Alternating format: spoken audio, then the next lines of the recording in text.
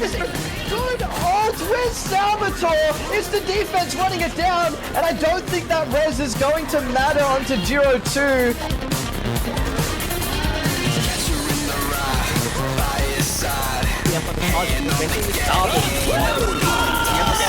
Into the back line goes Salvatore. The sight of his bullet is quite the fright. Yes, double for Salvatore. Tristan picks up another.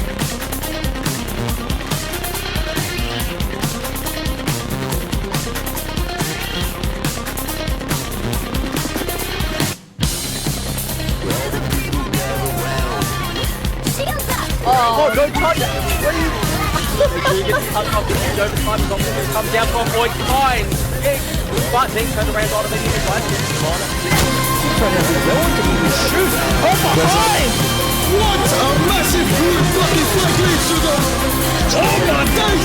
There it is! The Hexa elimination! From Rim this time! With the group!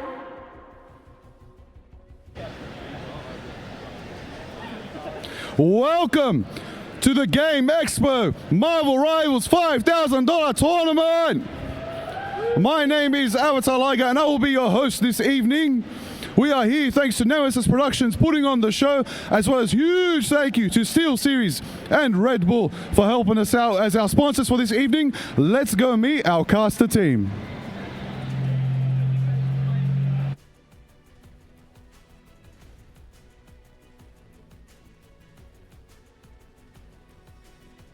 Here at the analyst desk, my name is Liger. I am joined by Profound Rice. How are you doing, Rice? I'm doing absolutely fantastic.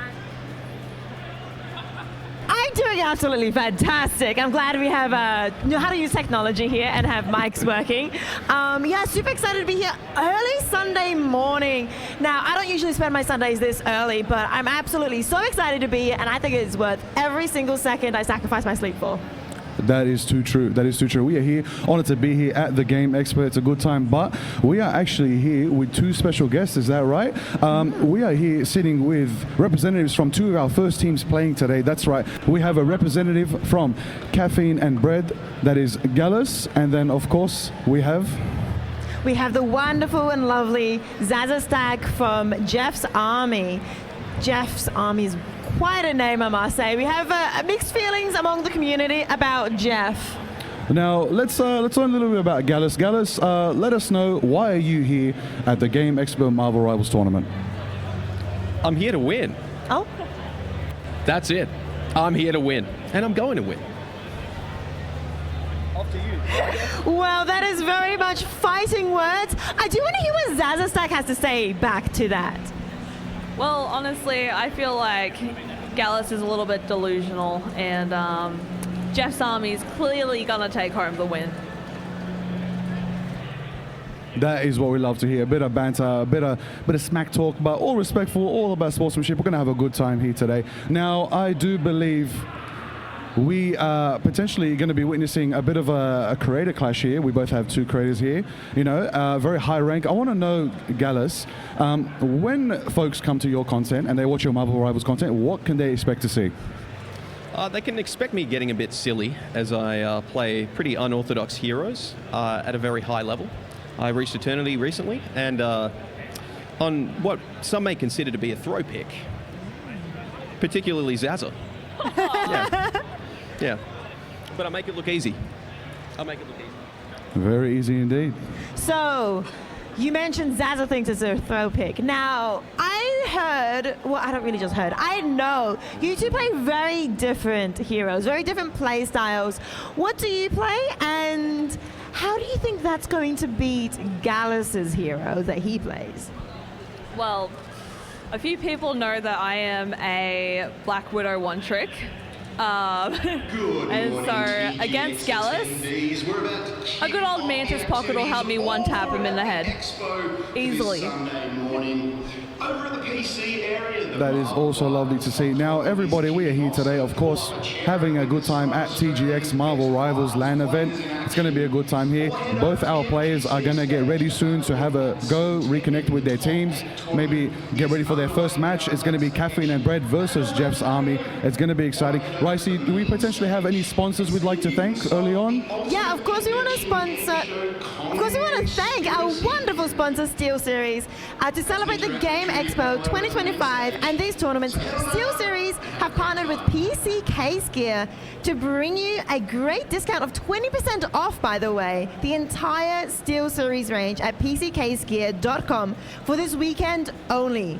That includes the multi-award winning Arctis Nova range of headsets, the incredible Arctis Game Bud wireless earphones, and the Apex Pro Gen 3 keyboards, as well as everything else SteelSeries that PC Case Gear has to offer.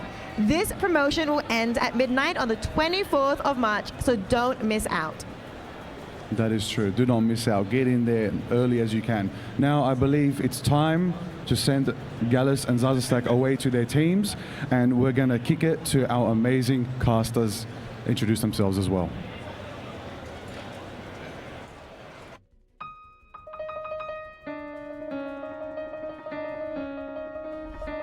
For the first time ever, your game gets 100+ audio presets. Now you decide what you want to hear most.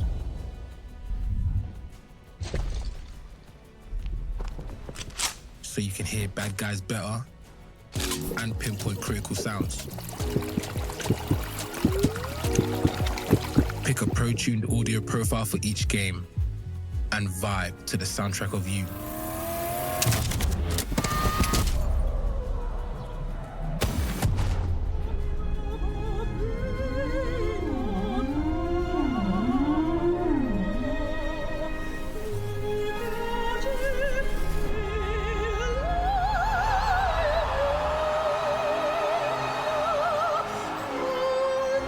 That's the thing about glory.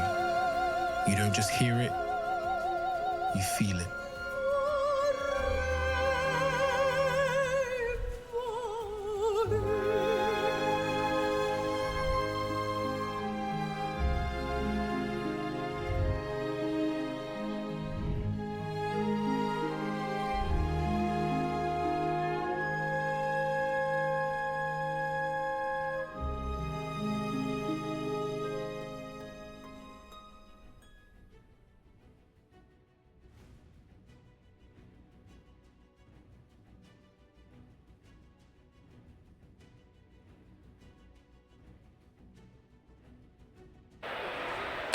Hello, we're here. Welcome everybody to TGX Marvel Rivals LAN. We're about to be getting underway very soon. Thank you to Liger and Rice and everyone that was on the desk for introducing things there.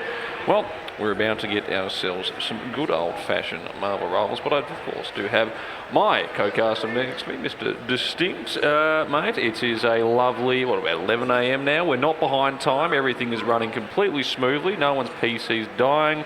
Got Cheeseface flexing in the background. The camera really loves himself there, you know, which, you know, fair enough. You've got tree truck arms, you may as well show them He up. does look good. Mate, this is great. Everyone's locked in. Marvel Rivals about to get underway. It's a beautiful Sunday for it. It's a gorgeous Sunday, and not only are we all locked in for it, we're all excited. And the crowds are here, you know, I think we're going to hear some good crowd noise today while these teams are playing. And of course, we do have Caffeine and Bread versus Jeff's Armies first. Pretty interesting matchup we got going on here. A couple, as our lovely desk pointed out, a couple of different, you know, sort of play styles between these two teams. Well, I think that's the best bit about the weekend, and for this one here, it's because we've got players who are, you know, incredibly skilled, very good at the game, but we also have the mix of creators as well. So we are going to see sort of just everything, whatever you can hope for. And speaking of the players and creators, we have our Caffeine and Bread squad. Would you like us to sort of talk about these players we have on screen here? Oh, you know, Gallus. That's not.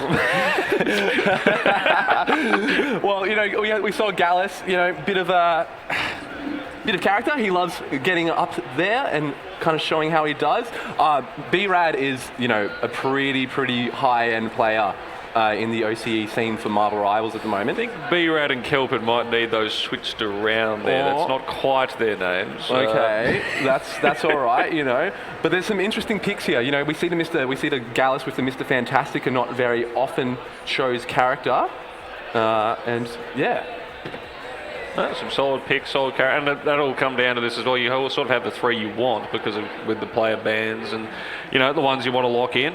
Having to play that secondary third, you need a decent roster of characters that you are at least well skilled at. You know the characteristics of them and being able to just play together as a team. But again, I don't know how much these squads have actually played together leading up to this. I mean, the teams have been known for a couple of weeks. So I believe there's a couple that have been scrimming, taking it a little bit more seriously. You know, we have some competitors that have a little bit of hero shooter background and and they're all looking great. Dude, that was a great that was. All 6 players, the one person player name. He's a very good individual, actually. Yeah, Jeff's army is kind of going off. They're going to have really good, you know, synergy as they are all one person. There we go. There we go. Looking like that. So again, it's mixed around, but don't worry, we'll fix this all up as we continue on. But a very good-looking squad here as well. Again, a lot of the same sort of, with a couple of different picks here and there for characters. Absolutely. I'm excited to see a Jeff. Personally, it's called Jeff's Army. If they don't bring out the Jeff, obviously, if it's not, you know, banned or protected, if they don't bring out the Jeff, I'm going to be a little bit disappointed personally. I mean, you've got it in the name, you have to. Right, surely. But then, if you're the opposite enemy team, wouldn't you just ban Jeff straight away? Is he that good, though? Yeah. Do you do it for the meme at that point, where you just ban it because you don't allow them to have it for their names? Maybe you don't want to lose to a Jeff. Yeah. And also, you are playing for the $5,000. It's pretty important. You might want to just actually... I mean, it would be funny. It would be funny. But the $5,000. So these are things you have to weigh up. Yeah, but, you know, $5,000, but there's also bragging rights on the line here, especially between the creators. So I'm not sure what's more important. And again, like, you win this one, you do the best out of everyone, you have basically bragging rights until the next TGX when we might have it again. So this is where you have to, you know, got to lock in. Yeah, for sure. And these two teams, I bet are nearly ready, so I think we're going to get into it pretty soon here, Haz. Yes, first game, of course, all of these ones best of 1 round robins to begin with, then we get to the finals, we get into some more best of 3 action with the semis, and a best of 5 grand final, which will extend this one very nice. I think we'll be here to about midnight. That seems a reasonable time to finish. Maybe tomorrow. You know, Monday's always a good time to finish a tournament, especially a $5,000 one. And it looks like we are... I think we're in the game. We are in the game. I think we're doing some pre-hero selects. So we were talking about this beforehand, the bans. What is it going to be? Will we see the Jeff ban? Or are we locking in where it's just... Because I've been noticing most of it tends to be the Vanguards going early. Like you just... Again, you've got a lot of duels to go through those. The Bucky, the classic OCE Bucky getting taken away straight away. And the Hella. Yeah, so immediately, just 2 duels out the window. And then it's the save. Yes, it looks like we're going to get some Mr. Fantastic today. We are getting Mr. Gallus. Mr. Gallus will be on the Mr. Fantastic, which is fantastic. And let's see if they want to protect it. Oh, it's the Widow for Zaza Stack. Zaza Stack, obviously, a great Widow player. Well, now it's the question is what is the second ban here? So both duelists out the window with the first ones. Now we look to maybe that Vanguard. Maybe we do see the Magneto. A bit of a strategist gone, you know, no healing. And there it is, the first one there. Magneto. And then, Mantis, that's a bit different. You don't see that every day. I did notice a couple of the players that had that Mantis sort of sitting in that second, third pick if they do want to do it. But those are the bans. Confirmations coming through with this one. And look, there's Jeff. There's Jeff. We've got a Jeff. We've got a Widow on a domination map. This first map, these best of ones will all be played on domination maps. So it is going to be interesting how these teams decide. You know, Widow maybe not the best on some of these close range maps where you're trying to just fight on the point. I mean, Zaza must trust himself in this instance, and they've only gone for the one duelist as well. So, you know, backing in more of the Vanguard style, you go with the healers as well there. So there's actually a bit more pressure on Zaza to actually find that damage early because not much else around them. Yeah, absolutely. And it looks like Caffeine and Bread are going with a pretty standard 2-2-2 here with the 2 Vanguard, 2 duelists, and 2 specialists. And then it looks like we've got a 3 support lineup here for Jeff's army. But, you know, Kaplunk might not be playing Jeff as a supporter. It's very true. Look, all of these characters, they do deal damage. So if they want to go on the attack, they're more than welcome to here. As we get underway, TGX, the Marvel Rivals LAN. We are started our first best of one. Let's get into the action, and it is going at a perfect 2 frames a second. It's going to be great to be able to cast frame by frame. We're going to have a Doctor Strange mirror match here. And some great, just instantly onto the point. Fighting starting off strong here. Yes, it is. Ashen sorting the way there on that Hulk, or just waiting for things. They're pretty far forward, actually, all things considered. Caffeine and Bread taking the initial point as they go for these fights now. Looking to see who's going to be taking these Vanguard points closer here. Kelpin just staying around the front one. It is Gallus. Poke the Bear's gone. So you already lose that initial presence there, and unfortunately the rest of the team is probably going to fall away off that, and they are just all in. Mr. Fantastic all over that as Jai gets Zaza. Their one duelist is down and out. Point is already taken. They're ticking up beautifully to build 15% here. That was a quick win there for Caffeine and Bread. Just able to get onto point and kind of push them off, push Jeff's army off the point. They didn't even touch it. There was really no contest at the start of that round there. Just seems like Gallus was able to get in there with Mr. Fantastic. You know, he is a duelist, but he can get tanky when he blows himself up. Absolutely, and that's where they're playing that 2-2-2. It's working together. They need to make sure on the other side here now for Jeff's army that they can actually get towards point, contest towards the front, and there it is. Zaza, Brad, Mr. Brad TV out and gone. There's already that opener as they try to make their way to the point side here. Again though, it's just a pushback. They're all sort of getting closed in together, and look at the aggression coming out from both the Vanguards there. Ashen, he's going to be put down the other side though, so has to be careful, falling back away, and now Jeff's army as it goes towards 50%. They need to start getting on the point. They need to take this one here. Absolutely, Jard Ninja coming out and destroying those 2 Loki clones with the Psylocke ult is huge. And it looks like, Kaplank takes them all off and takes himself out with them. Zaza picking up that first kill onto B-Rad, really open, first KO onto B-Rad, really opened up that point there for Jeff's army. That's the perfect way you use Jeff, the ultimate, to swallow the all 3 off sacrifice, and then you get the 3 on top of that. So they can finally get this one back over. They still did lose that 66%, so that's going to make it a little bit difficult. They need to win at least this next fight. They do have a couple of the ultimates that came through on the other side there, as again, Kelper trying to get in here on the Strange. They fall back on the other side there as it was. Almost actually gets in deep, finds that poke, and Zaza with the double as well, doing the damage. And after struggling to begin with Jeff's army, they have struck back massively in these next 2 fights. They're getting up towards 50, and we're locking in for what is a very nice first map here. Well played by Zaza, showing the strength of this Widow on this close range map, being able to use the ultimate there to slow and also just pick off the heads. The Doctor Strange is not having a good time in that plasma, that is for sure. And they're going to have to recontest here pretty soon. It's 55, you know, they're all about all even. Gallus getting in there, the Cloak and Dagger ult will come out. Oh, and Zaza's been jumped on as well. Manages to get out for a little bit of a period, but Kelpert there on top of it. They do the damage. That's the one they wanted back there, and now they continue on the far forward there. Here comes both the Bear, straight onto B-Rad. He had no chance in that side. They swing it back around. We're going to be tight at least around the 86%, so anyway, they need to get the back, confirm their ones here. If they're going to lose the point, just stay together. But now Jai's in as well, and they're doing massive damage.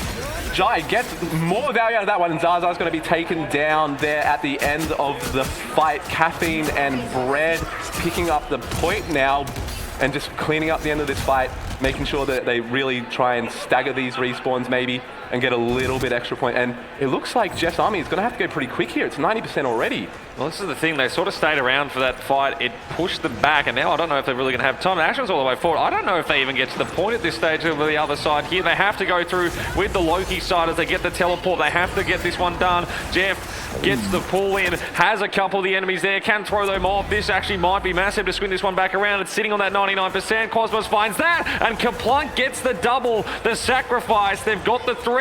They'll swing it back across. They take it back to 80%. We are going right to the very end on this first one here. They're gonna have to run pretty quick. We've got a quick replay here of the Jeff. Spits out his own teammates, obviously. Don't want to take them out with you, and just takes those 2 off the map. They're gonna have to, it looks like Caffeine and Bread aren't gonna be able to, no, they are gonna be able to touch here, so there is gonna be one final fight on the point to decide the way this map will go. Cosmos pops the Strange cold as well here. Straight onto Brad, who can do absolutely nothing. Trapped in the corner. Rest of the fight's happening towards the point. Jive finds one. Kelp with low HP. Gallus on the Cosmos. They fall back the other side, but I think, did they go off the map? Oh my God, they go off the point. They didn't touch. They didn't touch. They didn't touch.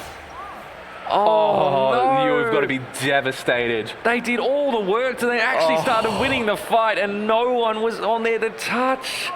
That is super unfortunate there for Caffeine and Bread. You know, just trying to help out B-Rad at the back there, Gallus was, and that kind of just brought the rest of the team away. You know, you want to help your healers out as much as you can, but sometimes the point is more important. And it seems like it is like the Vanguard play where they've done the 3 in there, a couple of duels, or the 1 duels rather. So we see some replays from that first map, a couple of highlights there, a couple of special plays from both sides. I mean, that's how good. Perfect start. Absolutely. 199.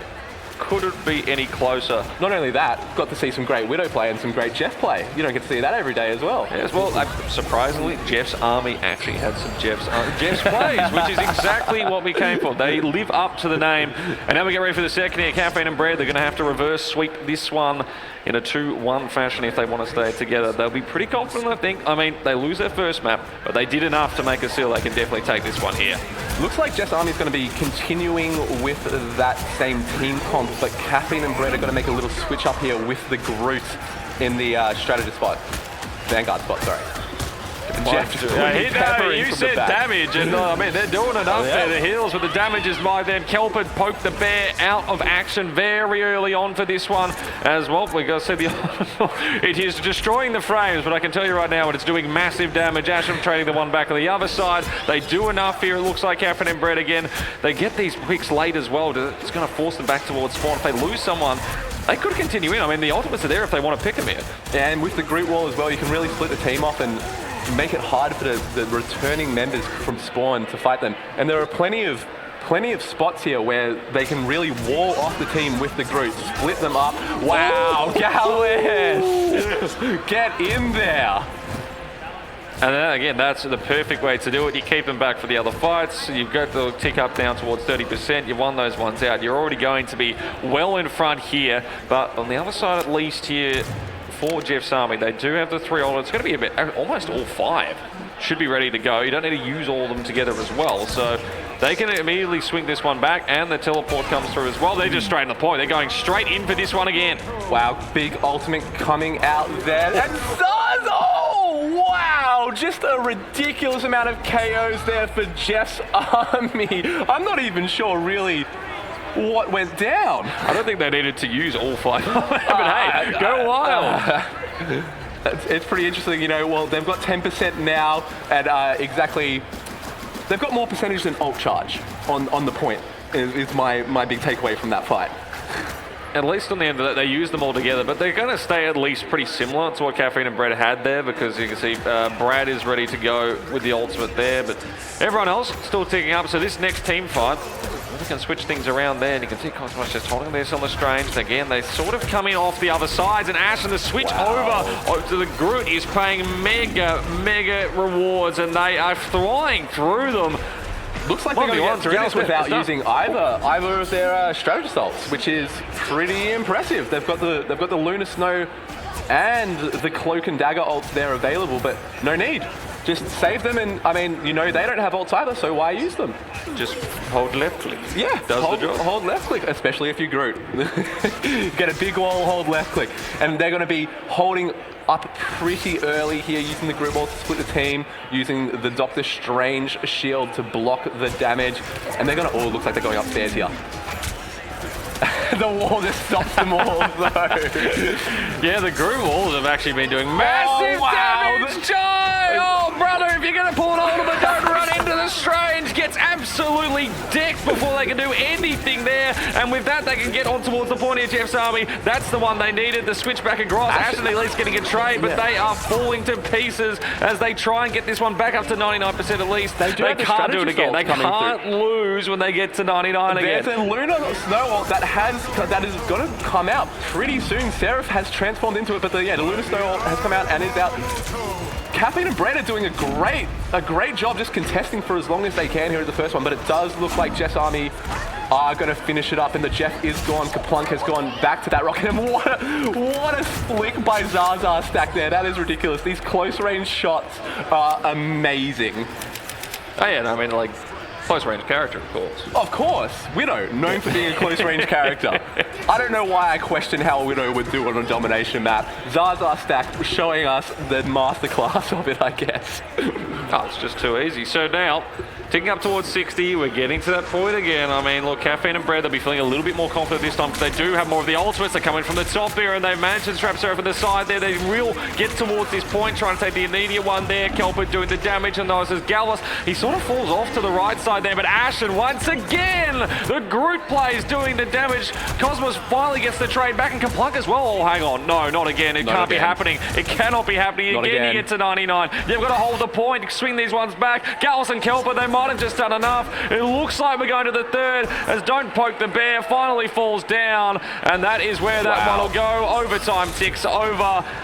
We're going to be tied at 1 apiece. This is awesome. Already a game 3 in our first best of 1. Not able to touch there Jeff's army. You know, Caffeine and Bread, as you said, Gallus really putting in some work there on the Mr. Fantastic, just bouncing around, just doing a lot. Kind of hard to take him out, you know, especially when he's in midair. It's the analytical side of things when we get really in depth with them bouncing around. And well, that's what you can expect. Damage. That's what you can expect, you know. Wow, point blank. We're professionals here at Nemesis Productions. We cast and we tell you what's happening. And he was bouncing, and he is flicking. And that's what you can ask for. And quite frankly, it's amazing to watch. And we will be on to map 3 here of the map 1 domination. I mean, this is for all the marbles. Already, both of these teams very evenly matched from what we've seen. There's going to be some There's no Jeff. Jeff has disappeared. Kaplunk, what are you doing? It's part of the contract. You've got to stay on Jeff. He actually did it last map. Oh my God. He went into the rocket. But it looks like he's pulling out the storm here. So they're going away from that triple strategist sort of lineup here and going more into the double, the 2-2-2 in each role. And this map is very good for Groot here. Groot able to like just put the walls up and just even stop them from getting on this point. Will just help them build that percentage quickly. The dive in there, Giant Ninja. Last time it didn't work out too well, but maybe they're able to get some more damage on this side. But once again, the focus, beautiful stuff there from Jeff's army, not allowing Jai to do anything with that one. Ashen, though, the trades back across. They are killing it on Groot right now, doing all the kills, the damage, the leads in. Gallus, Zaza trades. We stick in the 4v4. Gallus in the back line, hitting, almost taking out both the save, doing enough. The health pack there, and now Gallus, he's in a bit of trouble because he is just separated for the rest of his team. Caffeine and Bread have done a great job there. Jai did a great job pulling all of Jeff's army off the point to give, even though he didn't get a lot of value with that Psylocke ult, he was able to get his team a free cap and then a follow-up from Ashen on that Groot. And now it looks like Jeff's army are going to have to regroup here and kind of play around. Even though Gallus got in so deep there, he just seems to get out pretty free, hey? Yeah, no, the backup eventually came in, but didn't really need to worry about it half the time as well. They do have the 3 ultimates ready to go here, so they should have that at least falling in their favor. They killed it back on the other side there. Cosmos, they've been dropped together. Cosmos with the double gets both of Kelpin and Ashen done. Gallus at least gets that trade back, but that should give them an opportunity to at least get this one together. Seraph Zaza, now the damage comes in, now the trades all come across. They throw in for these sides. They'll switch it across as it hits 58%. Seems to be the way so far. Everyone wins about 1 or 2 fights in, switch back, we get towards 99%. That's the final bit here. It's all heating up. Maybe Jeff's army can break the trend here and just keep it. Just go from 0 to 100. Who knows? Let's not get too ridiculous. That is my fault. But you'd like to see them be able to do something, especially the way that last map ended. It looks like they're going to be fighting up on high ground here. Whoever controls the skies might be able to do enough here, and oh my lord, 4 kills, 5-6, a complete team wipe in just seconds, done, over, and the switch is done back, and this time you can see Caffeine and Bread, they have a nice little lead now. They can build up towards the 90, and now the pressure is really on for Jeff's army. Jeff's army are going to be coming up with their ults before Caffeine and Bread here. Some pretty big ones as well. The Eye of Agamotto, the Lunar Snow. ult as well, just to really stop all the damage coming through. So I expect them to kind of explode onto point here pretty quickly if we can see them. Oh yeah, Kelpid unfortunately is going to take out Dome there. Oh no, it's not working out. Ashen again, the trade immediately back, and now this is problems. You're at 88%. You're not going to get back for another fight. You need to pop out these ultimates. You need to get some kills. It's not happening at the moment. Kaplunk, there is that Lunar Snow ultimate. It does a little, but now they're trapped on the other side, getting chased down. Ashen and Kelpid doing all the damage, and Caffeine and Bread should have this one locked in. We go all three, but they just can't do enough here. Jeff Sami, don't poke the bear, getting at least one back, but they've just got no help, no assistance. They're diving, trying to stay on this run, trying to do anything. Gala shuts the door, and our first series is done and dusted. Wow, really great play there by the Vanguards, in particular on Caffeine and Bread. On Caffeine and Bread, just able to clean up. I don't know if they were doing all the damage. I'm sure they were. Let's be honest, it's a Groot and a Doctor Strange. They are doing a lot of the damage there in the K. And obviously Ashen picking up the MVP on that Groot switch after that first map loss, which was... Yeah, it didn't start off well. The moment they went to that Groot, just absolutely locked in. And I mean, honestly, fantastic series to start. Both teams putting everything out there. Caffeine and Bread slightly better in the end, just coming across. Guys, look, it's me. I'm Jay Beto. This is Nexel. We look exactly like our photos. We're doing well. Lovely? Yeah, we're doing well.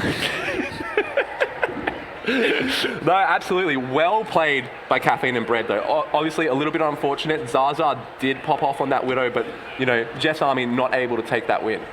They switched off Jeff and they lost. That's all I'm saying. That's all I'm saying. The moment Jeff was switched off, they lost. That's a very good point. That's a huge point. Like, you know, you gotta be true to your mains when you main them.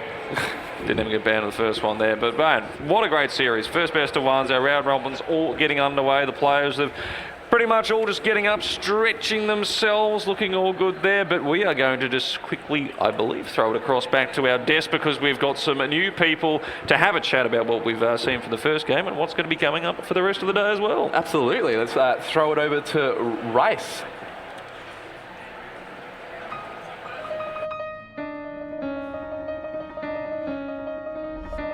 For the first time ever, your game gets 100+ audio presets. Now you decide what you want to hear most.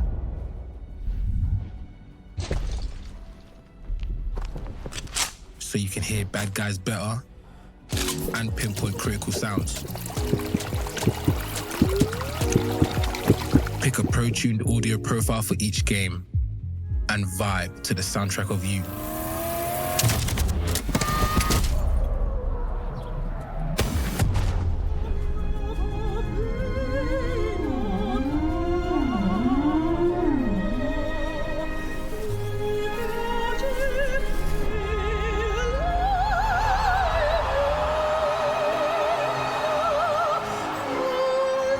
That's the thing about glory.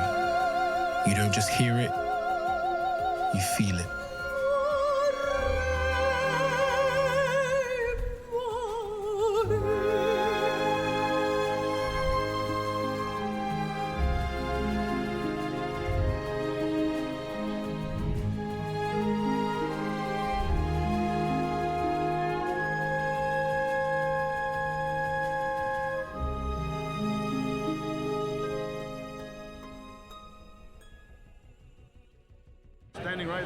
What an opening series. That was absolutely fantastic. I mean, we also did have Mr. Fantastic in there too. Yeah. Yeah. So absolutely fantastic opening match. And well, let's break it down a little bit. Is there anything in particular that really stood out for you guys in that game? I mean, for me, obviously, we knew from the interview at the start, Zaza was going to play something like the Black Widow, the Fantastic's going to come out. But I mean, in other higher ELO tournaments that we've seen, you know, the MRC, the MRI, it's happened recently. Those picks not normally picked, not normally played.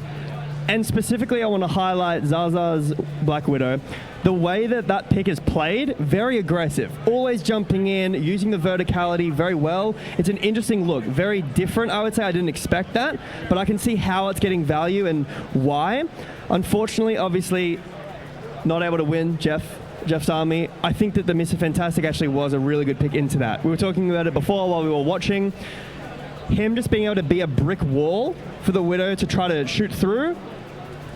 It's a lot harder to find those picks, those elims, when that's the case. And I think that ultimately led to the Widow not getting as much value as it could have, although it did have some pretty crazy plays. Something that I want to highlight as well, touching on like Mr. Fantastic and the Black Widow and something like that and stuff like that. They obviously ran 2-2-2. They had the two Vanguards, they had the two Duelists and the two Strategists.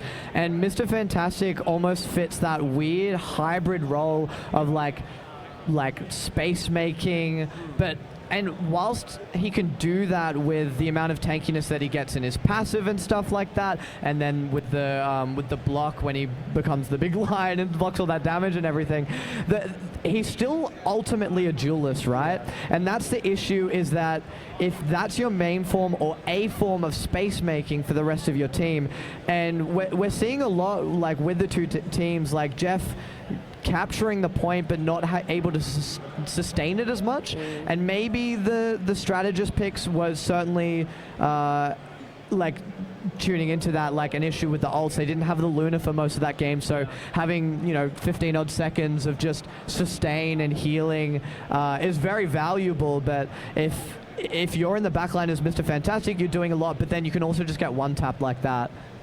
Yeah, I think it's really interesting to note as well that we noticed, obviously, it was both teams kind of favoured team compositions over actual team ups as well. I mean, obviously, we did have Loki be like a core part of some of those teams, and obviously, Hela with the ban just doesn't allow for something as, I guess, instrumental as a potential revive and things like that. So I guess that was a really interesting thing to know. And then talking on picks and bans as well, with the Hela ban, we also had a Winter Soldier ban, which I don't know about you guys, didn't really surprise me, because as soon as you see one, you start kind of panicking a little bit. So I don't think that's the last we're going to see of a Winter Soldier ban tonight. But you know what, I think saving a Black Widow for Zaza, like we've talked about before, some really, really star moments there. But, I think, Jeff's army, it was a really close match, right? And then I think towards the end there, we did start to see a little bit of panic and a little bit of second guessing, because we had Kaplunk go from, in that third game, from Storm and then into Luna after playing some really great Jeff, which was a shame. I think both teams played really well. Be really interesting to see over the course of today how many also favor team comps, or how many of them are really going to favor those team ups, and how that affects their saves and, in their picks and bans and stuff going forward. Really good insight from all of you guys. I want to, maybe this might be the last question, but who do you think was the biggest playmaker for the game in that? Because we saw so many picks from Zaza and everything, we saw lots of things happening on the kill feed. But would you say then it was the people who were making the picks that had the biggest impact, or who had the biggest impact in that match? I think that it sometimes can be hard to say this, but a lot of the time it ends up being Strange and Groot, those Vanguards that set up the feed, right? So you get triple Elim, triple KO, Black Widow, maybe we see a Namor or a Winter Soldier later on, but it really is those Vanguards that set up those plays, because a lot of the times you can't raw those ults. You can't go with no setup. You can, but as we get further and further along the day, it's going to be harder to do that. So both tanks played really well, both Vanguards on both teams played really well, and my eyes are going to be on those heroes, those roles for basically the rest of the day. Yeah, I think I definitely agree with that for the more flashy sense of that. Like in those playmaking, team fights and everything like that, absolutely. We did see that from both sides for the Vanguards. I don't want to take away anything from Jeff's army there. So I think, in my opinion, the sort of way that I would steer it is purely on the sort of strategist choice there. It was a very close game, and there was a lot of close match times where it was back and forth. But the thing that we kept talking about here on desk while the match was playing was just that sustain that the enemy were able to get there, and having heroes like the Luna Snow, it just makes such a big difference. And there was a bit of that awkward we're switching to triple support from Jeff's army for a sec, oh no, we're back back with as the round switches over and stuff. So I think, in my opinion, I'm probably going to like give it out to those strategist heroes for the hero selection purely because if it was like a pure mirror from both sides, I don't know how that game goes. Any last things you want to say? Yeah. Well, no, I think both of you took the words right out of my mouth. I think it'll be like talking about strategists as well, something that the devs have spoken about in that like kind of last big patch news. I was talking about the triple terror, the triple supports. So whether we continue to maybe see how many teams utilize the kind of triple strategist composition, it would be really interesting to see. And again, whether they play that into any team ups, but I'm really excited. I think this was a really fantastic first game, especially for them to, finish up 2-1. Really keen to see how Caffeine goes for the rest of the day. Yeah, super excited to see how they go. Before we move on though, let's do another shout out to our amazing sponsor, SteelSeries. Let's look at this beautiful mouse pad. SteelSeries was the first ever company to ever release a gaming mousepad with the Ice Mat back in 2001, which changed the game. Now they have done it again with the launch of the brand new performance line of QCK mousepads. They come in 2 sizes and 3 different surface materials with speed, balance, and control, allowing you to truly customize your mousepad to your unique playstyle. Check them out at steelseries.com, or if you're here at the Game Expo this weekend, head on down to the free play area and have a try yourself and see how game-changing they are and find the right fit for you. Now, we will be going over to the next match series coming up. We have a special interview prepared for you with Liger, Avatar Liger. This is QCK Performance, the first mousepad series designed to match the way you play. Pick your preferred surface, extra fast glide with next to no resistance, control and precision, or a perfect mix of the two. The one thing they have in common, they all make shooting bad guys way easier. QCK Speed makes continuous tracking a breeze. Control will snap lock your aim to the whole lobby. Or if you want a mix of both, Balance hits the sweet spot for all-round aiming. QCK Performance is extremely dense compared to regular mousepads, meaning you get unmatched consistency when moving your mouse. Crafted from our signature material, it also sets the standard for stability and non-slip grip. With premium low-profile stitched edging, it stays wrist burn and frayed edges free.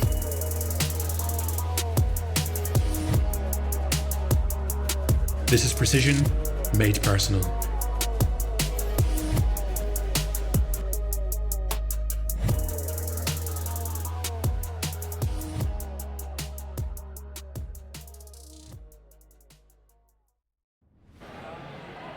Welcome back to the TGX Marvel Rivals Tournament. I am here with 2 captains of the next 2 teams playing. That's right, we're going to be seeing Winners Q versus Dandenong DJs.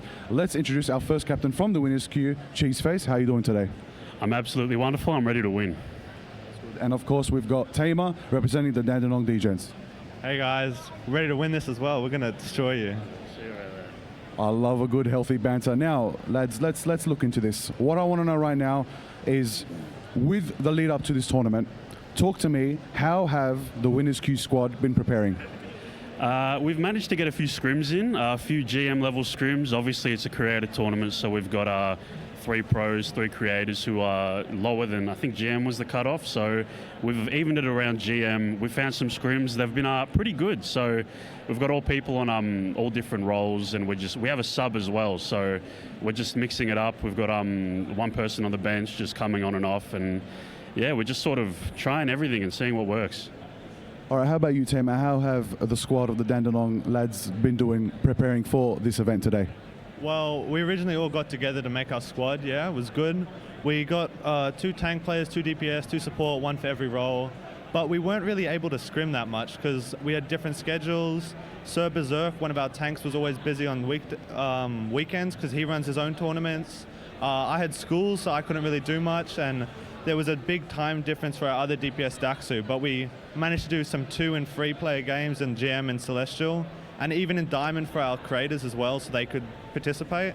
And I reckon we have some pretty good teamwork going. I reckon we can win this. Now, I want to open it up to a bit more of the grander scheme of what we're doing here today. I want to know, what do you believe NetEase and Marvel Rivals are capable of achieving in the esports scene? I mean, Marvel Rivals is obviously it's a main competitor to similar games like Overwatch, but I think it's cemented itself. It's here to stay, and I think it's, you know, it did what Fortnite did, it did what Valorant did. It's a new game, and it's proven its longevity. It's fun, it's exciting, and I'm looking forward to much more stuff like this.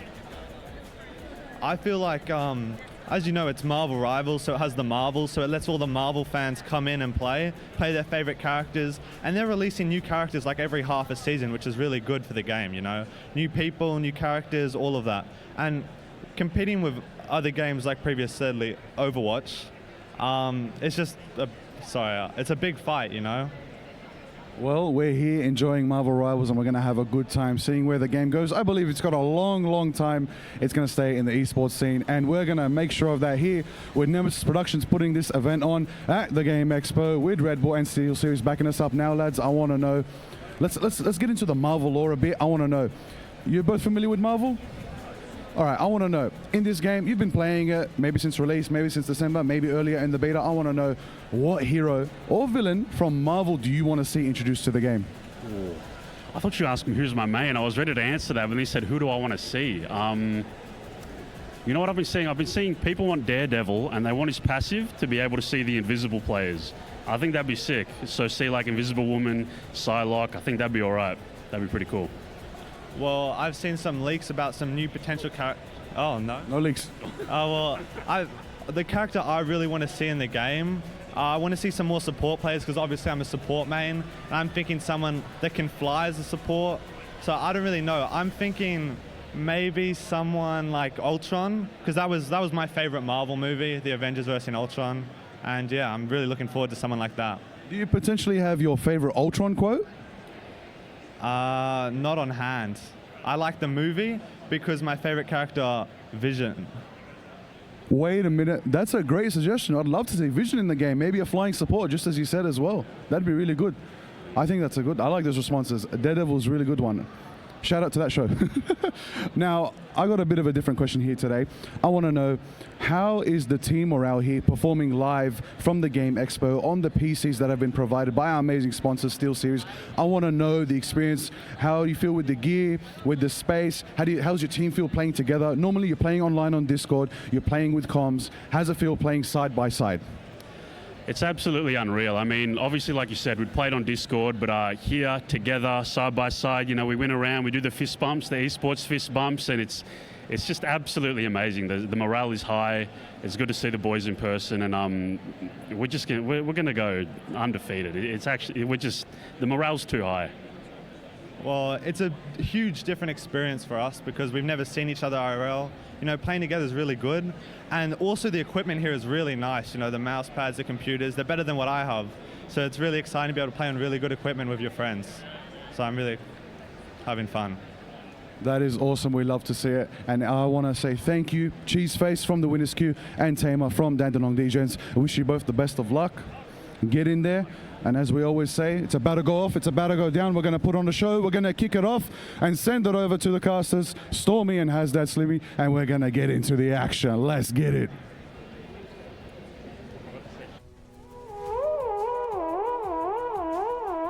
The wait is over. For the first time ever, you get next-gen power in gaming earbuds, giving you flawless wireless. That's plug and play. And spatial audio with active noise cancellation. They just keep on playing. And with great power comes great possibilities. Now you've got 100+ audio presets at your fingertips. So you can hear bad guys better, hear whatever you want better.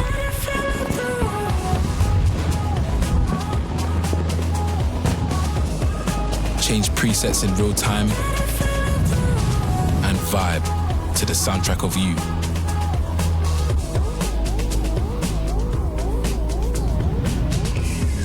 That's a giant leap for earbuds and a new way to play for glory.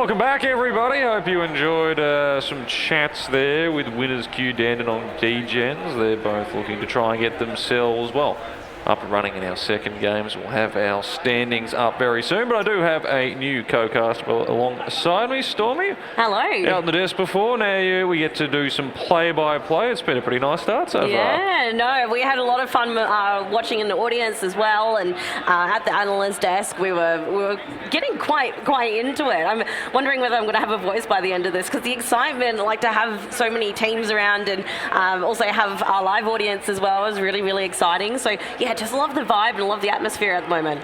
Yeah, voice-wise, no, you will not have a voice by the end of this. That's usually how most of these ones work. But yeah, no, the atmosphere's great crowd out the back. Everyone's enjoying themselves out in the PCs, getting some good plays, wins. Well, I mean, our first series was fantastic, and we can now have a look at sort of how, well, the round robin was sort of put together there. Those are what we've got so far. Looks like the eye of Yugimoto overshadows esports in our other game going on beforehand. And, of course, as we saw, Caffeine and Bread with the win over Jeff's Army. Yeah, look, I really, really enjoyed the last match, especially, you know, it going 2-1 as well. I love, for anyone who has seen a Nemesis Productions stream that I've been on before, we all know that I love a bit of a tiebreaker, keeps things really, really exciting. But, you know, I think talking about those picks and bans that we saw, I'm keeping notes, keeping track, seeing what patterns are coming up the rest of the day. Is there anything that you found, like from the last game, that you expect to see a little bit more of in these upcoming games? I'm thinking Bucky. I'm interested to see if there's going to be the bans immediately for that, because the first ban we saw, which was just immediately on a Bucky, was just gone straight away. They're very powerful duelists at the moment, so absolutely.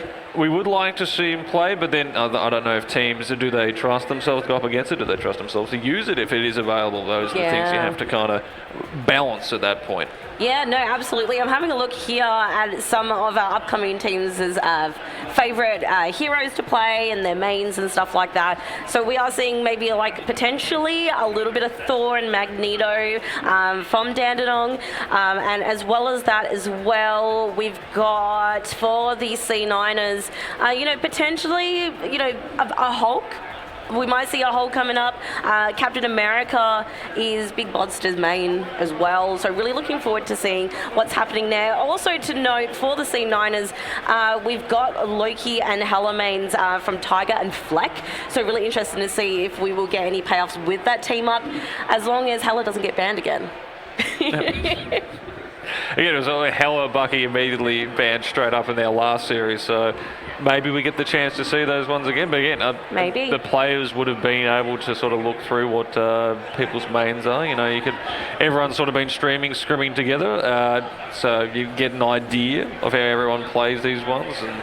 Or maybe you just go, the players and teams, they can deliberately go out of their way to just screw over someone's day, basically. Be like, oh, these are your main characters? Okay, well, that's banned, bye. Now, I'm just going to quickly correct myself, because I got a little bit ahead of myself here, because there's actually Winners Q that's going up against Dandenong next.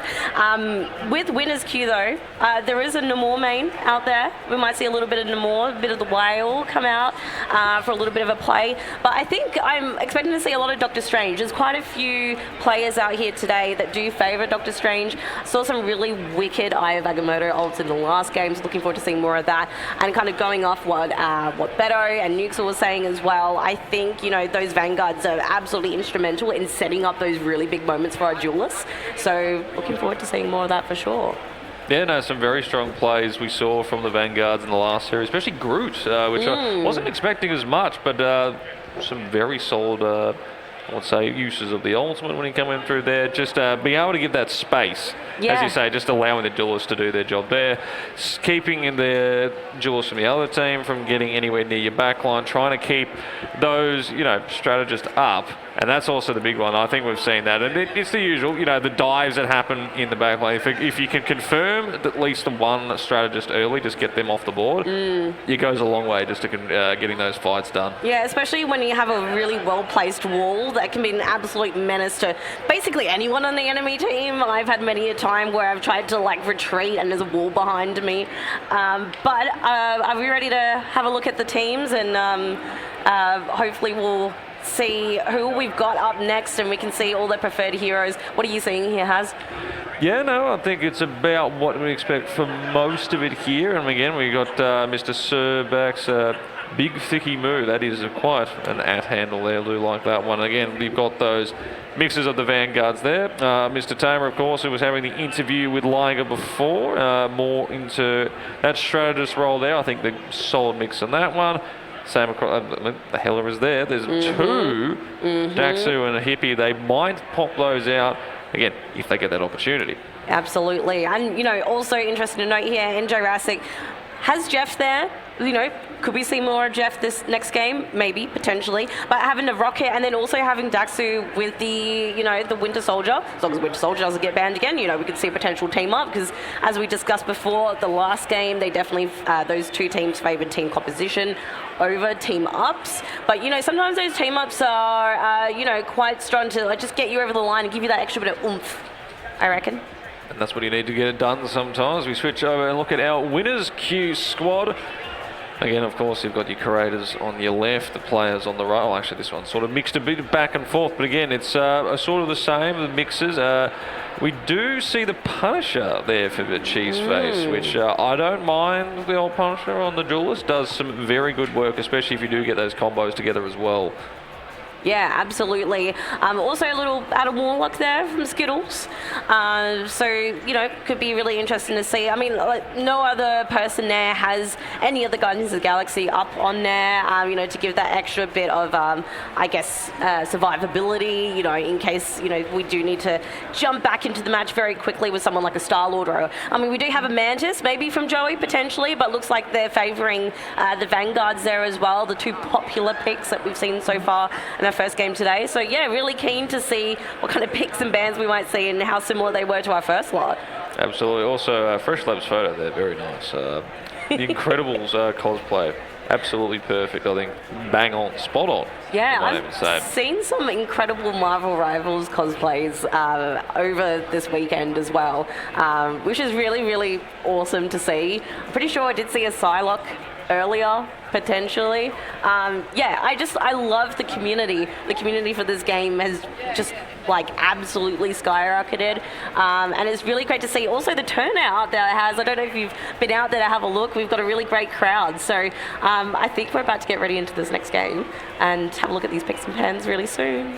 Yes, we will. Everyone's just starting to load in, and as you said, yeah, the crowd, they've been enjoying it so far. I think pretty much every seat's almost packed out there, so second series, we've got winners queue, Dandenong D-Gens, who's going to take out this one here and get themselves rolling in our round robin format as the push towards the finals, again, continues to heat up. I don't know, well, again, I just want it to be another close one like we saw from the previous series. Get to the 199, because of course they're all the domination maps for the round robin side.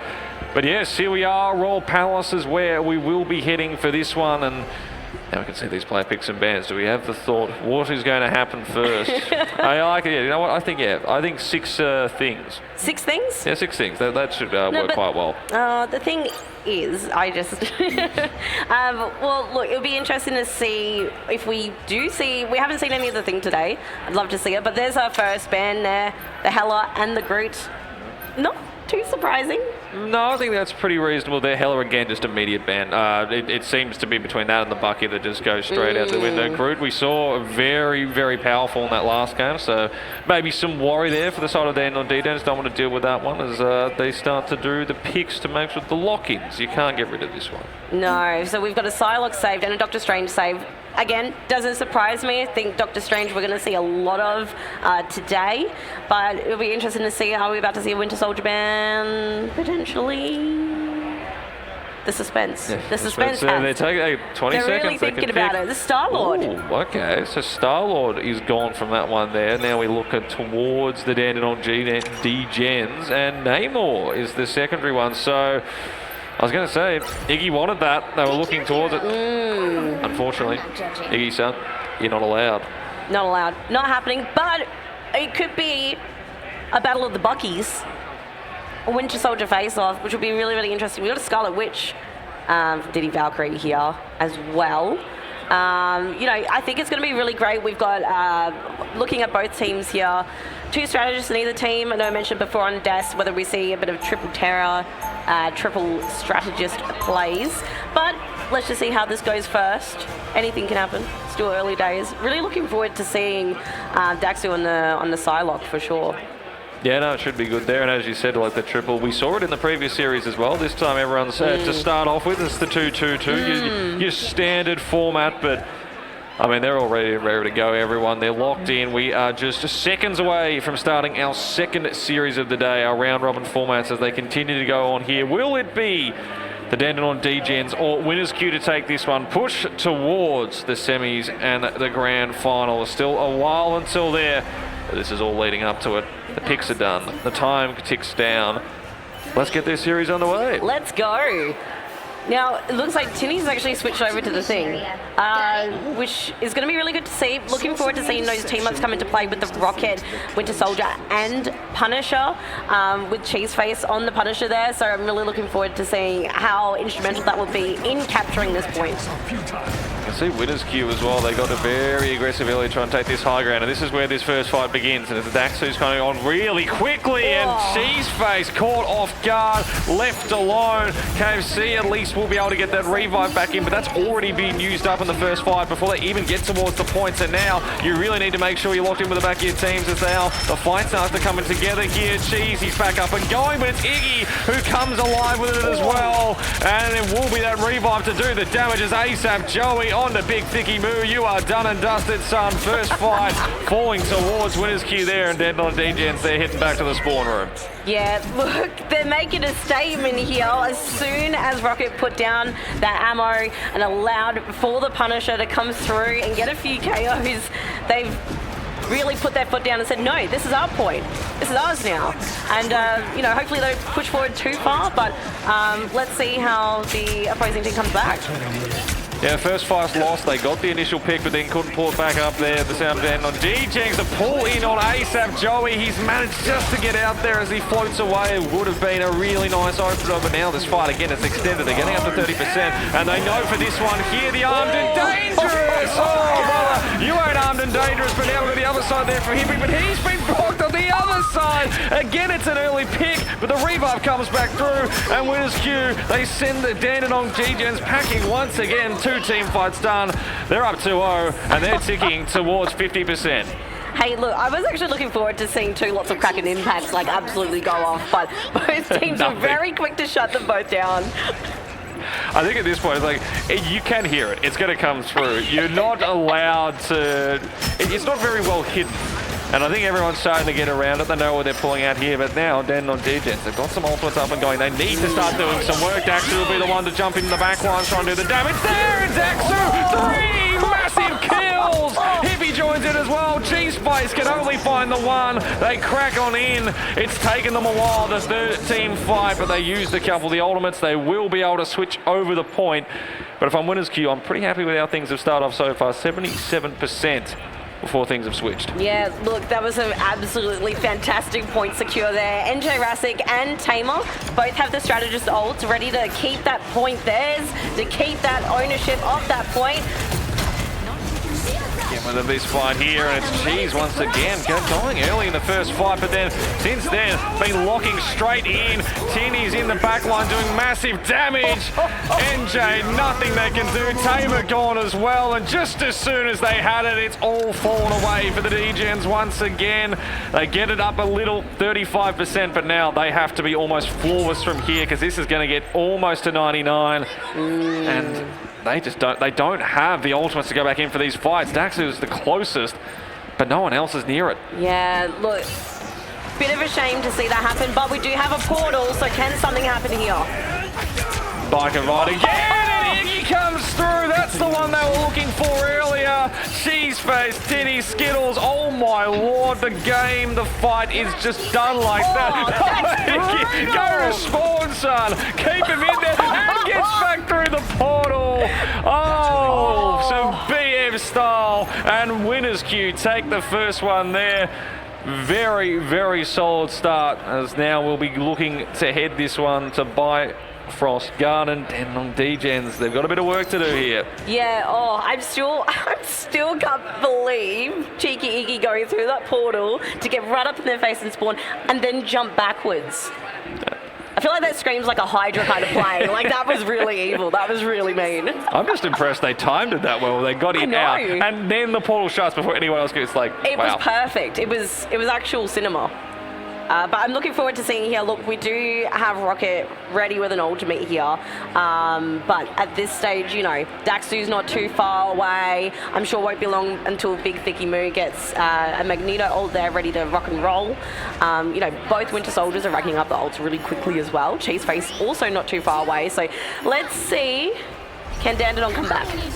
Well, they definitely can, but they just need to try and take these early fights. They need a win here. They need something to get the confidence up, start rolling, because Winners Q, they were pretty dominant all that first map there, but again, you want to try and take this first one again. It's the point as well. They're sort of allowing for it. You see Daxa, they're trying to get into the back line there. So they were going to allow sort of a 5v6 in the front. If they can hold for that, that shouldn't be too bad. But Big Thicky Moog is getting dragged in, man. Just tap on the other side there. As you see the jump in there from Sir Bog. And there is the ultimate popping on the other side. Daxu, they're able to get the damage. They don't need the kills, but everyone else is able to follow up around it. Hippie finds that one there. They look like they've got just about enough. And Cheeseface pulling out the Punisher ultimate. It falls completely flat. And it will be Dandenong Degens. They take it, this one here. Now they can start putting this comeback together. Yeah, look, I think it's time for Dandenong to get their confidence back now, secure this point. We've got NJ Rassic with the invisible boundary ready to go. Also Hippie with a Kraken impact ready to go as well. So there is potential to keep Winners Q off that point. And now they have ultimate banks in their favour as well. 3 against 1. The Skills has managed to get there up, but they can use these together, the team ups as well. There might be enough to do the damage. On this side, they're throwing off that one there. Icky on the side, Cheese managed to on the right, but it will be Tamer who takes out Tiny to begin it, and that's going to be very, very difficult to pull back on the other side. We've got a Punisher versus a Bucky one in the background. They both actually just leave each other in the end. Iggy's being jumped on the outside. It will be Cheese who does get that kill eventually. Pulls it back to the 5v5, but they're holding this one down on G-Dance. They're forcing back on the other side, but then Big Boy, that's a nice little late pick, and that'll actually allow them to jump back in. The fight that they thought they were just getting out of is all of a sudden back for this one here. Daxu, the damage isn't quite enough there. Again, forcing back. They are up to 57%, so they're doing enough work to get someone really looking for this first pick, looking to see if he can swing the right, and there it is. Finally, ult comes out. Finally, the kills start to fall in favour of Winners Qs. They switch things over, but it's pretty much what happened on the first map, where they got to about 60, 70. And on Degens, I think they'd be pretty happy how things have gone so far here. Look, I have to give it up. I did see Tamer there steal and shapeshift into that Luna ult to just secure that point and buy that time a little bit longer. 64% isn't too bad. So let's just see if they can make those right moves to come back and retake that point. Starting the group up here, but Iggy, that is a massive pick. NJ's gone immediately, as there will be also the Agamotto pawn there, and they are just throwing them straight back in. The fight doesn't even get to the point for this one, as they're sent packing back to spawn. Winners Q, 2 massive team fights, one back to back, and now they start to tick up towards that 50%. Yeah, look, we've still got Skittles with that Luna Snow Fate of both worlds ultimate, as well as a Kraken Impact and Punisher ult ready to go from Winners Q to kind of secure that point even further. So with no ults on Dandenong's side, it's going to be interesting to see whether they can take this point at this point in time. So they're behind those ultimates, and oh Cheese in towards Hippie Jr. done immediately. Once again, they can't even get straight to the point to actually take these fights. Tiny in the background as well. Daxu gone, and while Sir Burst can actually get one back, at least make it that 5v4. I don't think it's going to really matter when you have that revive at the back line as well. KFC Big Boy brings it back to a 6v4 situation. Again, they're just holding them at the moment. They're waiting for them to group back up. 77%. All of a sudden, this almost becomes one of the last team fights here if they don't get towards the point for the Dandenong Degens. Yeah, look, Dandenong does have an opportunity with almost a whole team's worth of ultimates ready to go, but I have to say KFC's rocket revives have been absolutely instrumental in keeping this point. Trying to get this one here. All the ultimates come together, and Hippie finds Iggy, gets caught out on the other side. Cheese, though, straight on the bark, doing massive damage in their faces. Tony and Cheese, the combinations here, pulling apart Dandenong Degens, and for all their work early on in this one, they can't get it back. The switch from 60, they cannot get into the point, switch it across, and we are done and dusted. Map number 2, Winners Q, and they come out on top. I think, you know what? Both teams played really well. I think Dandel put up a really strong fight.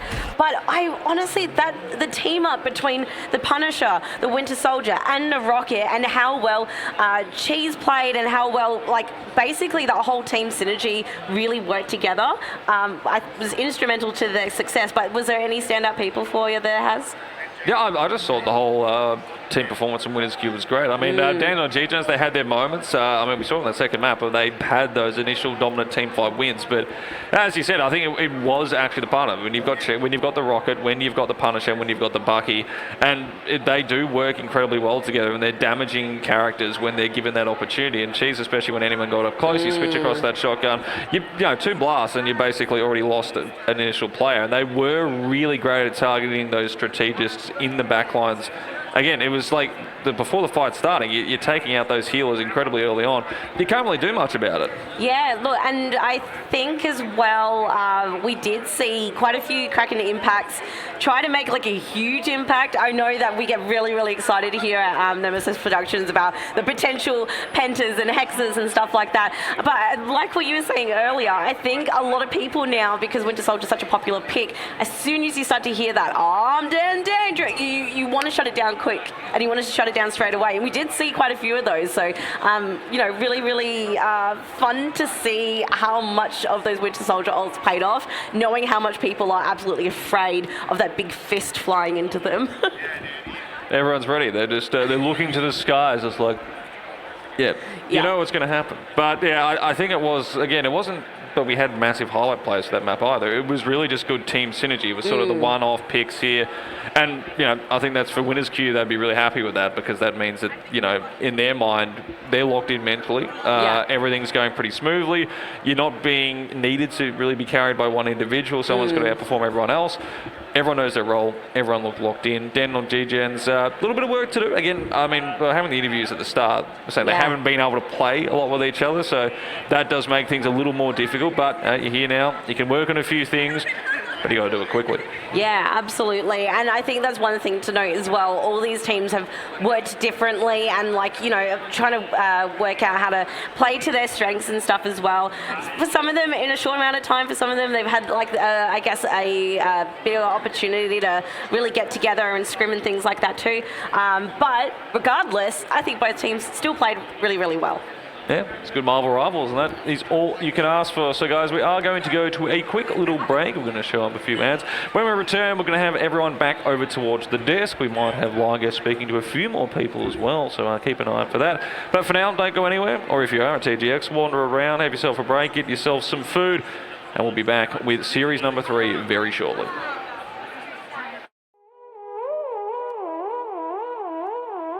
The wait is over. For the first time ever, you get next-gen power in gaming earbuds, giving you flawless wireless. That's plug and play. And spatial audio with active noise cancellation. They just keep on playing. And with great power comes great possibilities. Now you've got 100+ audio presets at your fingertips. So you can hear bad guys better, hear whatever you want better.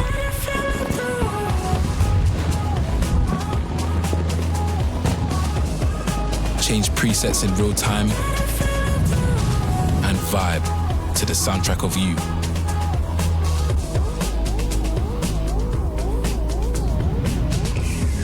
That's a giant leap for earbuds and a new way to play for glory. Said you need to grow up, but you don't know why. And the rhythm gets stuck for another night. And the older get younger, they like to try.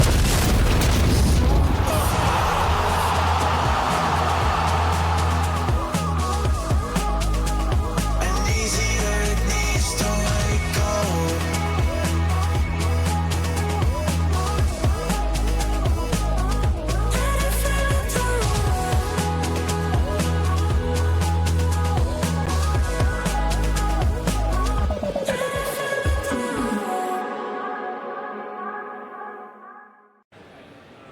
Welcome back, everybody, to the TGX. That's right, the Game Expo Marvel Rivals $5,000 tournament. We are here, Nemesis Productions, putting it on.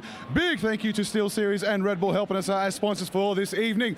I am here with the next gamers going up, bringing their teams forward and gonna battle it out in our next Best of One series. Let's introduce NJ Rasic representing the Dandenong DJs and Selma Cash Money representing the C9ers. NJ, how you doing today? I'm doing well. You know, good turnout, good vibes. I'm happy to be here. Beautiful, beautiful. Selma, how are you today? I'm so nervous, but I'm so ready to game, to be honest. Let's go. All right, now, we're going to ask a little question. I want to know right now, how has your team been faring so far in this tournament? Oh, dude, I ain't going to lie. They are beautiful and they are carrying me. So I'm very thankful for them. Absolute gems, beautiful people. So, yeah, I'm thankful. How about you, Selma? Same, my team is amazing. We had a really good game last one, so I'm feeling good. I'm feeling pumped. I think we got this. Awesome to see, awesome to see. Now, I want to ask a little bit of a specific question. I want to know right now, when it comes to Marvel Rivals and this beautiful game that we're playing, amazing characters, lovely game design, I want to know right now, what is your favorite skin in the game? What is my... Probably the Cowboy Rocket. Bounty Hunter Rocket, yeah. That's cute. I like the Mirai Luna one, like the music one. It's so good. I play better with it. Yeah. Definitely, we're going to be dancing with the stars with a bit of Luna gameplay, maybe? Yeah, definitely. How about that? Are we going to see some Rocket? I don't know, maybe, hopefully. Actually, yeah, we will. Yeah. All right, now, final pleas to each other. Who don't you want the opposing team to ban? Ooh, Bucky. Yeah. Okay. Definitely don't ban Adam Warlock. We're going to definitely play Adam Warlock here. And don't ban the thing for me, I'll jump in, yeah? Yeah. Here's the thing. Say that again? All right, we're going to wind it back a bit now. I want to know, most importantly, Marvel Rivals, big up Netties, making this amazing game for us. We're all here having a good time. I want to know, as a TGX con-goer that you are today, did you expect an event of this magnitude all around us? No, I was talking to some of the people that were running it yesterday. I'm really amazed. It's such a great event. It's such good vibes. And yeah, I'm so happy that TGX is really, taking off now. So yeah. How about you, Selma? I didn't expect it at all, but I am seeing this. It's amazing. I'm so happy to be here. I love that I get to do what I love. Playing Rivals all day. That is awesome. And I will know that when I head home, I will also be playing Rivals all day. So I believe now I'm going to kick it off to the casters. Before we do, any final words to each other and your teams? GG. GG? Yeah. Okay. Yeah. Good luck. Yeah, good luck. Good luck. I will smash that rocket of yours. Oh, we will leave it there. Fighting words. Let's pass it back to our amazing casters. We got Jay Beto and Yuxel on the casting for our next match. Hello, everyone at TGX 2025. How are we all feeling there at the back? There we go, I can hear them. Some voices. Nice. Some rivalry there, Jay Beto, from C9ers and Dandenong DJs. I see some smiles. I think it's a bit of playful, I love it. That's great. We've got some good energy back here. If anyone's been able to jump out back and had a little peek. I mean, we had the cam viewing before. You could see all the different cams. Yeah. It's such an awesome feeling to be back here with all the players. Everyone's giving it their all. I'm hearing everyone like, let's go, like hyping up. Lock in. It's so good. It makes me miss playing, Well, we can when we get home. But right now we've got a job to do, and I'm excited. We just saw Dandenong DJs play before. Against Winners Queue. Yeah, it was close in terms of watching the games, watching some of the fights, but the score wasn't close. Obviously, it was a best of one. Yeah. So sometimes it's hard to say, like, oh, they got 2-0 in the one, but, if it goes to finals, it's a best of 5, that's very different. We've got this game coming up here. What do you think? What I think they're going to go for is potentially the same thing. I was talking with you before on the desk, off camera, about how I personally think that Luna Snow, maybe not number 1 strategist right now. I think Loki, very, very up there. I think potentially even number 1. But that Luna in domination maps is next to 0, next to none. Yeah. Maybe Loki because, you know, the ult, but being able to stall a point for that long. And as we can see here, we're looking at the hero pools right now. I see some Luna right there. Yeah, absolutely. I don't think you can be a strategist player, right, and or at least a team without someone maining or having a lot of experience on the Luna. You know that I love the Luna Snow, but Luna, Sue Storm, and then the Hella is an interesting lineup there for a lot of Hippie flexes Jr. over here. Look. Yeah, and I mean, like we've seen a lot from these players, like in the past, lots of flex, like to that triple support or swapping up the DPS and the Vanguards and whatnot. So it's cool to see in sort of that statistic point of view some of this like comfortability, preference, and just that flexibility in the flesh there. I mean, that's the best thing about the game currently is that you can be very flexible, very creative with your team comps. I mean, we see things like triple support, triple tank, 2-2-2, all sorts of different comps to put through. Fleck, I think Fleck might be playing Loki. Maybe. He might be playing Loki. But everywhere else we've got, you know, Jeff, Mr. Fantastic, Strange, that's, you know, one of each role. Strategist main, DPS main, DPS main. Oh no, that's a flex as well. So we've got a lot of flex players here today on these two teams specifically, but it's interesting. I guess if you play Loki, you kind of have to be able to play everything. Like, otherwise your ult's not as good. I'm really happy that I'm seeing as much Jeff as I am. Like we saw a whole team dedicated their name to Jeff, you know, and I'm seeing a lot here with some of the strategist mains that Jeff is in their top 3, or at least there might even be number 1. So I'm very happy to see that, and I'm very keen to see what we get up ahead. Obviously, like you mentioned before, we've seen Dandenong Degens in that last game. I'm keen to see what C9ers bring up against them specifically as well. Like, are we going to get... We know that Daxu likes the Psylocke. And I don't think with the like meta that we've been seeing with, you know, heroes like the Winter Soldier, we're not really seeing that much of a back pedal to the Psylocke bans. Like, if we think back in MRI in Season 0, in that top tier play, it was like, okay, well, and it was just so much mirroring. We're insta-locking Mantis, we're getting the Adam Warlock in, and potentially the Star-Lord flex as well for that res. Luna is usually banned, and so is Doctor Strange. And Psylocke has played most games. And that's when we saw Daxu thriving in that kind of meta, and it's kind of switched up a bit, but I've seen him on the Winter Soldier. He didn't play it last game, but I know that he is flexible in that gameplay as well. Yeah, I think that one of the biggest differences between then and now is obviously the Winter Soldier change, right? Between where now you get extra shield, you get more shield after using ability, you don't even have to hit the ability. That's so good for that hero. Groot has risen as well, with Strange not being as strong and banned in most games, or some games. Magneto the same. We're pivoting away from the Hulk Magneto, Hulk Strange. The Thing has been introduced as well. And now we're seeing Groot, and that works extremely, extremely well with the Winter Soldier. So I am interested to see if these teams pivot to that, or whether they just want to run the Psylocke, run the Black Panther, anything like that. Yeah. Well, now everybody, I just want to put forward, if you've been living under a rock, you may have missed that SteelSeries has launched the first true lagless wireless in-ear headphone for gaming last year, with high-speed 2.4 gigahertz dongle and a quick-switch Bluetooth 2.3. You'll never miss the action, whether on the console or on your phone. And with active noise cancellation, transparency mode, and a 10-hour battery with wireless charging case, that adds up to about 40 hours total. These all have the bells and whistles you need, not to mention they sound amazing too. With over 100 audio presets available in the companion app, you can customize the audio even further. Check them out at PC Case Gear for 20% off this weekend only. I believe midnight tomorrow is the last day for that 20%. I know some of the guys here have been loving some of the SteelSeries stuff. I mean, Nixel 40 hours, that's a lot of rivals. That's a lot of rivals. And they're kind of forcing you to break at some point. Maybe you have to buy 2 pairs and interchange them. Go 80 hours of gaming in total. I mean, some of these players, obviously we know they've been scrimming. I mean, some of these players know each other, right? Like, we can see them all back here. They're talking, kind of talking after the games, fist bumps, just kind of having fun, which at the end of the day right now is what we like to see.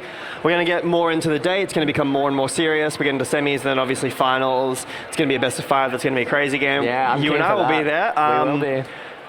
But yeah, I think that right now everyone's kind of around doing everything, standing up, talking, watching other people's games, and that's a good thing. I think that having a happy scene is a great thing to see. Everyone, you know, you can see right here, nice little eyes of Liger right there. Hey players, if you can hear me, chuck your hands in the air and give me a woo!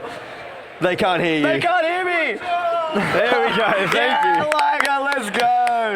Now they're all locked in. They can't hear me. But I'm keen to see what they bring forward. Looks like we're getting started, Nuxel. I just saw it on that monitor right there. Yeah. I think we're about to jump into game here. Waiting to hear a little 1-2 from production here. But I'm keen to see what these guys bring ahead for us. There we go. Burn T'Challa. Another domination map. You know that I love that. I definitely do. And I think that it's a good thing to start with. I think that it's very standard hero shooter. The difference is not the destructible, the changing map. Specifically, this map has a lot of movement, I'll say, across the map. Jeff Band coming out to start it off, but I think that very much changes the pace of how these types of maps have been typically played in the past. Winter Soldier, we were talking about that just before. Banned out as we go into these Protect, potentially even the Psylocke. Obviously, we see some Penny and some Spider-Man hovers, but probably just a bit of fun as we wait for this last Protect to come through. Nuxel. Potentially Strange, I think, because Domination, Strange is very strong in general. We see a hella Protect. Yeah. Doctor Strange is a very strong hero, especially on Domination, like you just mentioned. But also, in specifically some of the maps in Burn and T'Challa, I want to highlight Groot as a hero. Yeah. Because if you can adapt Namor ban is interesting there. Yeah, that is absolutely for the Groot. They know what's ahead, and maybe they've got something up their sleeve. I know Liger would love to see a Moon Knight for sure, but always and forever. Up next. Okay. Well, this Black Panther Protect, so we know who that's for. I mean, we can see it right there. He's locked it in. Daxu going away from the Psylocke as of right now onto the Black Panther. Everywhere else, we do have the Loki, Hela, Thor, Res team up that we've got right there. Obviously, Magneto we're not going to be seeing any Scarlet Witch today. On the other side, we've got a Mr. Fantastic again. Maybe this has some counterplay into something like the Black Panther or against the Hela to basically be that meat shield that we were talking about before. But 40 seconds in countdown, Nuxel, and I'm ready to get this game started. C9 is on your left blue side here, and we have Dandenong D-Gens on your right. On the red side, I'm hype. I'm sure the audience is, and so are the players. So let's get right into this game. 20 seconds to go. Tell me, what is going to be the first thing that we're looking at here if you're on C9's side? I mean, Nuxel, every time that we see these two heroes that I'm about to point out, it's always a statement of the game, the two Hellas. What picks can you find? Those KOs that start the fights are crucial. Can you pick the other Hela? Can you find a pick onto a strategist? Can you protect your backline from something like the Black Panther? Rolling out here onto this high ground. Again, everybody's going to be using this shortcut, but this fight's going to start early. Coming around here on the corner, Magneto's blocking the damage with his shield, but it will be ticking timed down. The Loki shifts are good. Good little knock up there from the Thing as well. We're seeing Damn Kit Kat getting a lot of damage taken down onto him, but they'll be able to heal right back up as the point opens up in 5 seconds here on the clock. The Thing wanting to do a little bit of devastation in the back line, pushing out Daxu on the back, and it looks like Tiger AXT is able to pick up that first one, and the Thing onto Daxu is looking good for C9ers here on the point as we're opening this up. 4 KOs here for the side of C9ers with only 1 in return on Damn Kit Kat. That'll be the first point, and we've ticked up to 5%. The cap from C9ers at the beginning nearly warranting them 10%, but the fight went through for Dandenong. Pushing forward right now, no ults available for this next fight, but map has already changed, Nuke. So we talked about the map change before on the, before we got into this game, and very quickly the map has already changed. Daxu, a massive stagger onto him. That is devastating if you're Daxu. Tell me a little bit about this Mr. Fantastic as well. Mr. Fantastic, I mean, it's an interesting pickup. I think that it's hard to get value, but in these corridors, Thor falling down, Fleck looking good there, but Sue Storm's having to sustain themselves out. It's two on top of each other. Damn Kit Kat onto the Sue Storm though. Not looking good here for Dandenong Degens. Daxu and the rest of his team having to fall back here and reset. They won't be getting this point as we ticked up to 50% here for C9ers. Good knockups up around. And it looks like they'll be slowly ticking down, falling. Good ults, just to stall out even further, get some more KOs there. It's not looking great for Dandenong Degens. They have to fall back all the way to their spawn, and C9ers are looking so strong. 70% and counting, Nuxel. Ultimates. Pretty strong for both teams right now. What is the in for the Dandenong Degens? I'm looking at this Sawa cult. I'm looking at the Magneto ult. Magneto to counter potentially Tiger on this Hell. But Hippie Jr. does have the Hell ult as well. Support ults are available. Moving back over to this point, 85%. There's going to need to be a touch soon. That's the thing out. Clobbering time! Magneto finishes the rest of those. That's both your duelists falling, and Tiger AXD continues this out onto the thing. The Rock is down, and so is Sue Storm. They just can't get out of their spawn doors, and that'll be the first round for C9ers. A dominant performance, Nuxel, so far. I mean, Dandenong, they collected the first point, right? They got about 10%, and then basically 0 fights after that went in their favor. C9 is playing extremely well. I think that highlight for me right now is boats on this thing. Have a quick look back at the replay. Damn Kit Kat just pushing in. And I mean, you were talking about it. We were talking about it on desk, right? That the Mr. Fantastic just provides so much space. He doesn't really insta-kill anybody, right? He's no Hella, no insta-elims there. But the space creation, the CC, the shielding that pick, that hero brings forward is kind of unmatched by, I would even say, a lot of Vanguards, but 0 of the duelists can do what he can do. I like the pair up as well with the Magneto. Like, the thing is able to get in there and make stuff happen, and then the space can be created even further with Mr. Fantastic, but Magneto shields are really, really frustrating if you're Dandenong Degens and you're trying to get through and try and one-shot that Mr. Fantastic. Yeah, so we saw that point go before, fully captured, but ults weren't used. So we're moving over to this first point, the second sub-map here, with quite a few ultimates for both teams. Both Magnetos have their ults. Daxu, my eyes are on him. He needs to get active into the backline with his ult. Lunar Snow coming up shortly. The point is open and it's already getting captured, Nuxel. C9 is already on point. Looking good for Dandenong Degens here. Damn Kit Kat has fallen. They've been able to trade this out, but not quite yet. As Lunar Snow falls from Dandenong Degens. Looking good for Hippie Jr. Continuing this out for the C9ers team. They want to get this point here. Big Monster is able to take down, and Hippie Jr. falls next. Daxu getting a trade. Getting another one as well, but look how many KOs Tiger AXD is able to get. They've opened up the map here for C9ers, and they have the point, 25%. I mean, Nuxel, big on the Magneto. He was ulting while Tiger was also in ult, eating some of those shots, but Tiger positions Crosshair differently, aims a different area. Magneto can't consume all that ult, and that was massive. Triple kill to open up that point, 40%. Remember, it was capped earlier. The fight was stalled out. Now the push is coming back forward for Dandenong. Lunar Snow's out, and the Hell ult. I think that's on the ground, Nuxel. This looks quite close in these corridors. Clobbering time down and around, and that's a Lunar Snow ult. They're pushing forward. Dandenong Degens with the Thor ult, but GM6 is able to take him down in return there. It's looking fairly even. Never mind as C9ers start to fall one by one even further. Damn Kit Kat's able to get the trade, and it just doesn't look quite good enough there. Able to claw back just that little bit here onto the point, and Dandenong Degens are wanting to hold this out as much as possible. Oh, Daxu falling early! Fleck getting that KO onto Daxu. That is not great if you're Dandenong Degens. You want your duelist to be there for this next fight. So the regroup is coming through. Daxu probably respawned by now, 16% counting up. No one touched point just yet. Mr. Fantastic is on board. The thing gets pushed back. Magneto is blind. The thing is looking for an ult, so is Mr. Fantastic, finding a lot of damage onto Lunar Snow. Oh, Hell doing so much, but look at that Kit Kat here in the back line. Absolute menace with 2 KOs for himself. Daxu's able to pick it up, but it looks like it's C9ers that have the point now. 75%. There's not much more of this map left. They need to get this point and get this round over and done with if they can get into the third. Daxu needs to step up Nuxel. He's found some picks, does have ultimate available shortly. And have a look over here. No Loki ult. We've got that Invisible Woman ult. We've changed over to the Strange to get a portal. We're 90% up. The point is open.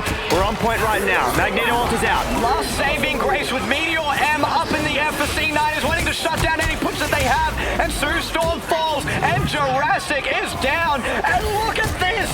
Dendon Degens are falling one at a time. That is Hella up in the air, taking down everyone with the rest of their team. And that will be your best of one. Dendon Degens falling yet again. And the game for C9ers. Nuxel. I mean, I just think that the team play from C9ers was superior. Maybe not the highlight plays, the individual plays that sometimes we like to talk about, but space creation has been the name of this tournament so far. I think that the Thing brings that, I think that Mr. Fantastic brings that, and I think that the Luna is just a playmaker in its own right. Sometimes I don't talk about something like the Lunar Snow being a playmaker because it doesn't really force the issue, but when you've capped point and you ult, and then you've got 12 seconds, that's a lot of capture percentage that you're earning, that the other team just has to stand there and watch you. I think that the playing on the Hells, also, pardon me, I think that that was something that both teams did well, but I think that C9ers did better. Yeah, I think like maybe it was the more experienced play with the Hella, because if it's banned enough for you, how do you play it? How do you practice it and everything? And Tiger just gave us a showing that led his team to victory there. C9ers looking so good with those Hella picks, with those Hella ults, and the rest of the team following up, staying alive, continuing forward, just all around looking really, really good. I'm impressed from both sides, but C9ers coming out on top there was just awesome to see. What we need to talk about, Nuxel, is what's going to happen next, right? Not in terms of, in schedule, but like for these teams. What is the go in terms of team composition, specifically from the Dandenong Degens? Because they've lost 2, we've just watched them lose 2, and they did play differently. They actually locked in the Black Panther, locked in the Psylocke after that, and I'm not convinced. Maybe it's a team, maybe it's something about playing around it. I think that it's got to be a step up, and it's hard to say, for sure. That's hard to say to yourself, say to your team, but I think something like that needs to happen. Well, there's only one way to find out, and we've got the rest of the day to find that out, see if we can still continue out the story with these teams. But everybody, ladies and gentlemen, and everyone else as well, we'll have an ad break here just to cut some time, and then we'll be taking it over to our desk here on Nemesis Productions. So we'll see you all very soon. Thank you so much.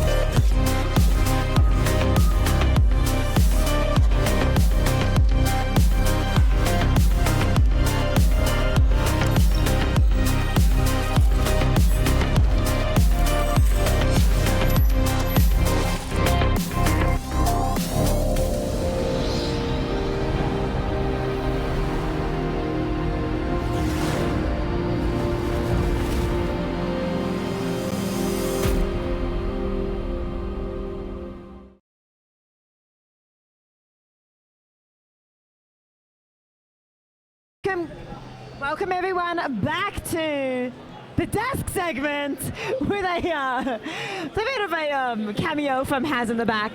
Ooh, we love it. Honestly, there's a lot of chaos going on here, but that's the beauty of Marvel Rivals. It is chaos, 6v6 action, jam-packed, too much going on. That last matchup, tell me, Smokey, how do we think that felt?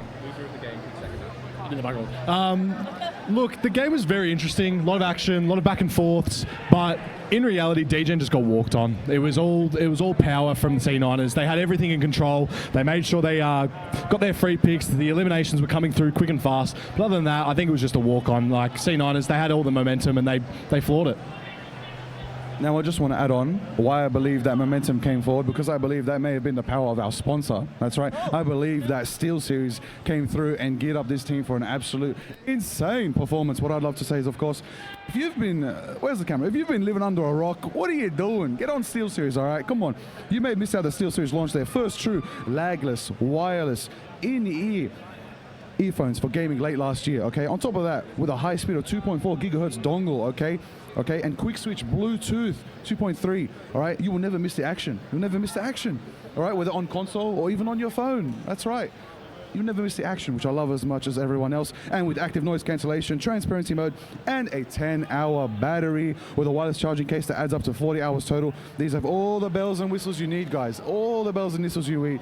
Everything is there for you. SteelSeries has got your back. Not to mention, they sound amazing too. They sound amazing with over 100 audio presets. Absolutely amazing. All available in the companion app. You can customize the audio even further. Check them out at pccasegear.com. That's PCCASEGEAR.com. That's right. Get on PCcasegear.com for, that's right, 20% off this weekend only. That's right, this TGX weekend. How do we feel about that one, Stormy? Love it. Love to hear it. Love to hear it. And speaking of things that I love to hear, I don't know about you guys, but hearing the teams all kind of cheer, like, you know, behind us while we're watching the game and feeling that camaraderie, that synergy, that teamwork, it's really exciting. It's just an amazing atmosphere to kind of be a part of here live. But I would love to know, well, I mean, I've been keeping track of the bands, like the picks and the saves and everything that's been happening at the moment. Is it what we expected? Is it what we expected? Is it kind of what we predicted would happen? I mean, we've already talked about Winter Soldier. Let's not talk about Winter Soldier anymore, all right? We've given Bucky too much of the spotlight. But like everyone else, like we've had a couple of Hella bands, we've had a couple of Star-Lord bands. How are you all feeling about that? And you know, what kind of precedent do you think that sets for our future games? Yeah, so I think a lot of the bands in this series, in this tournament, a lot of them will probably be also target bands. A lot of these players know each other. A lot of them are streamers, and they even like stream their games. So even if they don't know each other, they can do their research. So a lot of these could be target bands. Of course, a lot of these bands, of course, are, you know, strong picks, like we talked about. Bucky and stuff being a very strong band, and that way it's constantly banned as well.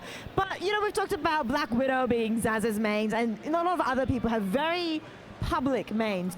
Lots of target bands happening.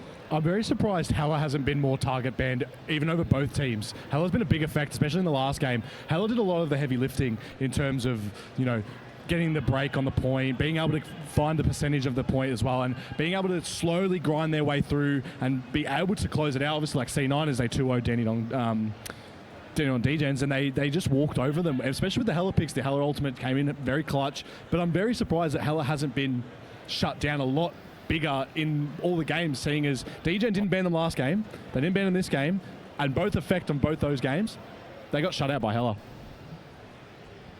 I want to add on. I want to bring everyone back in to this day's storyline. We're here at the Game Expo. This is potentially the first Marvel Rivals LAN event. No, it's not potentially. It is. Check your facts. This is the first ever Marvel Rivals LAN event in the world. In fact, in this multiverse. All right. That's how we do it in Marvel. Okay. Well, yeah, Thanos. Get in the game. We need a new Vanguard. I like Thanos. I think Thanos will be good. But look, I've been roaming around. I've been having a look at all the players. Obviously, you can see behind us all these amazing players, all of this amazing SteelSeries gear, set up all the PCs. Shout out Red Bull, of course, energizing our players, absolutely going crazy. Look at them. These players, they're amazing. They're having a great time. And right now, we are actually witnessing the biggest shift in the tournament because the group stage is over. That's right. We are waiting for the results to be tallied up. I believe Rice is going to find out very soon what our results will be. It's going to be interesting. We're going to find out which 4 teams are going into the semifinals. It's going to be very exciting. Very exciting. Yeah, I'm looking forward to seeing, what these next future teams bring. I think from like an analytical standpoint, I love looking at patterns. I love, sitting down here to, create those predictions with you guys. And like we've seen a good balance of, people favoring team comps over team ups and things like that. And I think what I'd love to see is, just the synergy between, I guess, everybody that has been a part of the event. But I want to ask you guys in terms of which picks are you expecting to see in the future? Well, it really depends on which teams are going to be picked, of course. But I do expect to see some of those really strong picks we've been seeing already. Like, Doctor Strange, I think, is a pretty staple vanguard. We saw Groot work really well earlier as well, one of the previous games. And so I wouldn't be surprised seeing Groot. Supports, we do have a couple of mains. We saw Jeff and everything earlier. But if you want the strong meta supports, you got to go with your, Lunar Snow, Invisible Woman, and Cloak and Dagger. Those types of main supports are very, very common. One strategist we haven't seen a lot of, we've seen a bit of Loki. Loki's obviously a very strong strategist. He does a lot of damage as well as his healing. His healing is very, very powerful.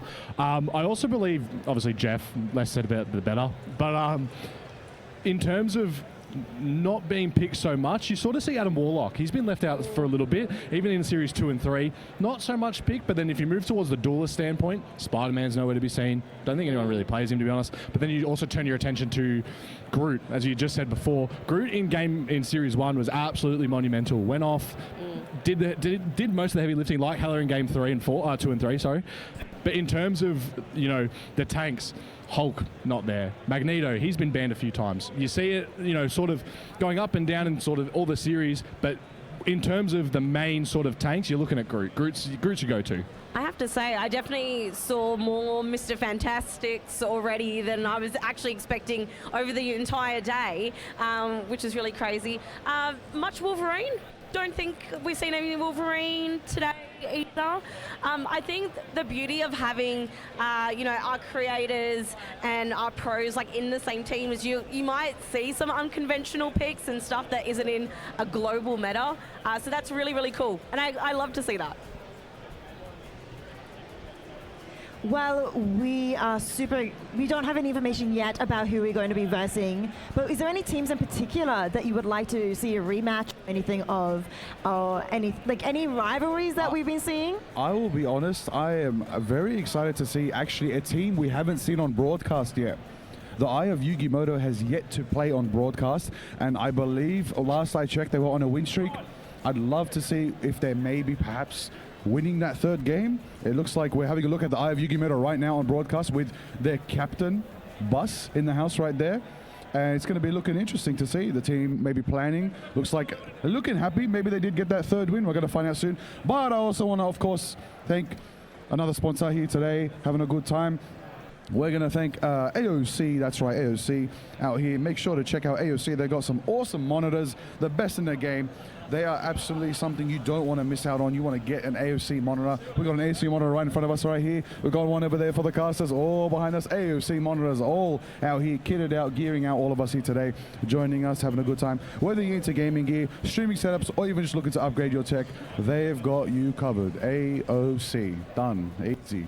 Now, I believe we're going to get into a bit of a variety shenanigans. We might be playing a little bit of a game with our lovely analyst desk here, and we're going to spice it up.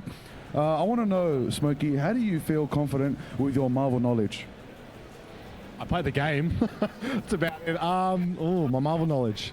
Out of 10, probably like a 5, maybe. Probably about 5, I'd say, if anything. That's the best I got.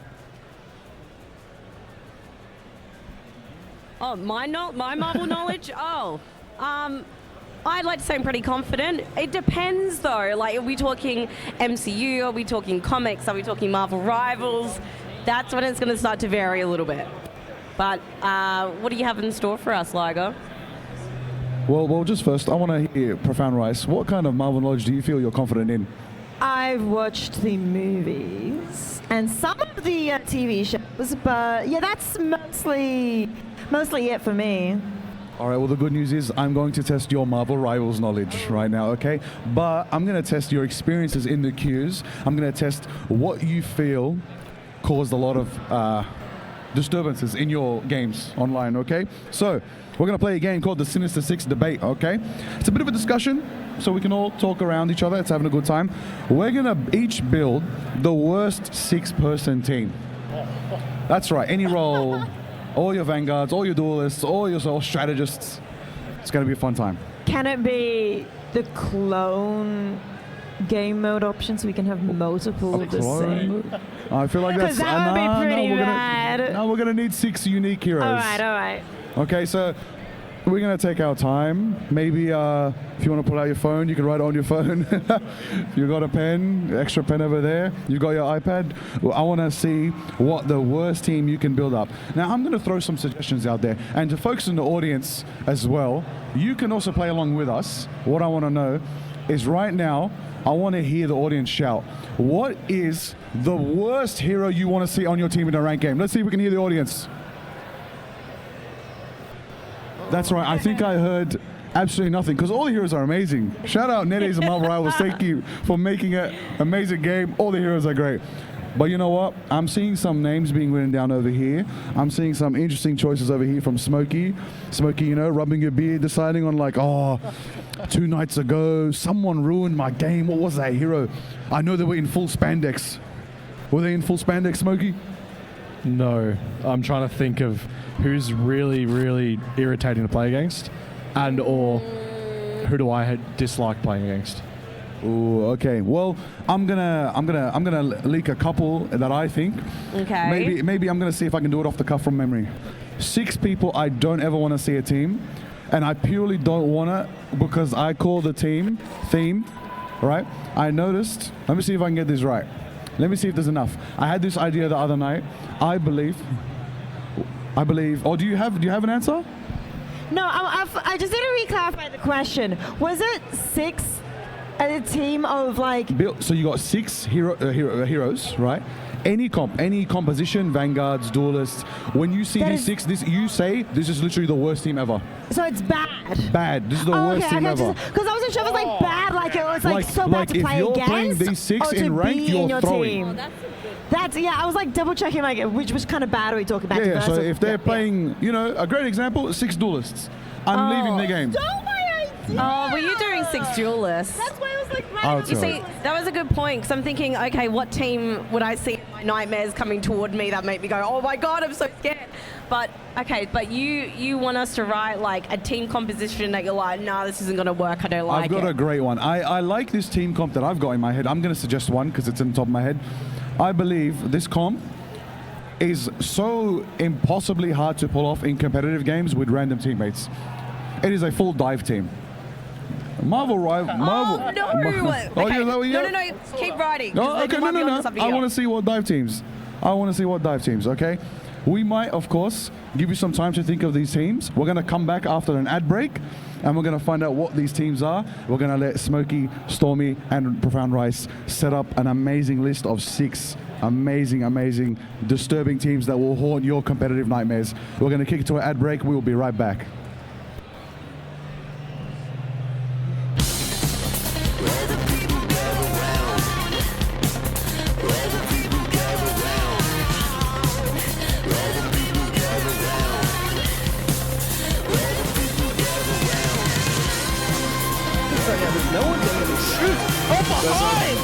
What a massive group! Lucky flag leads to them! Oh my days! There it is! The Hexa elimination! From Win this time! With the group!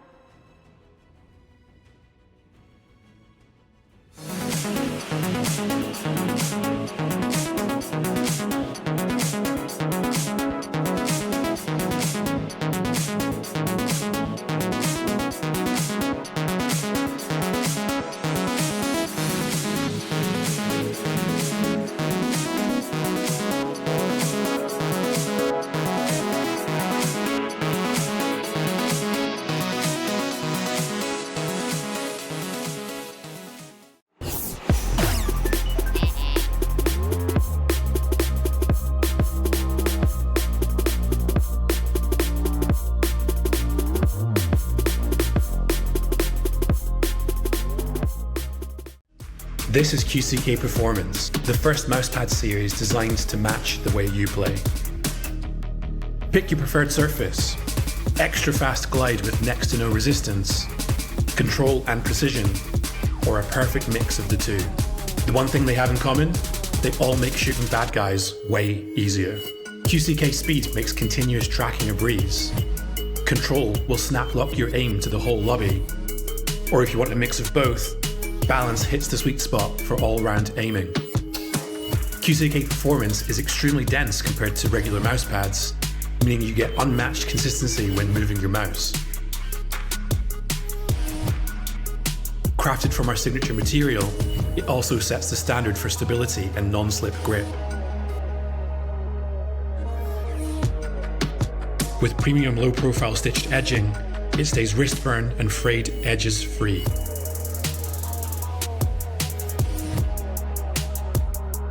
This is precision made personal.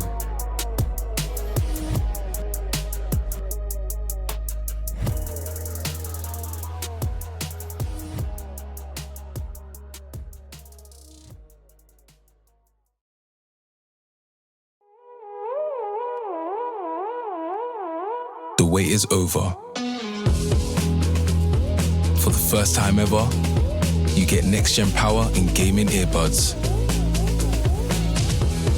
giving you flawless wireless. That's plug and play. And spatial audio with active noise cancellation. They just keep on playing. And with great power comes great possibilities. Now you've got 100+ audio presets at your fingertips. So you can hear bad guys better, hear whatever you want better.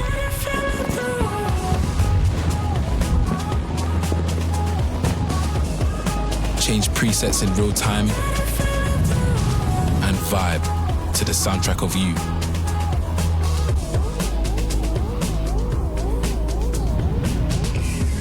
That's a giant leap for earbuds and a new way to play for glory. Said you need to grow up, but you don't know why.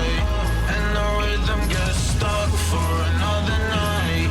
And the older get younger, they like to try.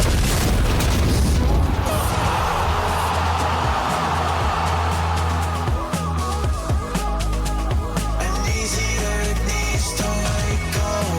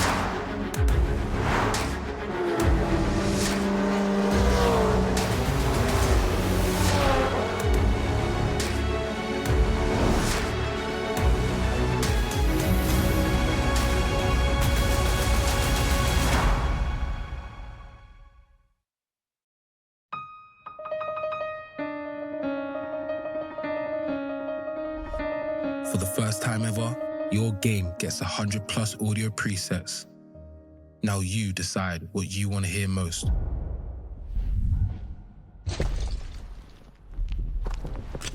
So you can hear bad guys better and pinpoint critical sounds.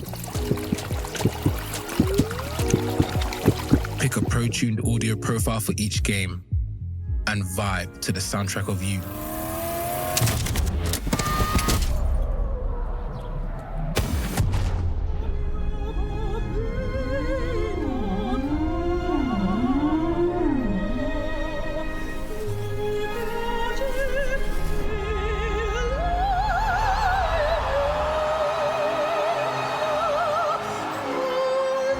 That's the thing about glory. You don't just hear it, you feel it.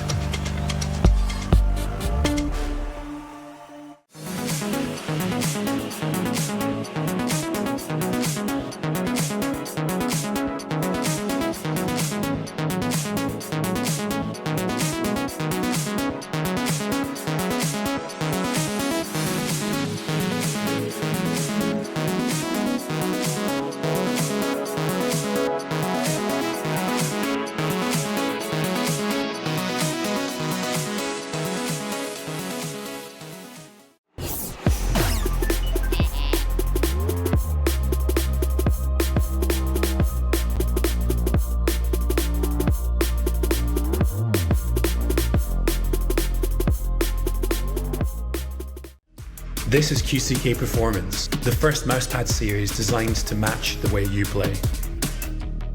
Pick your preferred surface, extra fast glide with next to no resistance, control and precision, or a perfect mix of the two. The one thing they have in common, they all make shooting bad guys way easier. QCK Speed makes continuous tracking a breeze. Control will snap lock your aim to the whole lobby. Or if you want a mix of both, Balance hits the sweet spot for all-round aiming. QCK Performance is extremely dense compared to regular mousepads, meaning you get unmatched consistency when moving your mouse. Crafted from our signature material, it also sets the standard for stability and non-slip grip. With premium low-profile stitched edging, it stays wrist burn and frayed edges free.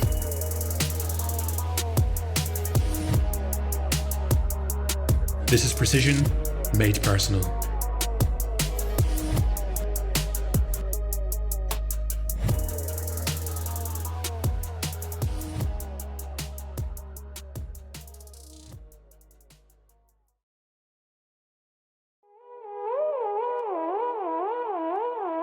The wait is over.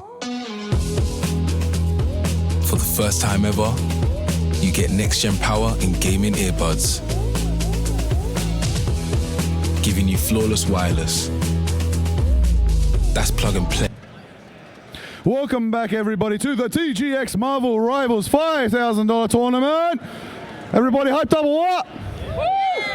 That's what I like to hear. Now, we want to give a massive thank you to the following teams: Shadow Esports, Jeff's Army, Dan the Dong DJs, and Problematics for playing today. We massively appreciate you. Those are the teams that did not make it to the semi-finals, so we want to give big love to them for coming out, showing off their skill, having a good time. Now, what we have here is a bit of a special game for our next interview. That's right, because the teams going into the semi-finals, that's right, the first semi-final match will be between the Eye of Yugimoto, represented by Shrewds over here, and of course the C9 is represented by Fleck.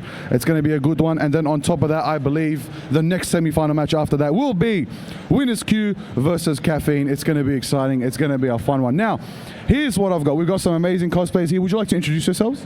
Oh, I'm Candy, and I am Magic. I'm Daniela, and I'm Luna Snow. I'm Byron, I'm Spider-Man. Let's go. Now, the reason why I wanted to introduce their heroes specifically is Shrewds and Fleck are going to play a fun game of protecting and banning. That's right. So we're going to do it just like it is in comp. Who's got first ban? Maybe a bit of rock, scissors, paper real quick to see who gets first ban. Oh, yeah, all right. Scissors, paper, rock. Okay, Fleck now. I reckon ban Luna first. I reckon ban Luna first. Okay, we're banning Luna first. All right, Shrewds, what's next? You're going to have to protect someone here. Well, can I protect Luna Snow? Because no, it's too late. I would have to protect Spider-Man. Okay, which means you're going to be banning? Magic. Ban Magic. Okay, all right, there you go. Now, how do you all feel about that? Yeah, fair enough. She's the GOAT. Yeah, honestly, I would too. I get to shoot some webs, so I'm real happy. There you go. Spider-Man players, rejoice everywhere. You're safe. All right, now, I really want to say thank you to the cosplayers very much for coming through. And Shrewds and Fleck, I want a bit of final words from you both right now. Any final words you want to say to each other, to each other's teams? Go for it. Stage is yours. I just want to say good luck because you're probably going to need it.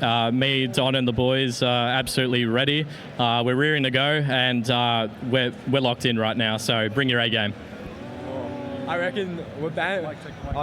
I reckon we're banning Bucky instantly. It's gonna be gone. Shrews won't be a threat anymore, and just let the one tricks win. I reckon. Yeah, let's do it.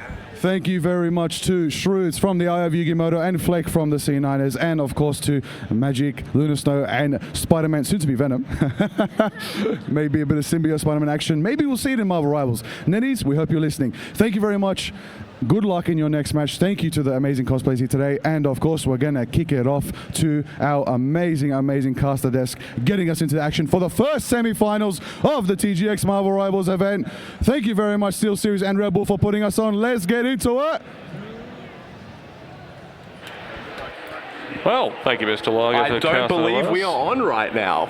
No. Oh, there we are. Can you hear yourself? Now I can We hear can't hear myself. this. It's out there, though. Oh. Yeah, we just knocked through our own headphones. But yes, hello, guys. Welcome back. Thank you, Liger, for those little interviews as we get ready and raring to get our semi-finals underway. 4 teams remain out of the 8 that started. We'll be going over the round-robin bracket and how that all came together, as well as what teams we are facing up. But we've had some great Marvel Rivals action so far, and now we get into the real, meat of the sandwich. This is really where the chaff is separated from the wheat in this sort of environment. These last 4 are pretty strong competitors. But before we get into that, I'd like to ask you, which was your favorite cosplay there?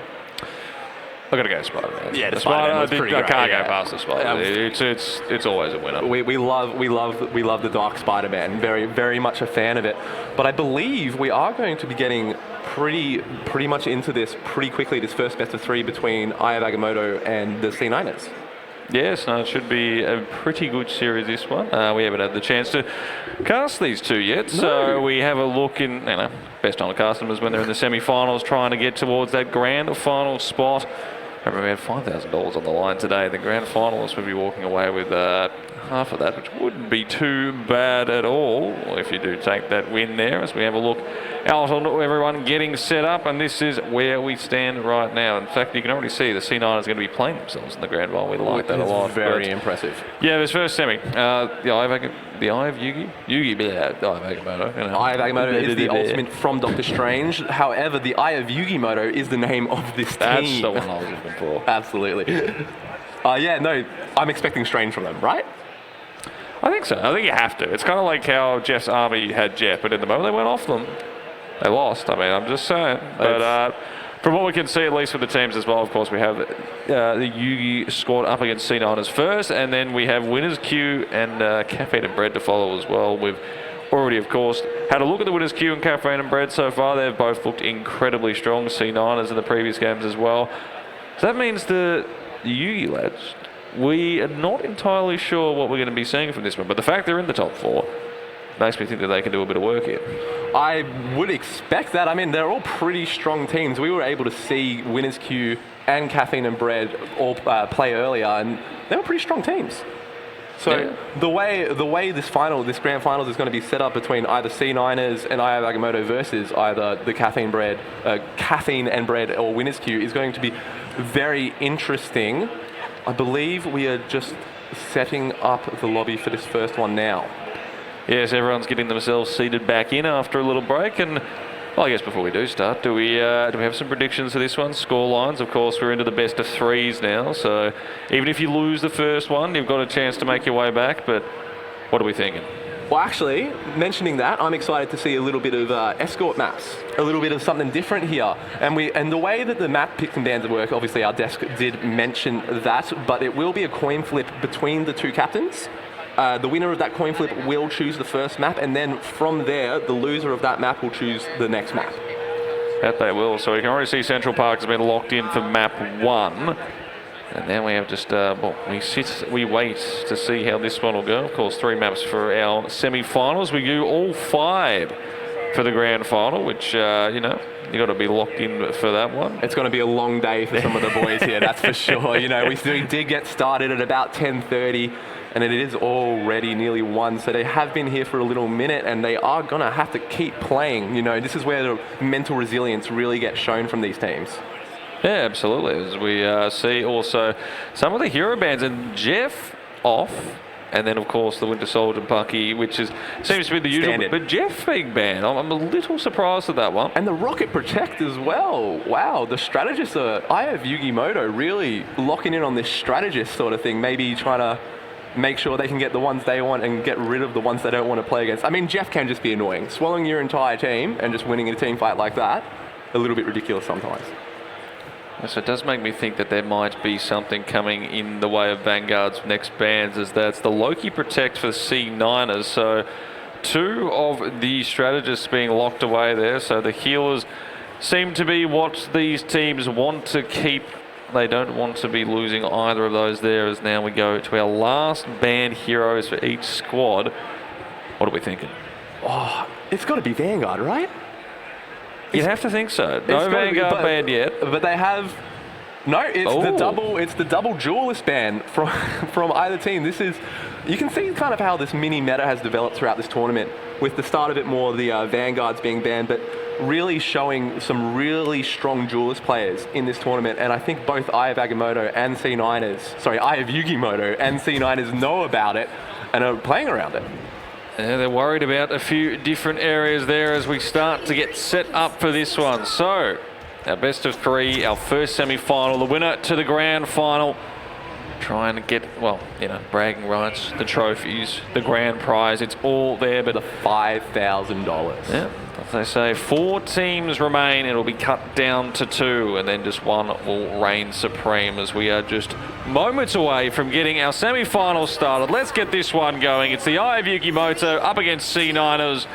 Let's see some Marvel Rivals action. Absolutely, I Have Yugimoto on defense first here with the Groot Magneto Vanguard set up, obviously with the bans of the strategists. It's going to be a little bit harder, you know, it's going to be a little bit tighter in that sort of picks and bans. But we do have a thing here from the C9ers just leading the way into this fight. And the Vanguards were all kept up, so you can pick whichever you want for that side there. The push starting to come in from the I Have Yugimoto from this one here. Donald trying to get some work done on the other side, but Scrooge is actually going to be the first one there. Boster goes down, followed by Kit Kat, and they're holding things very nicely, trying to get themselves out the door early. And it's looking like it, well, I say that switches back around. Mad Coats with a single eagling as well. Well held there. Well held there by Yugimoto. Just a great hold there. You know, we haven't seen them yet today on cast, but it doesn't mean they're not a strong team, and they're showing it pretty early. They want to show us how good they are on this first point. And that's the thing. Time the big one here. So as many team delay fights, don't let them get that cart moving. They can just basically hold around for these ones here. Bucket trying to get some air, but he's going to be knocked off immediately. There, Scrooge almost getting that kill. That would have been one hit away as the match is involved that. Now they have to fall back themselves, but there's going to be Boster who can start one. Kit Kat following up with the C9ers now. They are still just holding things down once again. GM6 takes out Bast. Donald with a nice double there on the Magneto. Unfortunately, it's not going to be enough. And they, well, second fight takes them a little bit longer, but C9ers, they will take this one, start ticking it up, and start rolling forward. Very convincing there from C9ers. They did have the ultimate charge, like, advantage, however, they didn't use it. Eye of Yugimoto came out, but they want to recontest the Eye of Yugimoto. It looks like they don't want to give this point up for free. I thought this one was done here, but they have gone straight back in. The portal in for the side of that one. We can see them as still fighting towards this point side 5v6 as they've got at least one coming back with this one. No one can find these picks. No one can find it on that side. Scrooge in the end. He gets that big kill. Blobster gets the trade back. Wow. Kit Kat, and oh my lord, they've gone back inside. Scrooge with the one, but I don't think it's going to be enough, so they do get that recontest. Unfortunately, it doesn't work out in their favour. Delay at least a little bit. Could have been more time, but in the end, C9ers, they do get the job done, and now they can start rolling this one forward. Got a little bit dicey there towards the end. Definitely, Eye of Yukimoto coming in strong and pulling off nearly a minute off that clock of the C9ers attack, but the C9ers able to hold them off and keep their point pushing, and it looks like that they're going to push pretty hard here up past their own cars, up onto high ground, try and get the Starlord out. Trying to take this high line there, and Scrooge on the Wolverine is done and dusted. GM6, big pick up on that side. Donald has to get out, trying to stay with the rest of their team, but again, it was the group wall that blocked off the initial one there. Have to worry about contesting card as well. They've already got this one 3/4 the way through. They've already lost the early pick on the other side as well, but Mad Cooters comes in from the back. Tigers put away. Can they get the next one on top of that one as well? He's got air to support, and he's managing to really just lock this one down on the other side there. Ultimates coming out from both ends, but it looks like they will just be able to hold this one for a little bit longer there. Scrooge will get Kit Kat, and that should allow them just to hold out for a little bit longer, get the time on that side, and the ultimate pop as well for this one, doing some major damage. Plus brings one back across as well. And now they can start pulling them off. But C9, not a bad one so far. Decent damage, decent push. And there's still got a bit of time left on the clock here as well. It's just a brawl comp from both sides, really, between the Mr. Fantastic and the Wolverine. They just want to, these duelists really want to get in there and affect those tanks. Waiting for the next jump in for this one, and it's Bast once again doing some major work onto that Scrooge. Scrooge follows it up, and now the Eye of Yukimoto really starting to lock in a few things here. The Wolverine ultimate doing some work damage, and they have got themselves in a very nice position now. Continues to take time away in C9 as the regroup here. But they just stuck a little here at the moment. Massive switches from the Eye of Yugimoto's duelist coming out. Switch through, switching from that Psylocke to that Wolverine, already getting insane value out of it. And not only that, Magcoots, as you said, with the air support on that Star-Lord, just making it a bit harder. You know, they don't really, apart from the Namor, have anything to take him out of the sky. And look at all these walls. They don't want to fight it at a brawl. Oh my god, every single person ready to go as well with the ultimates though. The Q's about to be pressed, and it's who can basically outlast the others on both sides there. You can see the immobilization. It's pulling a few people in. Scrooge again, they're doing massive damage on that Wolverine. At least a split as well. They're so worried about it on the other side now for C9ers. They're waiting, seeing who's going to jump in first. Some decent damage to the Air Force out. The other one, Kit Kat, doing damage. The fists come flying in. A big 3K, and they finally break through the Eye of Yugimoto. They hold out for at least the 3 minutes there. It's not going to be enough, and maybe even a late pull. Ooh, Kit Kat's got to be a little careful now as they get trapped in. Should be enough to push it through. They get the second.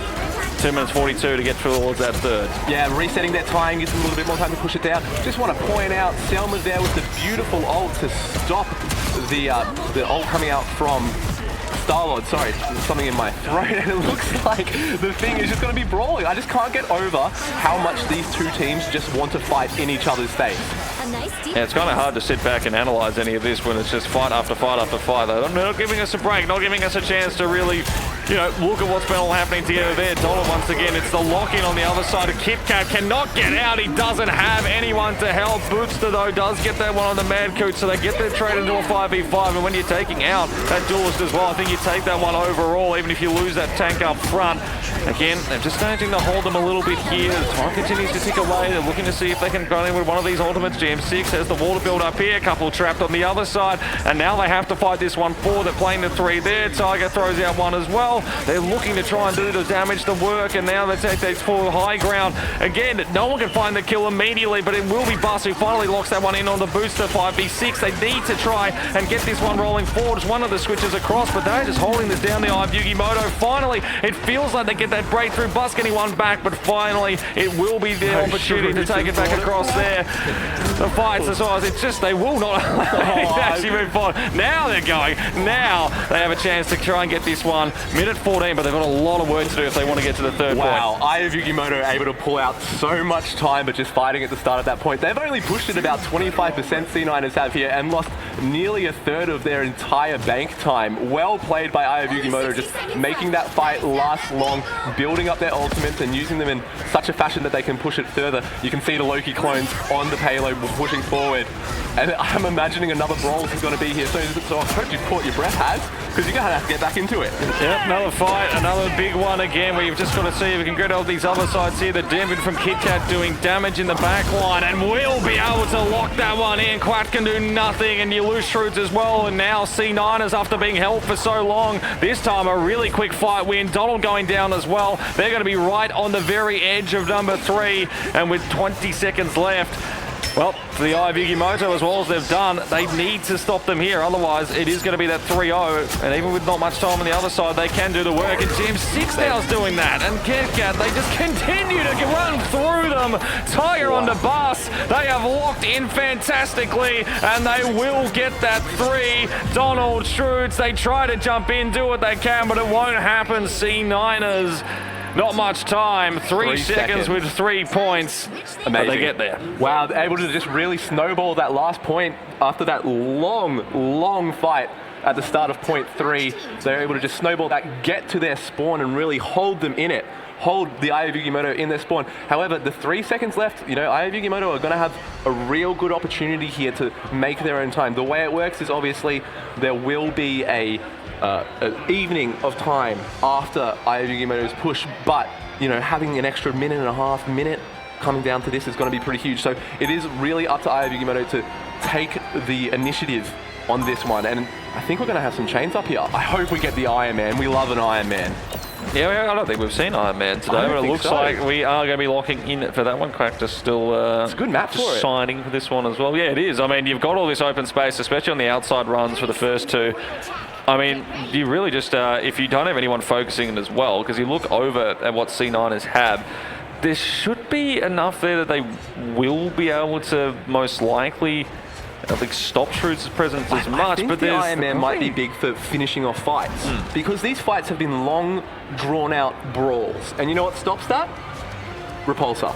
Repulsor into the middle of them will just kill about 6 of them. Yes, it does. The pulse cannon, it does a bit of damage. You wouldn't think it, but it does. But here we go. We're getting underway here for our second push now. Yugimoto, they're trying to get to the 3. They're trying to even this one up. Send it to OT.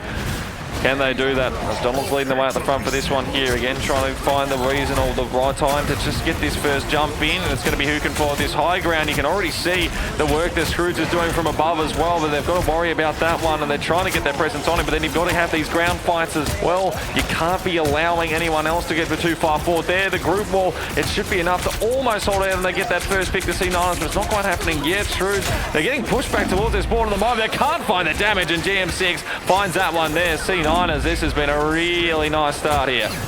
Playing around that Iron Man so well. You see GM6 just throwing his group branches up into the air, really getting that damage, and then getting sent to the Shadow Realm. You had to say it was. Yeah, I mean, it's the Eye of Yugimoto, right? You know, GM6 sending the Eye of Yugimoto to the Shadow Realm. That his Shroods had switched off the Iron Man, did not like it. This Wolverine will be here to try and take out GM6 on the group, maybe get him out of position into the backline, but he's taken out already. Tiger doing so much on this Namor. Yeah, they're just dominating from above and below. They can't get anywhere at the moment, the Eye of Yugimoto and C9ers. They did struggle at the initial start of the first couple of fights to get going, but yeah, they can't get out. They've got, again, some ultimates that'll be coming through shortly, but already you've lost 2 minutes off the clock here. You start to worry a little about how you can actually get back into this fight. Especially when they're holding this far up, because even if you break this, if you are Eye of Yugimoto, they might have speak of the devil. Oh, but they've traded 2 for 2 there. Yeah, I mean, look good to begin with, but then Boster and Tiger, they are just not allowing them, even when it feels like the Eye of Yugimoto got something going there. It doesn't work. In Vigono as well gets 2 brought back in. Kudos finds another. They are just absolutely locking in now. That's what they needed, something to switch. Get that ultimate together. Now they can start pushing this one forward. They need to get towards the mid, but again, they were so far back to begin with. Even when they get this initial one here, GM6, he could technically hold this one for a few more seconds. Coming up here. Oh, they're able to punish him just as he sends it out. Gets GM6 ult out of them to pretty much free the Eye of Yugimoto, dude. And then it's going to fight on point. Well, they have to at this point, and now you look towards this one, the Eye of Yugimoto. They should have enough technically to be able to come back. They've got the closer spawn. They've got everyone else playing closer together, but KitKat, he was going down on the other side. Vertigo as well. They cannot finish these ones off, and you've ticked towards absolutely nothing so far. Only 60 seconds is going to be coming through here. Shrewds and Vertigo, they're getting enough of the trades. Can they get in their favor? It really just becomes these brawls that were all together in team fights. All of a sudden, it's left, right, all center. Everyone's in 1v1s in different areas. GM6 diving on the top here. Donald has to be forced back again. They just cannot get onto the point properly. They can't break the C9ers here. It's just such a good hold from GM6 and Fleck in particular. Fleck using those runes to make sure that GM can survive any sort of lethal damage coming through to him. But the Eye of Yugimoto, they've only got 43 seconds left, but they are fighting on point. At least they've pushed them out of their spawn. They need some ultimate ones. All getting blocked off there. A nice bit of the Groot wall. They get these ones together. Booster and KitKat are so very low. And Vergerno and Donald, maybe, just maybe, they've done enough to switch these ones around. Tiger, one of the Mad-Cat Shrewds. They will be pushing this one all the way to the very last second. 20 going. They need to take this one away if they want to stay in this fight here. I think they've done enough. It looks like they have. The freeze come together as well. Shrewds, GM6, they finally all do fall down. C9ers, it takes every bit of strength, every single millisecond, but Eye of Yugimoto, they will eventually get it, and we keep this first map rolling here. Great hold by C9ers there, obviously taking so much time off Eye of Yugimoto's clock, but Eye of Yugimoto not to be denied. They say we keep going, and keep going they will do. C9ers now will have to find another spot to hold. Maybe they can get another big one like last time. And GM6 and Fleck not able to hold like they were last time. They do have the ultimates all together again before, but Eye of Yugimoto almost had the 5 there as well. Quack the only one who's not quite got it yet, but again, KitKat is able to find that opener, the double up from KitKat, doing massive work there on Mr. Fantastic. Bus can do what they can in the back lines. GM6, they are putting on a show, the big vanguards. They win another one, team fight cleared, and for all the Yugimoto they did to finally get this one rolling forward. Still a minute 45. They need to get to, they need a roll. They need a couple of team fights in a row to catch this one up. Otherwise, again, they're just going to be caught out here. They don't have the opportunity to do anything. Pushed back to their spawn pretty much already. GM6 just getting so much value out of each and every group wall here. And damn KitKat, not to be denied, breaking them open pretty much every fight. Let's see how they go with this one. Let's see if they can even push out of their spawn and get to the cart against the C9ers here. Well, Donald's trying to do what they can to create that space for everyone to go for. The Squirrel Girl has come out here. Madcoot's trying to do something, hoping they can find some damage here. The Tiger, again, it's just C9. They're enjoying themselves. They're able to do what they need in the background, and GM6 is the one with a double Tiger as well on the Namor. It is all just waiting around their spawn. They can't walk out. They can't do anything at the moment here, Eye of Yugimoto. As soon as one of them walks out, GM6 has a wall right behind them, and KitKat is there to pull them and then bounce on them. It is just a ridiculous combo. The Squirrel Girl, I believe, has been pulled out to maybe try and take down some of these group walls. Obviously, pretty good damage against the group walls. Ooh, and there it is. Oh, wow. Actually just firing into the backline here for free. Yeah, KitKat gets a little too aggressive, and that just might be the opening the Eye of Yugimoto need here. They've got that player advantage. Can they capitalize with a few ultimate pulls as well? Quacked is on top of the other ones there, playing around that carpet. GM6 and Mr. Namor Tiger with a double. Massive kills. They just will not allow them to leave spawn. side, but then the swingbacks and the revive screws in Vertigo. They managed to do it on the other one. Again, you think that Yugimoto might be done, but they've done just enough. Extended, but they're on overtime. They cannot get off this. They need to do something pretty special to even get to the second end here. Yeah, in Vertigo with the big karmic reveal, able to get his entire team back alive and win that fight. But they are in overtime. This overtime bar will keep ticking down. So if C9ers just want to take their time a little bit here, get that bar to nearly half or a little bit lower, they'll just have to win one team fight, and that'll be the first map for them out of this best of 3. But I believe they're going to set up high ground here, and this Squirrel Girl just wants to make more go. But oh, Scooch gets damn Kit Kat straight away. That's huge. That's big. Kit Kat's been such a damaging presence, but twice now they're getting a bit aggressive. Has been caught off guard, and now you can just see how it makes them fall back, the rest of the C9ers. And again, they don't want to be losing this. They've done all the good work to hold them as much as they can in this first one. And Tiger, Mad Coots is gone, and now it's an issue as they all start to really clamber in off that one. Bootster gets it low, not quite the kill, but Cracked has one back. They're still extending this one going. They have to play around the car. They can't jump off. It is incredibly low there. Target on the bus. They might have done just enough, and they do.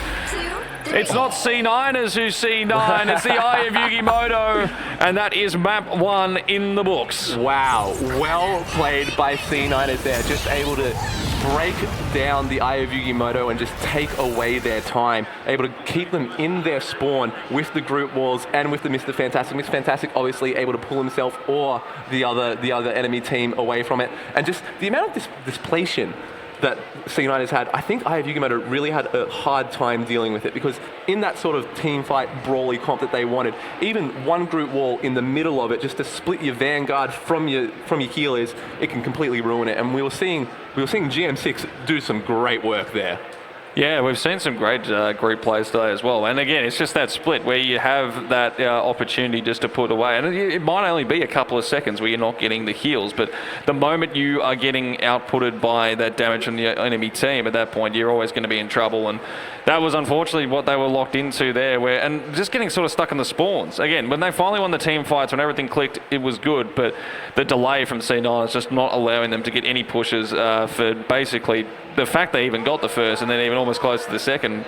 You have to give them credit for that, because they were struggling even to get out of spawn for pretty much 3 or 4 of the fights. Yeah, absolutely. You know, it was kind of a tale of like the same story on both sides, but C9ers were just able to kind of push through at the very end there of each point when Eye of Yugimoto weren't able to. And now I believe the next map pick will be Eye of Yugimoto's because they lost that one.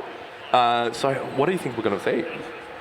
Yeah, I don't know. I mean, what do you switch up here? Do you go to a domination? Do you maybe think of just something completely out of the blue? Maybe it's a band. Maybe they just get rid of the group. It could. I mean, yeah, if they're going to do the band ones, yes, absolutely. I think after what they see now, especially you can sort of pick the characters. Yeah. I think we're going to see a few more Vanguards getting bad, because there wasn't a Vanguard bad at all in that first one. We expected one, and they didn't do anything, and they had their pick of it. And, you know, Vanguard, such a strong role, especially in this sort of, like, team environment where, you know, you really are able to communicate with your team. Most of these teams have scrimped together, and they do end up playing around these Vanguards because they are so strong with their health pools and the amount of damage they put out.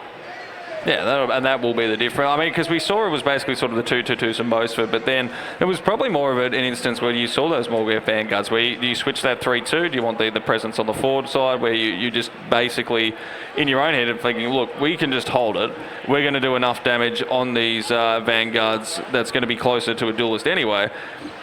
It's fine enough there. You get your 2 strategists, and then if you're going to do that duelist, they just really have to go jumping in the back lines, chase everyone else off. Yeah, I mean, we saw Kit Kat doing that, just jumping in literally bouncing in the back lines, just making them go back into their spawn, either walking back through the doorway or just sending them back, KOing them and sending them back to the grey screen for the 6-second cooldown.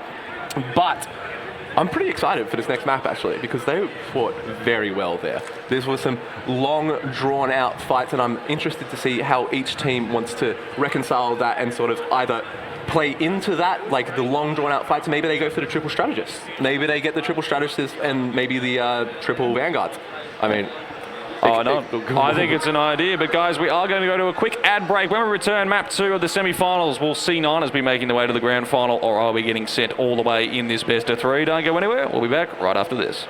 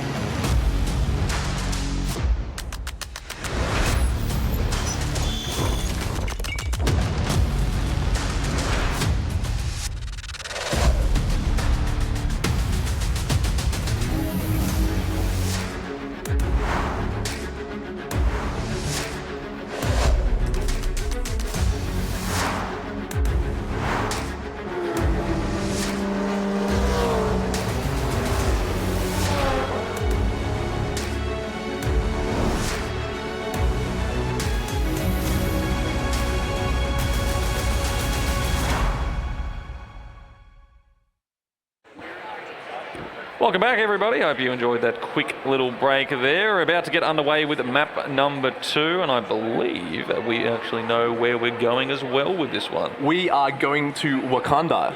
However, Wakanda is kind of an interesting one because there are multiple maps. You know, there's a couple of dominations on that one, and there is an escort, but this one will be an escort push map.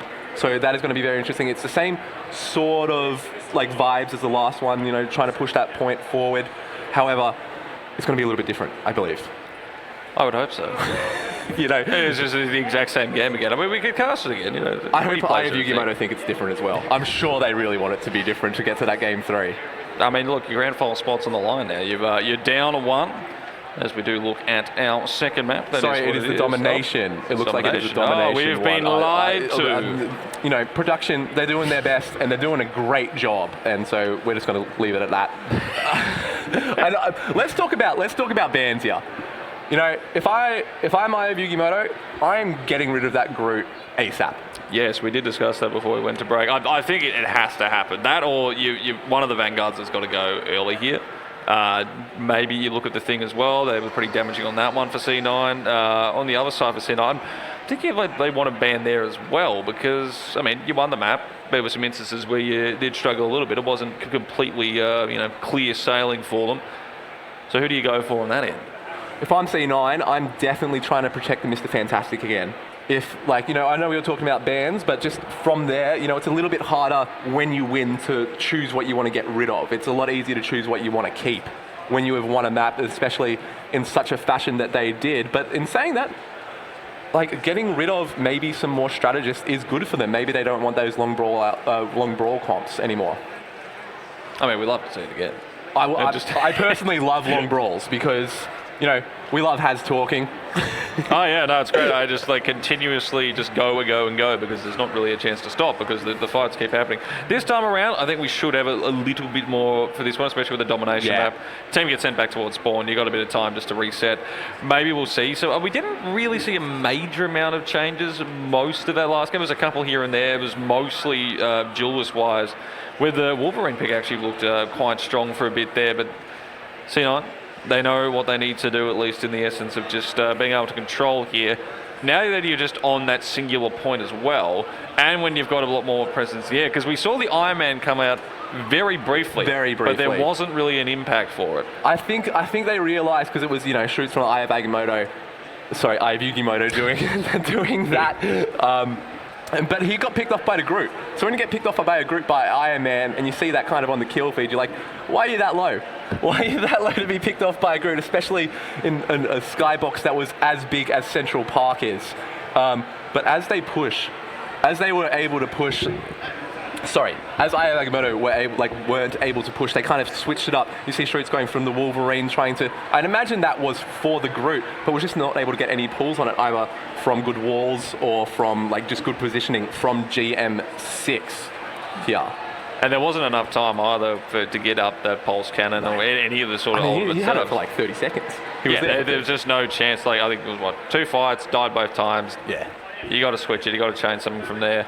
But again, whether or not we see those switch back in, again, maybe Yugimoto, they'll play into the 3-1-2 system where you've got to look for those extra vanguards. But again, we also feel that there's going to be more of that ban this time. So, well, we hope there's going to be some vanguard bans on both sides. A very, very strong roll, and I believe the picking bans will be starting soon. Yes, very close to this one here. Of course, we go to a map 3. I'm just so keen. If we go the whole distance here, we've got the other semi-final after this with, of course, best of 3 as well, and then that grand final, which is the best of 5. That's where those TBAs extend out for all of those. And man, if that goes the distance, it is going to be long. And the Bucky ban straight away from C9. So they're happy to run back theirs. I'm imagining they want to get that fantastic, probably protected next as well. But it's really Eye of Yugimoto that need to switch something. But they want to get rid of Loki. Now, the Loki was doing a lot of work with his shift, which is a rune that when your tank standing, as the Groot can attest to, the GM6, when you stand in it, any damage you take does get converted into healing, and we'll have a raccoon, which is really, really good on domination points. That ability to just revive one character if they get picked out early is so strong. And then Jeff as well. Makes sense to this one. Well, you get the swallows, the dives right off. No reason not to. It's funny that we saw the raccoon, the save from last one as well. I don't believe he got used rockets. So maybe this time around, when you, as you said, in more of the open space, you're playing for spawners, we're having those revives is going to be a lot more important because your spawn isn't quite as close as you'd want to be. Maybe we see a bit of more use of that. Definitely the Jeff possibly coming out here for both teams. But now it's that final couple of bans. And again, so no Vanguard. No Vanguards. Vanguards are just free to roam. Nay, Vanguard. The Vanguard players on both sides, I think, have talked to their team and said, hey, don't ban it. Don't do it. And I want everything. Yeah, I want to be able to do whatever. But these two teams, obviously, we see a difference in the picks and saves there. And I believe that's because these two teams, they are in the semi-finals, and each map is a little bit different in what's good on it. And I wouldn't be surprised if these two teams have that nailed down to a Q on what is really, really good on each map. So I'm expecting some good Jeff play here coming out of... Is that damn Kit Kat? He was on the Mr. Fantastic. Yeah, so they've changed up. They've gone back to that sort of 2-2-2 setup. In fact, it might actually be is it the 3? It's the 3. I believe it's going to be a DPS Jeff, though. I truly, truly believe damn Kit Kat is going to try and get into the backline here and just harass. And then on the other side, look, Donald is the only vanguard there. So some changes done. Can it do the job here for the side of the Eye of Yugimoto? They're trying to stay in this semi-final, a chance at the grand final of the line. On the other side, C9ers. They're one map win away. Let's get well towards the area mission. Let's lock this one in. Both teams on the triple strategist here. You will notice with the Mantis, Adam Warlock and Invisible Woman on the Eye of Yugimoto side. And the Invisible Woman, Jeff, and Cloak and Dagger on the C9 side. And they're the ones that got the double Vanguard again, GM6, and they're going to be jumping into these ones, doing the damage early. They managed to just get themselves out there. There's Vast sitting in the back there, trying to get these kills going together, but they're getting targeted really easily on the whack one there. Tiger versus that first, easily done. Quack on the other side, and they've already started taking as well. Towards this point, they're already at 15%. It continues to tick on up on that end, and they are just all over them inside. Tiger doing absolutely massive damage. Tiger. 3 big kills, and a perfect start here for the side of C9ers. They caught that so quickly. They took the point pretty much as soon as it opens. They were able to push into Eye of Yugimoto's kind of area, and Tiger just finding head after head, knocking those KOs out, sending Yugimoto back to their spawn, and they're already at 40%. That was so quick. Yeah, because they took that first, like, even before the fights really happened, they sort of just stuck around, had everything all together for that one, and it continues to tick up on that side. KitKat doing damage on that end. They are just getting trapped in the other side, and you can see KitKat coming from behind. This is Jeff coming up here. It's going to be massive. They're right next to the star. Did he get enough? No. They actually managed to stop it out pretty well. Don't get the kill onto them, but hey, if you're stopping that ultimate going through, because, I mean, it looked like it was going to be perfect. They've done enough on that side. Hell Unleashed coming up above as well as Tiger is almost ready to go on that side, which screws. Who's going to be the first to pop it? Everyone's got these ultimates going. They're already at 70%. They need to do something here, Eye of Yugimoto, to take back this point, get something going in their favor. Otherwise, they're going to be done and dusted very early here. That's 2 support off out there from C9ers. They have no more defense here against the onslaught of the Eye of Yugimoto, and they're just able to pick him up at the very end there, maybe get a little bit more. Looks like they're going to take this and flip this point right now. And it takes them a little bit, but they will be able to stop it at around the 91%.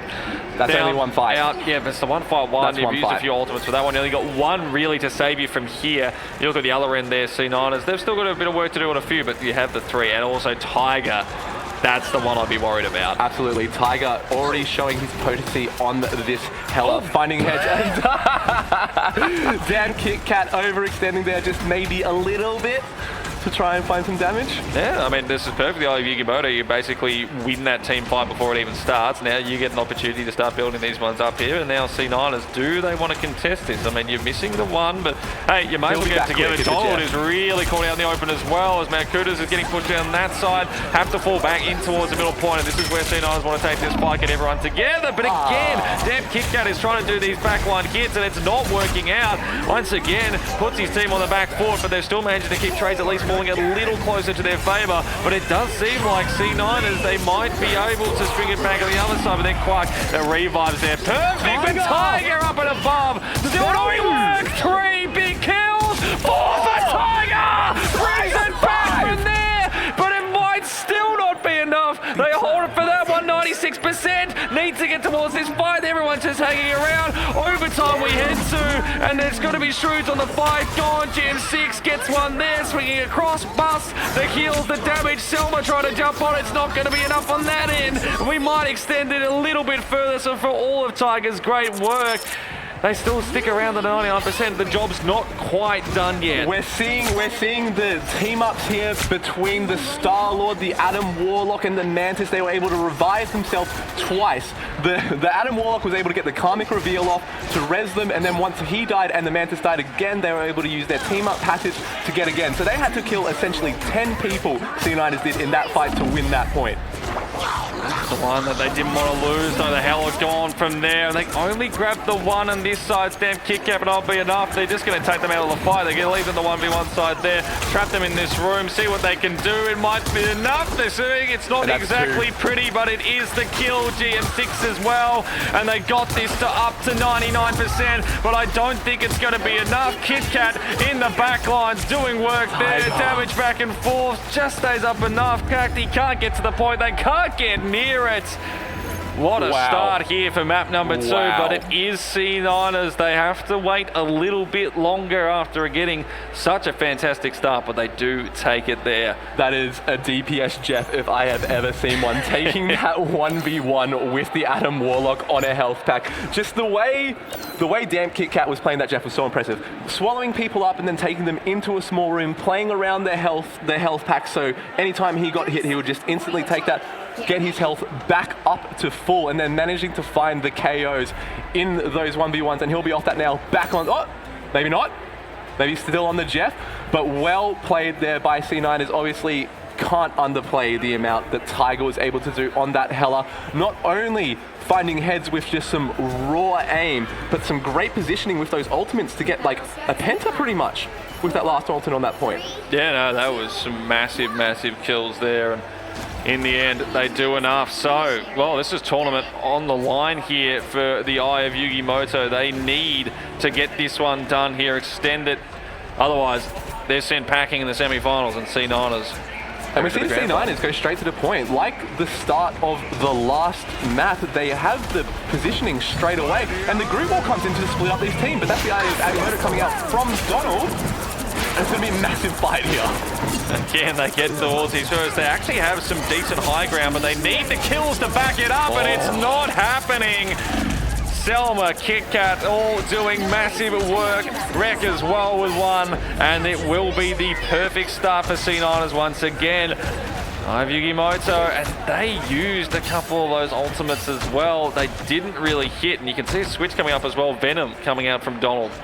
Venom, I'm not sure how that plays into this team comp, but the C9ers have been doing so well, so you do need to switch something up if you are the Eye of Yugimoto. And C9ers pushing up again here. We know they like to hold early and often to give themselves more than one chance to contest this point if they lose that first fight. We're going to see some ults coming out here. The Jeff ult gets one, and I believe he's going to try to take him into a hallway, or just take him out of the fight. And damn KitKat just being annoying in the back line. Yeah, so, I mean, again, it's not the kill, but it's just distractions. You get 3 people dragged into that fight there. Once again, Tiger doing work. Donald out of the fight, gone. Your Vanguard, that's pretty much all the defense you had up front. You can't really do much else from there. Allow Selma and the others to jump in, get the rest of those kills to follow up. Already ticking beyond 50% C9ers. This is absolutely perfect for them. GM6 locking in with a triple. They're loving life right now. These Vanguards are just going crazy. I mean, I believe we've talked about it quite a bit, but GM6 on this group is filthy. These walls have been ridiculous and just helping his team take these, like, compartmentalize these team fights. And they're still just fighting. They're still just fighting at the top here. Nothing's really happening. C9ers still ticking up the point, using the Cloak and Dagger ult to make sure that sustain is there. And they fight just so well as a Brawl team.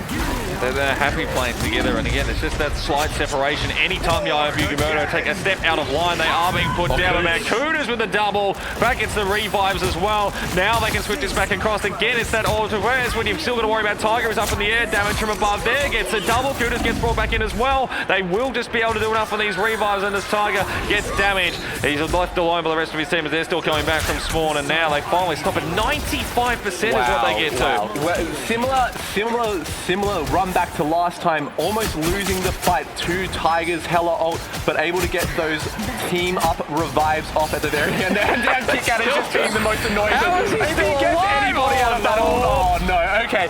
Fair enough, well played from damn KitKat there, just being possibly the most annoying player in this server right now, at least in the terms of Eye of Yugimoto. But they're going to keep fighting. This brawl has extended. And at least it's ticking up here now. They were so close to the kill there, but they get put down. Tiger with their finishing blow, and now they put it back to a 5v5 position. Now you start to worry. They can't afford to lose any of these fights up close, but with Tiger, Kuda's grabbing another one as well. They actually have, again, it feels like that first map one. It took them so long to get going, but Eye of Yugimoto, once they've managed to lock in towards the point, they are holding these ones nicely up towards 50, but they just need to keep winning these ones here. Yeah, it's going to be a big ask here from Donald, doing that solo tank on that Venom. Obviously, a bit of a dive comp coming out here from Eye of Yugimoto. Donald just in the sky, getting some good comp. He's got them all. That's perfect there. The ultimate pull coming out as well. But Tiger, again, it's an initial one there. And while he was waiting, they've all just gone straight to the point. They can almost switch this one back over. They only need the 5% tick on the other end. Selma, damage, left side as well as they continue to all fight just around this middle area. Can anyone find for this? Yeah, Donald has to. Again, they're running out of the old screws. They haven't been able to get in much damage through with theirs, but they need to come through now. They need something. GM6 though comes to life perfectly. They need to try and bring this one back somehow. There's a double, a revive of Selma goes down, but then Tiger, they get two. Donald is all that's sitting in front of them. They will not be allowed back. The triple there, the ultimate above. Tiger locks it all down there. Kuda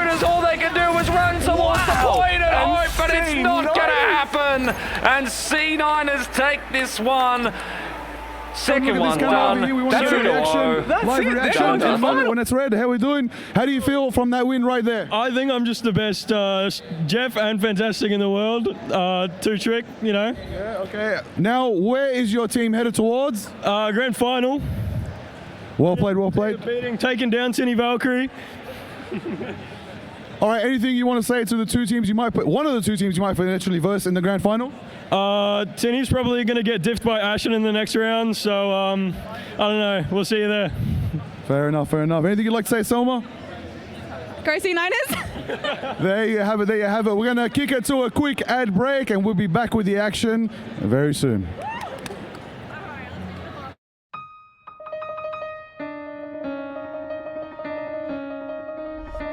For the first time ever, your game gets 100+ audio presets. Now you decide what you want to hear most.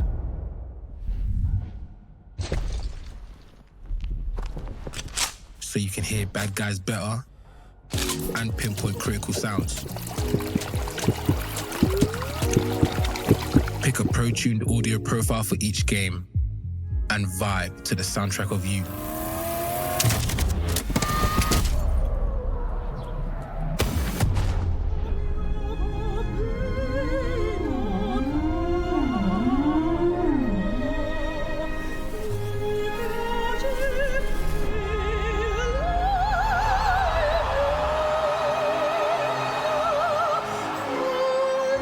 That's the thing about glory. You don't just hear it, you feel it.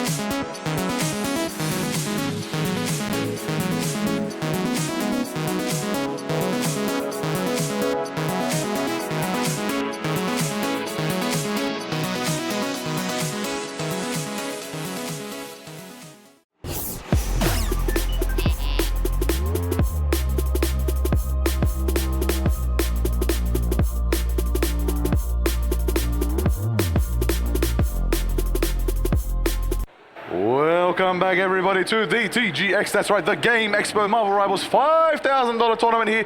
My name is Avatar Liger. I am joined by Stormy. How you doing, Liger? I am doing grand. We are finally here to cast. We've been practicing for weeks. I'm fired up. I've been hosting this event alongside many doing an amazing job, by the way. Thank you. I massively appreciate that. I need that morale boost. But right now, I'm locked in. I'm ready to see how these rivals fare against each other. Stormy, it's gonna be insane. I believe we're gonna have a crazy matchup now. We're in our second semi-finals match. Tell me, who is playing? We are seeing Caffeine and Bread. Yup. And Winner's Queue. Really, really exciting. Really, really exciting. Okay. And I don't know. I was looking at the last game, right?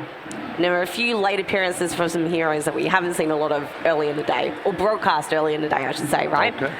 So we saw a bit of Wolverine, saw a little bit of Hulk, saw a bit of Squirrel Girl, saw a bit of Venom, and I also noticed as well the triple terror, the triple strategist compositions were more prominent in these best of 3 matches. So let's see if this repeats itself in this next matchup. Anything you're excited to look at? I'm very excited to see how these creators fare against these pros, because right now everyone's been saying that these creators, you know, they're on the low side. They ain't here to hang with the pros. Nah. These creators are pros in themselves. They are grinding. They have been working hard. I was just having a look at the stat sheet. I believe a lot of people's sign-up ranks have massively improved since. They have. That's right. We've got people jumping from Diamond to Eternal in the sign-up period. There's a few weeks that they put in the work as a team and smashed it, absolutely decimated it. We love it. Now, we're here because of our amazing sponsors. Thank you very much to SteelSeries and Red Bull supporting us, AOC monitors as well. Big up to everybody. AMD helping us out, Aegon as well, Power A, and of course all the TGX sponsors here and TGX putting us on. But most importantly, we're here because of the people. That's right, you Marvel fans at home, you gamers, you esports lovers at home, we are here playing the greatest game there is of this era. That's right, Marvel Rivals. I'm making that call right now, so I believe Marvel Rivals is the future, and it's here and now, and it's not a days in the past, I'll tell you that. Well, look, I mean, the atmosphere here at TGX is really, really infectious. You know, hearing the teams, like, you know, cheer and, like, you know, hype each other up when they're, like, at their PCs here.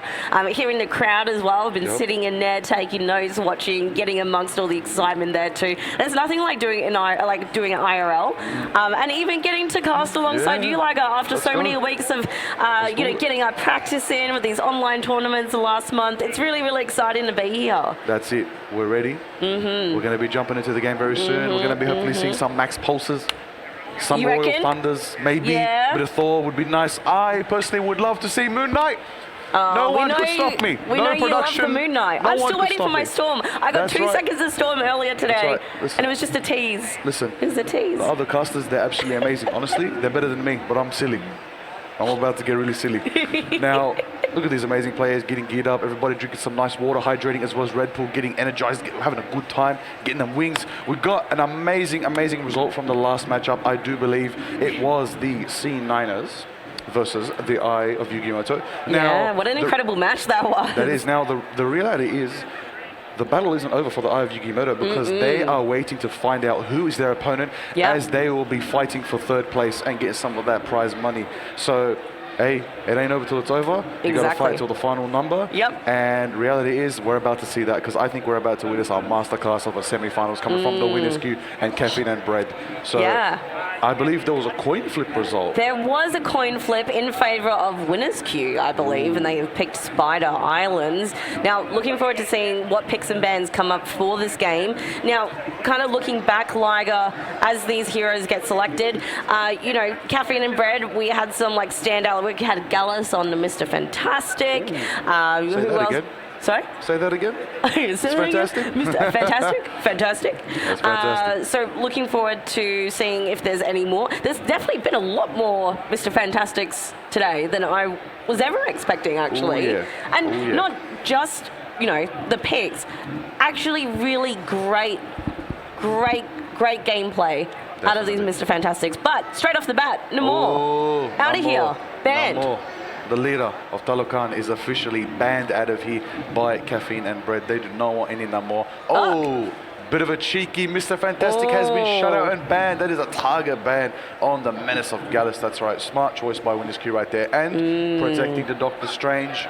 Doctor Strange, strong Vanguard pick. Most consistent Vanguard pick we've seen in high elo play, in competitive play. It's a good protect there. But I wonder what Caffeine and Bread are going to do next. Yeah, look, I mean, the Caffeine and Bread Namor was definitely targeted towards Iggy, who is the Namor main. So, you know, I think over the course of the day, these teams kind of got to know each other a little bit more. They know their strengths, and you know what, I would be surprised maybe potentially seeing a hella ban, especially after watching Tiger last game. Yes, that was terrifying. A Winter Soldier save. A Bucky is gonna get out here. Whoa, Stormy, you know I love a good Kraken blasting moment. Oh, yeah. We're gonna go again and again, and Hella has been banned again. There you go. That is Tiger's strength out of here. These are some really, really targeted bans by this squad right here, by Winners Queue. Very tactical choices. However, the Thing has been banned. I'm very sad as a Thing player, soon to be Lord Thing. I think I need a couple more games on the queues and I get my Lord badge. It's sad to see the Thing is out of here. Love you, Ben Grimm, but you know what? What I love more than that is the love of the game, and the game that we're about to watch is going to really bring out the love of the game of all these players here today that are going to be playing their hearts out. Winners Queue versus Caffeine and Bread. Tell me now, Stormy, how are we feeling on Spider Islands? How are these bans going to help each or all team conquering is about to come ahead? Yeah, look, I mean, saving a Doctor Strange, and then we've got the save on the Bucky, on the Winter Soldier as well. Yeah. There's definitely a lot of ult like synergy potential going on here. We can see on our attacking team, Kelpid, Janinja, and Gallus have all made the use of that team up there to allow for more ammunition, more pew, pew, pew, pew, pew. That's it. So I'm ready to see a little bit more of that. But let's see how far our defending team can keep this team off. Let's see. All right, here we go. Of course, a very exciting lineup right here. We've got Winners Queue playing a nice defensive comp with a bit of that Doctor Strange in that group. We see ASAP Joey on the group. We see Tinny on the Strange. Ashen on the other side on the Strange. On the attacking side is pushing forward, trying to set up the fight, taking shots, blocking with the shield, setting it up. The Eldritch Trip is trying to go out, trying to nullify a bit of that early damage, trying to push him out of the corner. Gallus tries to go for a little sneaky hook from that Bucky momentum right there on the flank, trying to get a pick over here, maybe shut down some Skittles Loki clones. Good choice right there. Strong presence right there. Pushing around the corner. Giant Ninjas making moves too. Stormy, how are we feeling about this Cloak and Dagger from Cheeseface? Interesting switch of pace. Look, good that it's staying back. We're not pushing too far forward. No one's making use of that verticality just yet. It could be an easy way to get a little cheeky pick off. But so far, this awkward point under that bridge, which has been destroyed. We're in the room. A bit of already a Kraken blast from Gallus starts the fight, taking out Iggy. The mirror match is set. Fresh Lem on the other side of the field, taking out Shura, the Lunar Snow. Gilbert raises Giant, bringing Giant back into the fight. They're boxed up, they're boxed in. We do see the Cloak and Dagger ultimate go out. That is right, the light and shadows have been set on the field for the fight, sustaining them. Skittles also was the one that was the Cloak and Dagger. Even it tricked me, my goodness, Loki. Love to see it right there. Giant popping shots, infinity booster. Do we see the executioner? That is the question right now. Shotgun for shotgun right now. The executioner is here. Judge, jury, and executioner shreds Diddy Valkyrie out of the fight. Giant Ninja's shredded as much as he can, taking out the powerhouse of the Groot, and the Groot is out. Joey's taken down. Giant forward pressure. This Infinity Punisher, Rocket, and Bucky combo is so strong in this current meta that we're experiencing in Marvel Rivals competitive right now, Stormy. Absolutely. And that's going to get him that first corner out of here. Yeah, look, I thought I heard a portal behind me, but I, could just be Loki playing tricks on me here. Here it is, right in the corner here. The attacking team is coming in. We've got 3 ultimates up their sleeve. Let's see what they can do to make this push to the next point. Here we go. Oh, from Tinny! Takes down Giant, takes down B-Run. Gallus follows suit, try and take down left. Tinny with the triple on Ashen! Gallus follows suit. Getting another pick on Cheeseface, and it looks like it's in favor. Another Kraken coming out from Gallus, going again. Tries to get the reset, but he's shut down by Joey on the Groot. The insane Groot right there. Big ultimate from Tinny, allowing that big Agamotto, shutting down that momentum from Caffeine and Bread, getting their footing back with this queue, getting that roof control back on the high ground, and pushing the pace back. We got 1 minute 18 on the clock. What's next? Yeah, look, Gallus has more potential with that Kraken impact because of the Loki clones there, but just not seeing as much payoff as maybe they would like. Here's the Cloak and Dagger. There we go. The Eternal Bond is out, getting that sustained. Wise by the Cheese Giant, getting another pick on Tinny. We see the turret set up on the low ground, trying to guarantee that corner for them, guarantee that pressure for them. We do see the dance has started, the fate of the worlds by Shura on the Luna. Here we go. Another Eternal Bond from B-Rad, trying to give him the space they need, trying to give him sustain they need. The shadows have been set down. That's exactly what you want to see. Ashen flies in. Potential Agamotto. Eyes on the ult. Do we see it going? That big Agamotto goes 1, 2, 3. Start. Tinny falls through, taking out B-Rad. Jai falls through with Gallus, and Jai falling to the pressure. It looks like the stun wasn't enough, but Tinny is there. Tinny is present and chasing down B-Rad into the corner, and it looks like again the defense is held by the winners queue just at the last corner again, resetting the pace. Look, it's fantastic to see here. We do have Cheeseface and Iggy, both with their ultimates. Now, Cheeseface was known for the Punisher plays early on in the day. But look, I'm really looking forward to seeing what kind of cracking impact Iggy is going to make, and also having an Eternal Bond right under their belt has a potential for even more defense coming up. Definitely. And speaking of defense, we've got Ace Jury on the group already setting up the Iron Forge wall, the Iron Forge wall, everything you need. Another executioner potentially. Here we go. That's what I like to see. A big Agamotto! A triple kill from the Moon Freshland! With Skittles following suit, I guess, and that's the ultimate defense by the winners queue on Tokyo. Round 1 in favor of the winners queue. What a strong defense. Insanity. Yo, where did that Moon Knight come from, though? The Moon Knight, that came from the blood. The blood. That's what I love to see right here. Hey, listen, I love a good Moon Knight player. Shout out to that amazing player right there. Big triple. But right now, we're going to see a bit of a switch up. I believe Iggy is hovering a bit of Wolverine right here. Could just be teasing us. We'll see. Ashen on the grid, Brad Cloak and Dagger. Look, this is really exciting. There's quite a bit of work to do here. We've got Magneto, we've got Skittles on the rocket, switched off from the Loki. I actually think it's not a bad pick. Again, talking about the Kraken impact extension of the ult that does kind of, get affected by having those extra clones. Yeah, but you know what? I would love to see stats right now, because right now I think Iggy is definitely up there. Big shred on that Punisher early. Yeah. Very, very high. And you know what we just saw Iggy do? Squirrel Girl. Big spam, big suppression fire. The nuts are going everywhere, and it's actually going to shut down a lot of their pressure. The good news is that Skittles might be switching off that rocket. We might not be seeing that rocket Infinity combination team up again. Switching the pace, we do see Tinny on that Wolverine. Bless that skin, my goodness, the blood moon on that skin, beautiful. Oh, the red claw is that. You know what the red is? It's tomato juice. Anyways, now we got Gallus over here getting a nice early pick before the game even started. How did you do that, brother? Insanity. You got to leave it to Gallus out here. Gallus is farming TikToks already. Love to see it. Now, what I want to see. I've seen it. What are we thinking of this, Tommy? This positioning right here. High ground on the bridge? Yeah, look, I didn't see too much high ground plays happening in the last match, but I think if used right, they could make the proper push that they need to secure that point, and they don't really have too far to go. Not far at all, as we see the Iron Forge wall be set up again by Joey on the group. Actually, sorry, that was Ashen's wall. But either way, the wall's a wall. It's going to nullify both teams pushing power, so it's a bit of a trade. Oh, Tinny with a little sneaky Eldritch Fire on Gallus right there, taking him out. WQ Iggy, that's right, taking out Ashen. There goes the group. There goes the defensive pressure right here. Wait, they're going uncontested. They're pushing. Winners Q have this right now. They are literally one fight away from taking this first map of this semi-final series. Let's hype it up. Let's raise the tempo right now as we see 3 minutes left on the clock. This is the final fight. Are they going to make it? They're trying to teleport. Is there enough? 5.58 meters. They make it. No, they don't. What happened?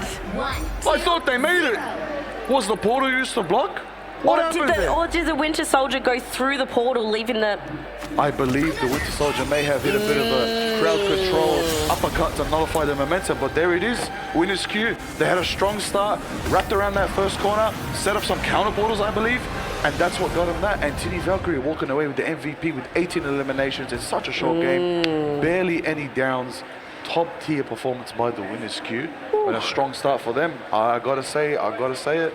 It's looking like Caffeine is gonna need to hit the chalkboard, get that whiteboard out, group huddle. We're here in person at the Game Expo. We're here with Steel Series and Red Bull.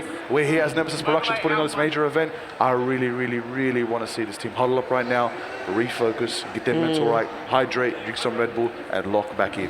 Yeah, look, I was actually really looking forward to seeing that potential Squirrel Girl in the push there, particularly because on the way to that point, it is so narrow and isolated. Having an unbeatable Squirrel Tsunami out, to really kind of corner, gain that control, I feel like would have been really good. So as soon as I saw that Squirrel Girl wasn't there anymore, I was like, oh man, that could have really made some kind of impact. But I don't know, even Hand of Khonshu with Moon Knight before as well, obviously proved to be really strong. But I don't know, Winners Q is kind of living up to their name at the moment. Yup, but they're gonna get this bread, caffeine and bread. All right, they're gonna need to live up to their name. Yep. And get this bread, because I want a competitive match, I would love a 1-to-1. Yeah, you know, I like a tiebreaker. Listen, Stormy, you call it every time we do it. I know I What do. are we about to win this? What are we potentially winning? A tiebreaker. That's right, we want that tiebreaker. Because 1-to-1, you know, after that it's done. That's what I'd love to see. Well, I want to ask you a question, Liger. Yeah. What do you think Caffeine and Bread need to change up, to really, really make a difference in this next match? I think we would love to see that triple format, that triple composition be really good. I'd love to see it. It'd actually be really awesome. But of course, you know, we've got our amazing sponsors today. You know, let's give a bit of a quick reminder to the folks at home. Steel Series is out here outfitting all our players with amazing peripherals, amazing PCs, and amazing gear to play today, especially the mouse. The mouses are amazing. I want to borrow one. Steel Series, can you hook a brother up? Come on. My name's Avatar Liger. Email me, yeah? Also, this is really comfy. Just gonna flex on the side here. Flex the headphones. Oh my god. And you sound great, by the way. Thank you. You sound amazing as well. Oh, thank you. And I'll tell you what, to celebrate the Game Expo 2025 and all these tournaments here today, Steel Series have partnered with PC K-Ski. That's right. That's right. They're going to bring us a great discount, 20% off the entire Steel Series range at PCKSgear.com. That's right. PCCASEGEAR.com. That's right. It's going to be a beautiful one for this weekend, only the TGX weekend. So it's Sunday today. You better get in tonight. Get on the site, get your orders in, and get yourself some amazing Steel Series gear. And on top of that, of course, that includes multi-award winning Arctis Nova range of headsets. That's the one we're wearing right now. And of course the incredible Arctis Game Boy wireless earphones and the Apex Pro Gen 3 keyboards. We love a good keyboard. Get hammering away, press your alt very fast, all right? You're not going to be whiffing any alts with your Steel Series, I'll tell you that right now. As well as everything else Steel Series that PC K-Ski have to offer. This promotion will end at midnight on 24th of March. Check the date. It's the 24th of March. That's right, everybody. You have until midnight. Only a few more hours to take action now on March. Don't miss out. Otherwise, you know, it's going to be a tough one. All right, we're going to go to a quick little ad break and we'll be right back with the action and second map between Winners Q and Caffeine and Bread. Catch it then. This is QCK Performance, the first mousepad series designed to match the way you play. Pick your preferred surface. Extra fast glide with next to no resistance, control and precision, or a perfect mix of the two. The one thing they have in common, they all make shooting bad guys way easier. QCK Speed makes continuous tracking a breeze. Control will snap lock your aim to the whole lobby. Or if you want a mix of both, Balance hits the sweet spot for all-round aiming. QCK Performance is extremely dense compared to regular mouse pads, meaning you get unmatched consistency when moving your mouse. Crafted from our signature material, it also sets the standard for stability and non-slip grip. With premium low-profile stitched edging, it stays wrist burn and frayed edges free.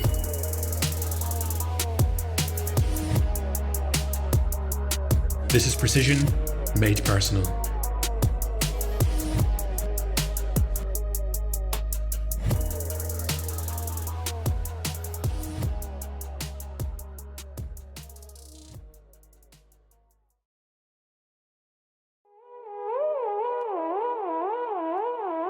The wait is over. For the first time ever, you get next-gen power in gaming earbuds, giving you flawless wireless. That's plug and play. And spatial audio with active noise cancellation. They just keep on playing. And with great power comes great possibilities. Now you've got 100+ audio presets at your fingertips. So you can hear bad guys better, hear whatever you want better.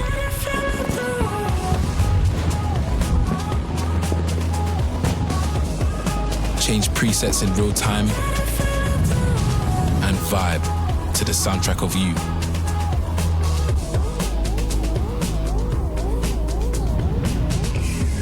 That's a giant leap for earbuds and a new way to play for glory. Said you need to grow up, but you don't know why. And the rhythm gets stuck for another night. And the older get younger, they like to try.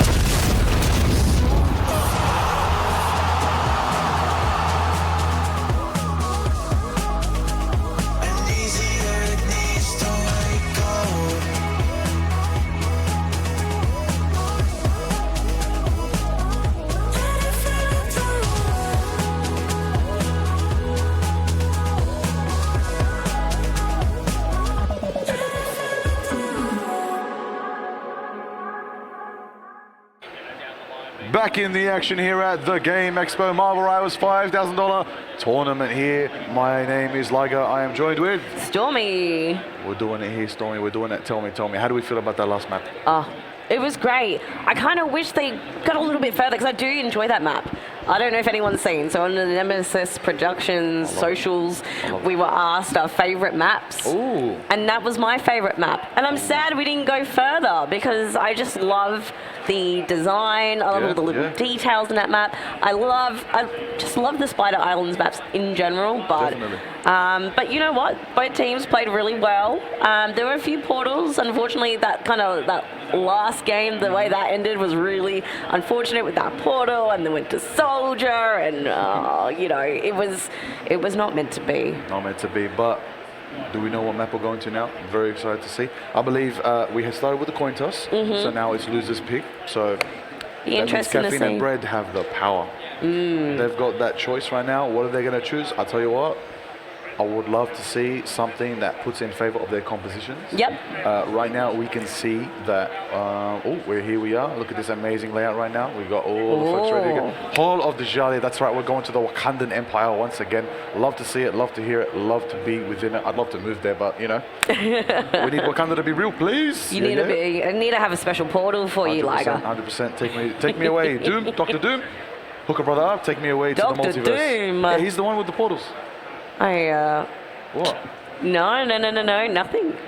You don't want Doctor Strange portal you in? No. Doctor Strange portals in this world. Oh, right, Dr. Doom can have those multiversal portals. My bad. That's on me. That's on me. Listen, this is insane, Stormy. We're the casters who have the most Marvel lore. We should know better. Listen, it's been a long day. Okay, I need another Red Bull. These Red Bulls fair enough. Have been keeping me going. Here you go, gearing up. I'm handing Stormy a Red Bull right now, everybody. Do you want to hear the can crack? Did we get the can crack? Oh, big Red Bull snap. Love to hear it, love to see it. All right, we're in the action. Caffeine and Bread have banned Namor once again. No shot in the world they're ever going to let that Namor get out of here and onto the field. Love to see it. Map 2, Hall of the Jalia again, once again. Let's see. Heroes are going to be banned next. I'm anticipating a Doctor Strange save. Ooh, yeah, safe pick. I would argue, and I may or may not have the stats for it, I would argue he's probably one of the most saved heroes. Oh, look. Oh, here we go. And there he is. All right, Stormy, tell me, what do we think about these bans and protects? Well, Winter Soldier. Yep. Back with a vengeance. Again. Once again. We got a Groot ban. Oh my God. Hey, wherever ASAP Joey is, they target banned you, brother. That is goosebumps right here. I'm slapping my forearm. Slapping my forearm for the fact that my boy ASAP Joey got target banned. That's a sign of respect right there. You got it. And I believe Joey is listed as bronze. That's right. Oh. Joey doesn't play too much, and he's at bronze, but he's been playing a menace, and he's been plat on the group. I would say plat. I would say even now, after what I'm witnessing, I would say even a potential GM level group gameplay right here at this amazing Nemesis Productions event, the TGX Marvel Rivals tournament, 5K tournament. That's right. Reminder, Stormy. Whoever wins this matchup is going up against, what team was it again? What team are they going to go up against? I believe it was the C9ers. They're going to go up against the C9ers to go hard and get that grand prize for first place. Now, we also did see that quick hella ban at the end there. Yes. Going to be good. Again, Mr. Fantastic out of here as well. Interestingly, I don't think we would have seen as many Mr. Fantastic bans if it wasn't for the fact he's actually been really prominent in today's tournament as well, which is really, really interesting. So you can see your mates on the Moon Knight again. Yes, that's what we love to see. We love to see Moon Knight. Okay, so for those at home watching, let's wind it up. Let's gear it up again as we go into our next matchup, the second map of the second semi-finals. That's what I like to see. That's what I like to hear. As we are witnessing Winners Queue on the blue side with Caffeine and Bread on the red side.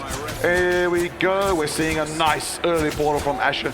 Ashen's like, we need to get in there, get in fast, get behind them, get the high ground, get the lay ball. Oh, Ashen with a clean pick, taking out Fresh Left, the Moon Knight out of here. Iggy turns the favor, rotating and getting Kelvin on the flank right there. 1-for-1 on both teams. 1-for-1 right now. We do see a bit of a defense attack position swap. Stormy, how are we feeling about this? Yeah, look, I think this is really good for Caffeine. You've got Punisher behind the Doctor Strange shield right now, desperately trying to get our blue team off the point. Oh. But Winners Queue, Iggy with a double. Iggy with a double, Stormy. Iggy with a scroll. You called this. You called a bit of scroll go action.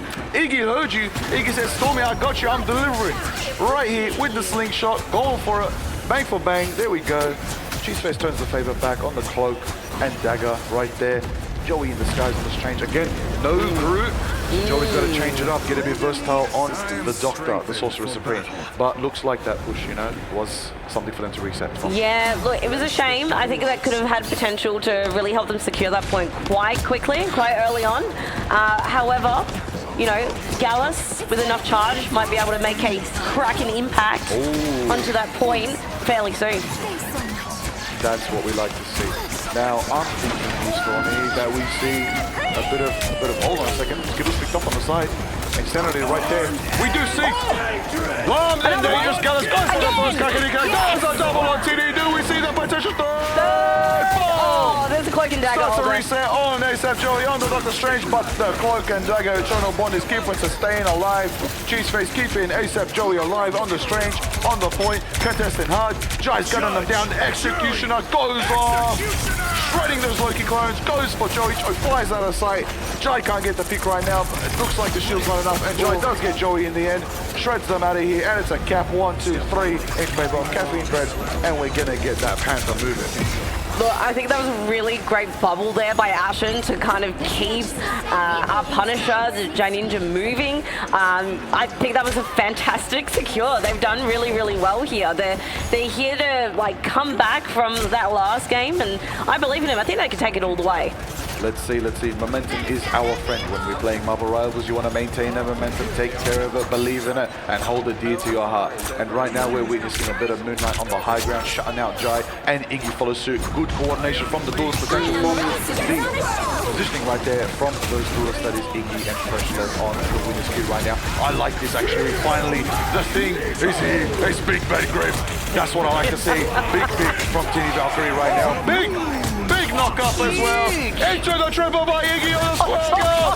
That's Quadra elimination by Iggy, taking out Ashen as the fourth, and Freshlab gets a double on the last one. Gallus right there. Big team wipe from the winner's queue.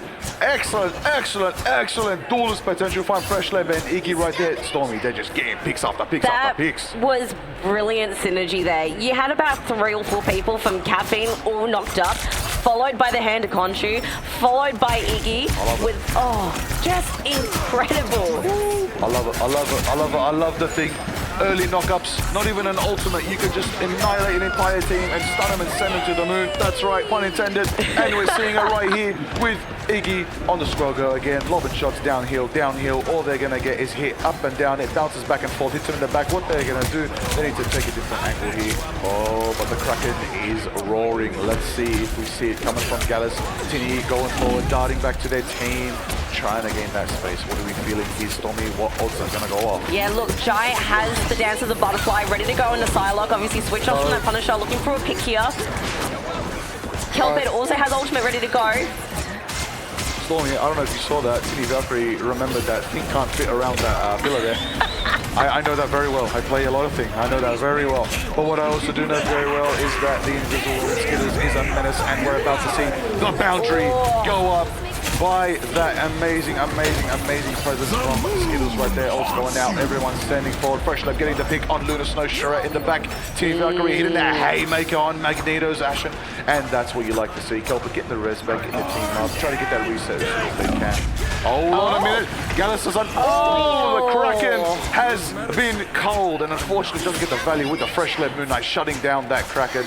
And we are not Kraken armed and dangerous for now. No, that was really unfortunate. Gallus now switching to Adam Warlock, Ashen switching to Bruce, and then Ninja switching over to Hawkeye. I hope they're not panicking too much here, Liger. There is a lot of changes. Hopefully they're not second guessing themselves, but they need to regroup. You know what? I see the Hulk. I want that Gamma combination, and they've got that with Kelpin being a nice and Gamma buff. Doctor Strange, that's good to see. Jai with that insane shot right there. What are we feeling here? Looks like it might potentially be a bit of a fight starting. The only thing I see is a bit of a stampede coming from the Iggy on the squad girl. Big Agamotto sets it up. Oh my days. The consistency of Joey's ultimates tonight has been excellent. We see the cheese face giving their team their heals. It looks like the ultimate didn't get value, but it did shut down the momentum. Gallus on the side in the corner, trying to get picks. Ashen's trying to get back to the fight. Gallus on the Adam Warlock now, switching to give their team a bit more sustain. We potentially see that triple support composition, triple strategist composition rallying up right now. Lunar Snow, the fate of both worlds is in their hand as they start the show, start the dance. It's about to go crazy, and we see Gallus getting the double on the Adam Warlock. We love Adam Warlock getting doubles after doubles. That's the hidden duelist right there. Jai getting shots with the Hawkeye. One shot, two shots. He don't miss. That's what we like to see. Jai Ninja getting the third on TD Valkyrie with an insane triple KO. And still has the ultimate. Still has the ultimate under the belt. This was a great switch up. I think the switch up now hopefully will give them the confidence to stay put, stay as these heroes. It all works. It is all working so well in their favor. Let's see if they hit the next point. Let's see as we're turning the corner, going towards second point. Overtime has been cracked. We are here. It's a final call. It's a final go. It's about to go off. It's about to go down. We see the flying strange. Do we see a potential Agamotto? We see Glover time from TD Valkyrie taking out 1, 2, 3, enabling the rest of the team. That is another quadra elimination from Big Bang Dream. You can hear the crowd cheering. That's what I like to see. This amazing audience at TGX. We love cheering because it's Glover time. You're so excited to see the thing here Hell with the Vengeance, yeah, aren't you? I love it. You've got Moon Knight and the thing. What a beautiful time to be alive. I gotta say, I will say though, big respect to Caffeine and Bread making those switches. Yeah. They actually switched up their pace. I feel like if they made them earlier, magic could have happened for them. They could have got that next point and we would have gone towards the end. It felt like it was a bit too little too late. By the time they changed, I was like, oh my God, they could do something here, but just didn't have enough time to push forward. But I have to say, like, Winners Cube just has a fantastic defense. And love Iggy on a Squirrel Girl.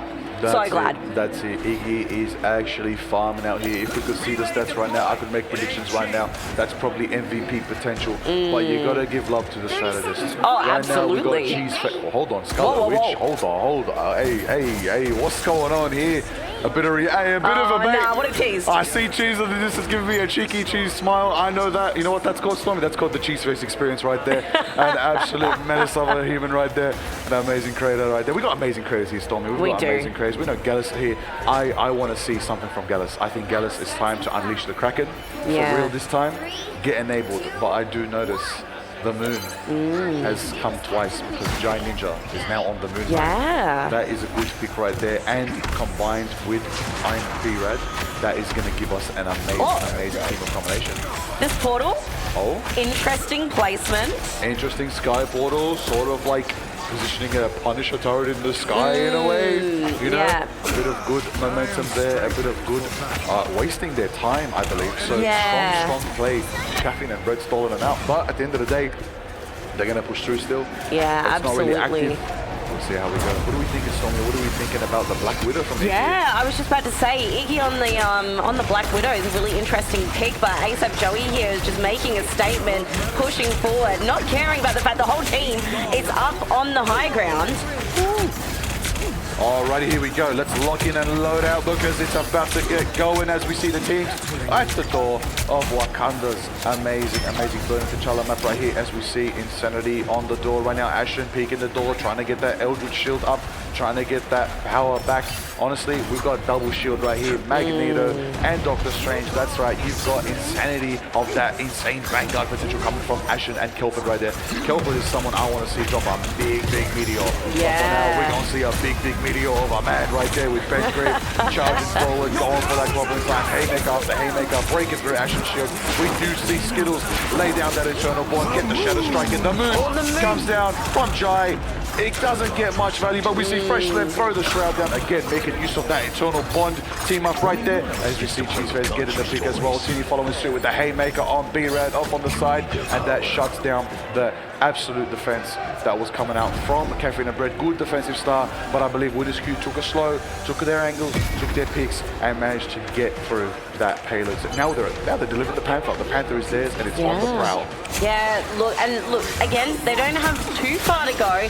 However, Caffeine and Bread do have 5 ultimates under their belt, so they could make a play for really great defense. However, we have seen how well Tiny Valkyrie does on the thing. Oh, poor Gallus. Insane right there with the Winter Soldier v Winter Soldier. It's a bucketing right there with Jai taking out Cheeseface on the side angles right there. We got Shura dancing with the stars. Probably needs to get towards their team to make sure that it's nullified. We see Fresh Lab taking out Jai. A bit of Moon Knight mirror action. Love to see it right there. Strong again. As much as we saw picks on the side of Caffeine and Bread, it looks like Winners Q just managed to make the pivotal picks that keep them moving, keep them rolling, keep them strolling. At the end of the day, that's what you need to do. You just got to keep moving with that payload. Yeah, look, I'd be a little bit scared for Caffeine and Bread right now. They have ultimates. It's clobbering time, Liger. Oh, that was unfortunate. Ashen says, no, check your watch. It's my time.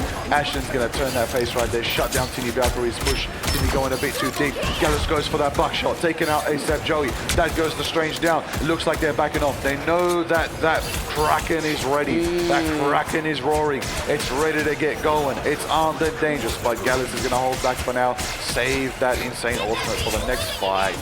Yeah, look, I'd be really scared here. Joey does have the Eye of Agamotto ready to go, and with both Iggy seconds away from that Kraken impact and Fresh with the Hand of Contru at the ready, this could be a really big push coming up, Liger, and I'm scared for Caffeine and Bread. Here we go, high ground flank.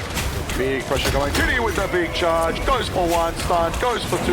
Big haymaker. Iggy gets the shot on Jai. Jai gets the return favor right there with Gallus taking out Fresh Left. Moon Knight's both out of the big shot. Fresh Left goes for the moon. Picks off 1. Gulpin gets the Magneto Meteor charge. Enough are going to land. And he crashes down on Iggy. But it doesn't matter because Iggy is a Meteor in his own right. With the Kraken. 1, 2, 3. Do we see the quad? That's a Quadra KO for the Bucky. That is Iggy. That's it. Winners Q has pushed that point all the way to the end. Both teams played absolutely fantastically, but God, those Kraken impacts, I'm telling you, terrifying. Insanity right there. Insanity. Oh my days. I cannot believe it. That is it, Stormy. Winners Q are in the grand finals. The after grand final, I'm so excited. This grand final is going to be crazy. They've got like both teams, the C9ers and Winners Q. It's going to be a juicy matchup, and I cannot wait. I'll tell you what, before we get into the hype of the grand finals, there's one more thing to note. Caffeine and Bread, you are now fighting the Eye of Yugimoto for that third place prize money.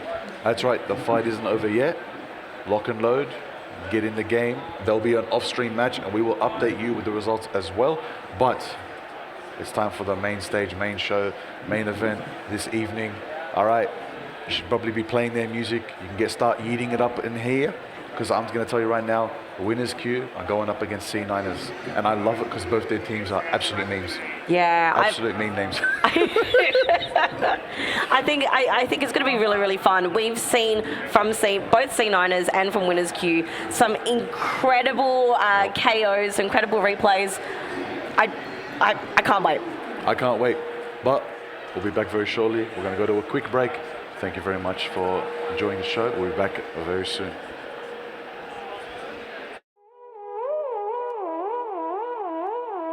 The wait is over. For the first time ever, you get next-gen power in gaming earbuds, giving you flawless wireless. That's plug and play.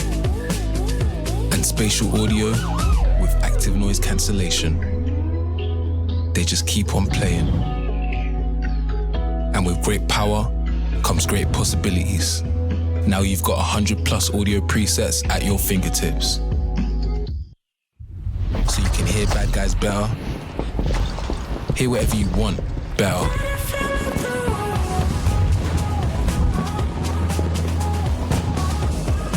Change presets in real time and vibe to the soundtrack of you.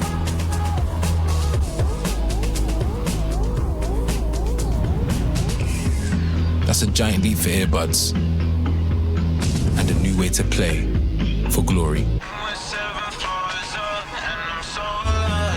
Said you need to grow up, but you don't know why.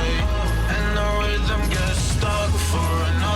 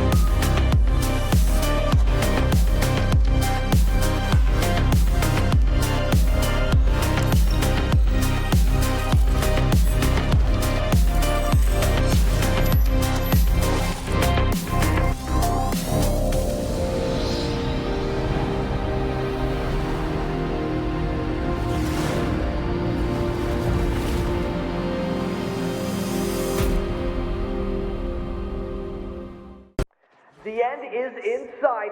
Either team can take this, but only one can walk away with their heads high. Indeed, the Thor. But wait, look at this.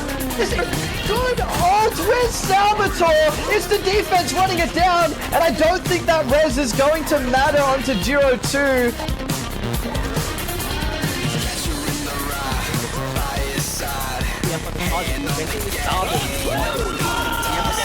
Into the back line goes Salvatore. The sight of his bullet is quite the fright. Yes, double for Salvatore. Tristan picks up another.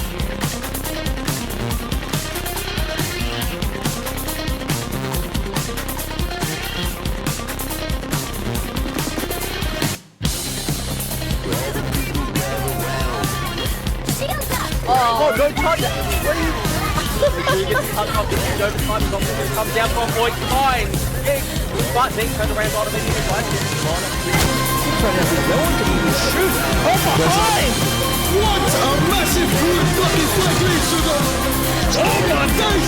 There it is! The Hexa elimination! From Rim this time! With the good... Welcome back to the Game Expo Marvel Rivals $5,000 tournament here today by Nemesis Productions. My name is Liger. I'm also joined with Stormy. Now, Stormy, we are here at the amazing support of course, some sponsors today. We're going to read out a couple of sponsors. I want to give a big, massive thanks again to SteelSeries. SteelSeries were the first company ever to release a gaming mousepad with the ice mat back in 2001, which changed the game. They changed the game, folks. They changed the game. Now they've done it again with the launch of a brand new performance line of QCK mousepads. They come in 2 sizes. That's right. We've got one massive one right here, 2 sizes right here. Amazing, nice mousepad. Look at that. Botster's even impressed by it. Let's go. That's what we love to see out here. It's amazing, of course. 3 different surface materials were used, all right, with speed, balance, and control in their sights for what they wanted as goals for these products, allowing you to truly customize your mousepad to your unique style. That's what we love to see. Check them out at steelseries.com. That's right, SteelSeries.com. If I put an extra E in there, it's because I'm excited. All right, I'll tell you that. Now, if you're here at the Game Expo this weekend, that's right, the final hours of the Game Expo. It might just be the final hour for these 2 amazing players right here, as we are going to have a little cheeky interview with them. It's going to be a fun one. Stormy, take it away. Yeah, so as you said, Liger, we're not the only ones at the table here. We are joined by representative of C9ers, Big Botster, and fresh off their last game, Skittles from Winners Queue. All right, now, Skittles, congratulations on the last game. From Loki Main to Loki Main. Love watching your work there. How are you feeling? We're feeling pretty confident. Obviously we beat the team we're versing right now in the stage. So yeah, we're pretty hyped, we're confident, but yeah, we're going to go in with a good mind. And we're going to win. What about you, Bodster? Yeah, we're pretty hype after our last one. It was pretty clutch, and yeah, we're pretty pumped to get into the final one. Love to hear it. Now, I got a question. All right. Will we be seeing some saucy target bans from your teams? Definitely. We've got Damp and Tiger also just popping off. So I think our team can bring anything to the table, really. So target bans, I don't think will affect us that much. Now, I know it's probably a bit tricky because you don't want to give too much away. You guys are sitting right next to each other, right? So I'm not going to ask you anything like that. But from a role kind of perspective, Skittles, strategist, what do you think makes a good strategist? And what do you do and what does your team do that you think kind of takes your team to the next level and has gotten to you and your team to where you are now? I definitely think on support, the most important thing is flexibility. Obviously, team ups in this game are very important. Iggy's a very good Namor player, so my ability to play Luna, Loki's very meta right now. But being able to be target banned and still have value on support is obviously very important. So yeah, that's what I would say is the most important thing as a support player. Yeah. Alrighty then. Let's see now. Okay, this is the grand finals. I want to know, what's the team morale like? Okay, I want to hear from Skittles first, if that's all right. Stormy, we want to let Skittles have a go. Let us know how the team morale is for the Winners Queue. Team morale? Our team morale, was that the question? Yeah. I definitely think we're feeling pretty good. We started off a little bit low energy in the lower bracket, but as we've like started winning every game, everyone's pretty hyped. I know we got a bit excited when we full held them on that map, and yeah, we're definitely feeling very confident. Damn Kit Kat Shark's gone, so we should win. Oh, interesting. What are we thinking? How about your morale? We're ready. We're ready to go. Like, I love the energy right there. I absolutely love it. Now let's have a look. Stormy, we're here. We just did an amazing cast for that final match, but to take it away to our amazing grand finals, who's going to be casting our amazing grand finals? Oh, hey guys, we are going to, sorry, like it's a bit tricky to hear you, but I'm really excited to take it over to Beto and Nuxel for this final match. I'm really excited. Good luck, guys. That's it, everybody. Let's hype it up for Jay Better and Nuxel taking us away into the grand finals of the TGX Marvel Rivals event. Let's get into it. It's about to go off. It's about to go down. Let's go. Let's go, TGX, over in the audience. How are we feeling, everyone? I know Liger just shouted some hype, but I want to hear it even more over the stands, guys. How are we feeling, TGX? Yeah. Nice. I am keen. C9ers and Winners Queue is going to be who are in your grand finals coming up. We've got a best of 5 as well, so plenty of chance for some rivalry, no pun intended, as well as some back and forth. So I'm so excited to see what comes out of these games. Wait, say that again. I agree. I think that we've watched a lot of both of these teams. Yeah. I was surprised by both of them. I think what I want to highlight for this cast is not necessarily the bans, but what is picked up in the games. We've got hopefully 5 maps. We will obviously be finding out the first map when everybody else does. Yeah. How you take those maps one at a time. Is there any different playstyle for different modes? Obviously, domination, convoy, convergence, and I think still it's going to be, from my eyes at least, the synergy between things like the Vanguards and the Duels, like I brought up before. I think that things like the Groot, the Strange, is that banned? Are they played? Obviously then the Bucky, the Namor, and then I actually really like what was highlighted on the desk there about being a good strategist is about being flexible, being able to play to your team. And I think that a lot of the time, it's hard to highlight what makes a good strategist player, but that's one of them. And I would say the other thing is basically just being able to stay alive through every fight. Being last to get eliminated in a fight is crucial, and getting the most out of your kit, be that an ult or, as an example, like the Loki Rock. That's a massive cooldown. The same thing with Adam's Soul Bond, something that you just cannot be wasting. If it's forced, it's a big deal, and using it at the right time can be team winning, but that never comes up on the feed, right? So those are the things that I'm looking at. Teams, as we can see right here, walking in, getting set up. We've seen a good pose in the background there, but I mean, my eyes right here are on the team in front of us. Eyes are locked in.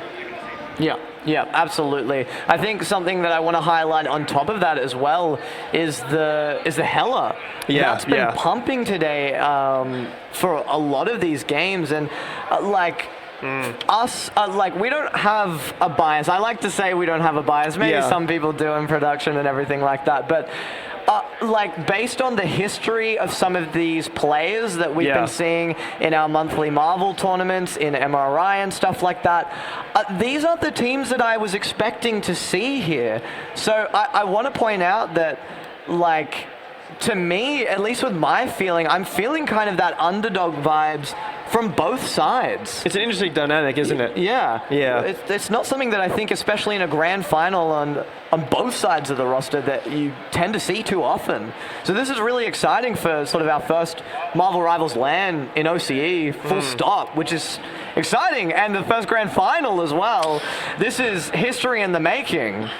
I think as well, talking about the underdog thing is a great point, because, I mean, when we were watching just over there, we were talking about how hype C9ers were getting during their games, and it was very exciting to watch them get excited, and I think that can be a difference maker. When the team morale that was brought up on the desk is really high, when you're all excited, you're fist bumping each other, let's go, come on, you know, like that can really bring out the best in people. Like when the team morale is high as opposed to when it's low, you're kind of not talking or struggling to find the excitement, struggling to find the words.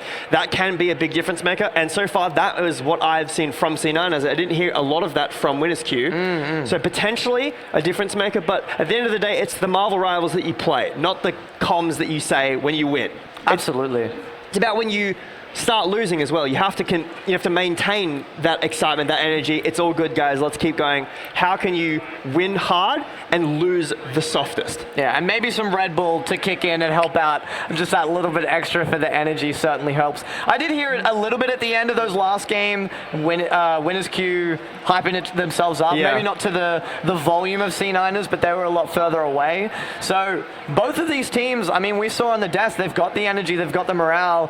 Who's going to prove it even further? We'll see very shortly. But does it come down to that aim game that we're talking about, to the Hela? Does it come down to the flexibility of those strategists? We're seeing Spider Islands here. I love this map. Like we highlighted, the first 3 best of 1 matches that we saw today, they were all domination maps. So the whole thing that we were talking about there was that sustain and that duration and durability with your strategist choice and whatnot. So this is going to be a bit different. I think one thing that I want to highlight, Nuxel, is these maps, both Spider Island maps, the first point specifically is very verticality focused. Both of them can very much dictate what's picked, what's banned. And I mean, we're already seeing a bit of verticality in the Namor ban coming out here so far. Everything from Strange, Hulk, The Thing, Venom, Spider-Man, Star-Lord, anything that has verticality in their kit, whether that be a permanent flyer or just movement at all, is going to be stronger on this map than other characters that necessarily can't, which perks my eyes up to this Mr. Fantastic that's been protected here. Obviously, the Strange makes a lot of sense to me. That's exactly what I was talking about, but doesn't have a lot of that. Control, space control, potentially denial from another pick to, you know, stand in front to block the product space that we were talking about before, but doesn't fill that role. And it's interesting to me to see Doctor Strange often slip through the cracks and not be much in these pick and protect phases today. So I'm not surprised, like you said, to see him there on the protect. But there we go. There's the Hela ban and the Groot. So there's a lot of a very different look combination that we've been seeing. The ult combos denied. There's but potentially that space creation with the Mr. Fantastic in trade of that. But then no Hela. You've got Bucky open, you've got Rocket and Punisher. That is a very, very strong trio to keep open. But everyone in the crowd, this is your first game of TGX Australia, first LAN Grand Finals that we have seen for Marvel Rivals. Let's get some hype! Nuxel rolling out of the gates right now. I'm seeing both of these Vanguards on the Doctor Strange. Seeing Loki as well. And this Sue Storm, actually that's Cloak and Dagger on the other side, so a bit of a different look. Going for this Moon Knight team up actually, again, which we saw previously in their game, WinnersQ. It's a bit of a different look. I think that Loki makes sense to me, very standout pick, and I'm looking at the DPS from C9ers. That is a terrifying duo. That is scary indeed. Tell me, what are they looking at here for this defense specifically? I mean, you've got the Moon Knight, right? That's a lot of spam damage. The hook as well from Bucky from either team to potentially look for that. Watch out for the Thing to get it active early, but it's actually the Mr. Fantastic finding the first one. Defense looking good here just to sustain it out and make sure there's not push over to that spawn door there. And look at this Mr. Fantastic. We highlighted this before with the space creation. That's 2. Make it 2 more from before. There's a lot of KOs coming out from him and the Bucky to follow it up in the middle. And back to the spawn doors you go. WinnersQ. And Nuxel, first fight looks really good for C9ers. This Bucky Tiger, a lot of damage and this hooks, it's just a constant threat. And that look at this Loki ult charge right now. That is terrifying. He's already got that available. Hook out first. Oh, it was so close there. We're seeing Cheeseface taken down, and the Loki ult is up and active here for C9ers. Pushing forward is Winners Q trying to get something of merit, but GM6 shuts that down onto Moon Knight, and it looks like they're trying to push them back into the spawn doors. Another reset has to happen for Winners Q here. It is devastating. C9 is looking so strong here on the defense. It's just bullying at this point, Nuxel. So far in this opening point, can't even get around this first corner. Ults are now stacking up for Winners Q, nearly 6 strong. But what do they use first? Is it going to be the thing to start? Up and down, clobbering time. The Sue Storm ult as well. But look at this, Mr. Fantastic with 2. And he's going huge for his team. That's a triple, a quadra. Tiger X as well with the double there. Up and down and again and again. And that is the ace for C9ers to keep it going with 2 minutes left on the clock. Winners Q just have no in so far, Nuxel. 2 minutes remaining on this clock, and ults are still in favor of C9ers, building up slowly for Winners Q. They need to make a move. Cloak and Dagger outs first. This is going down here into the back line. Lots of tick damage and an Eye of Agamotto to try and get some stuns going. GM6 opens it up, and Dan Kit Kat yet again onto the Moon Knight. Sue Storm ult is with the sustain there, and it looks like there'll be 2 Storms. GM6 triple KO, make that a quadra. It is looking huge here for C9ers. That's a pentakill. Everyone from C9ers just has an absolutely fantastic showing. No pun intended. Penta-KO. And Nuxel, it feels like whatever Winners Q are doing so far doesn't even matter. Finally, they do get the point over though. After the Penta Elim. We're pushing out only 60 seconds left on this timer. ASAP Joey has the Eye of Agamotto available. Nuxel, look at C9's ult charge. That's 0 right now. They need to play slow, and that's why they're retreating right now. Playing slow, looking for some poke damage. The thing is out. Eye of Agamotto! Here it comes, stunning so many people of C9ers, but not quite finishing it up. We know here that this chokehold is very hard to push through. Winners Q are trying to use as much of their utility as possible to get through, flying up and down, and this Punisher is starting to look good here. Lots of damage and KO. Tiny Valkyrie able to get it onto GM6, looking huge. Then we see Tiger up and down onto Skittles.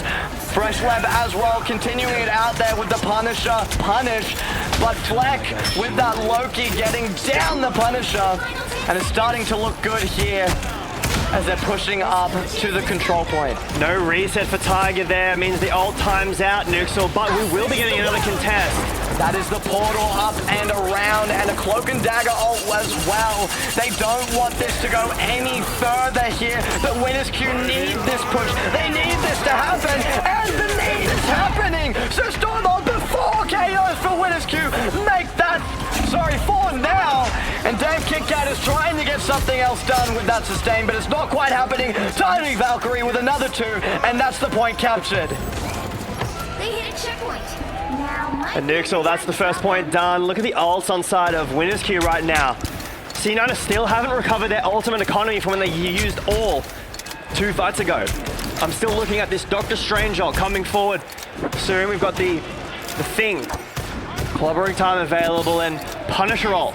Now change over to the Rocket, so no longer the Loki for Winners Q on this attack. Gonna try to be a bit more aggressive with what they need. Just poking, prodding, waiting, buying their time. The res is out, so that's available. The C9ers are looking for the engage. Up from the clobbering time, and the Punisher is looking in the front here. It's a front to back with Dan Kit Kat falling first.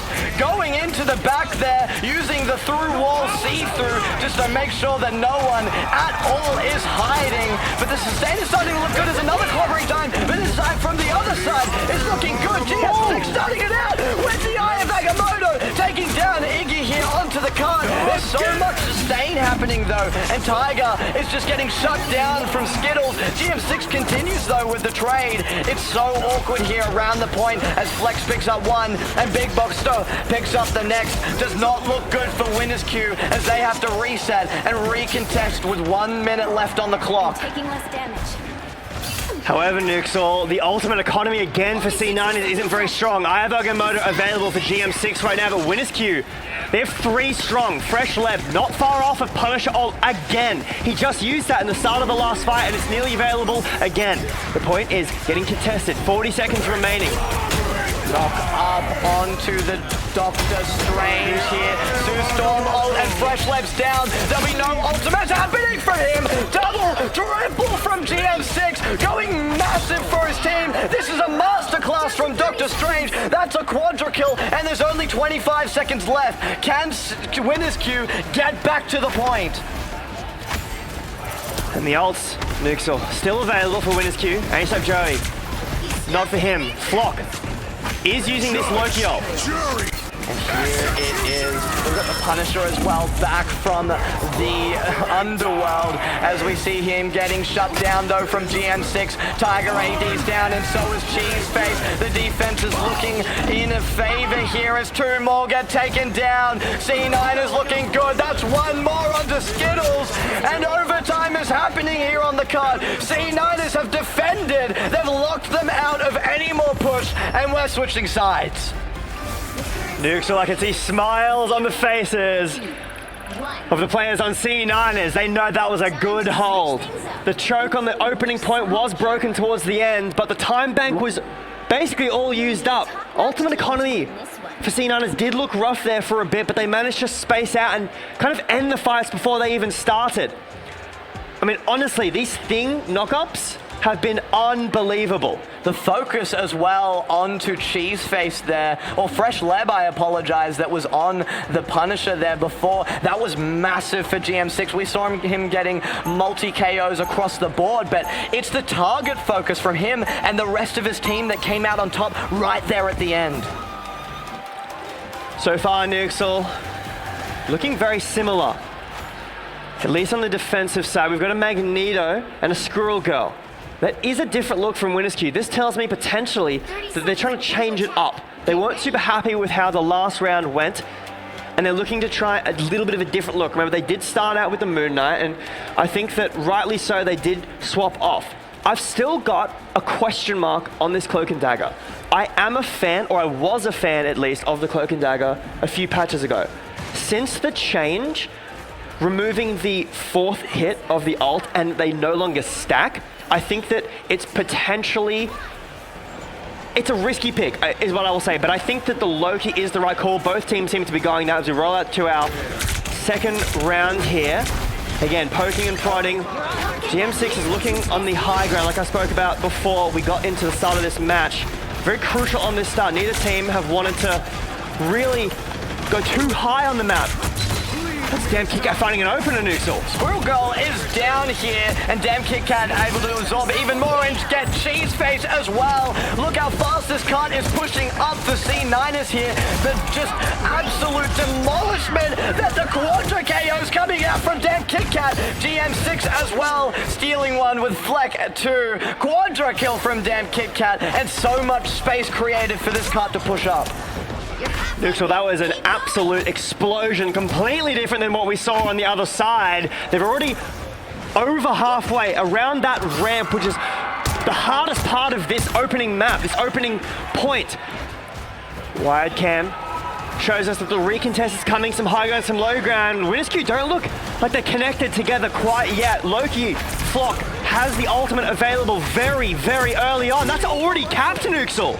Down on the ground, but still contesting as they will. But 2 KOs come out from C9ers. It doesn't look good here. Winner's Q need to get out of dodge if they have any chance to stop the tempo that C9ers have created for themselves. That's 5 minutes, Nuxel, on the clock, and barely even halfway for the next push. Flock still has ultimate available too. He did fall down in that first opening push.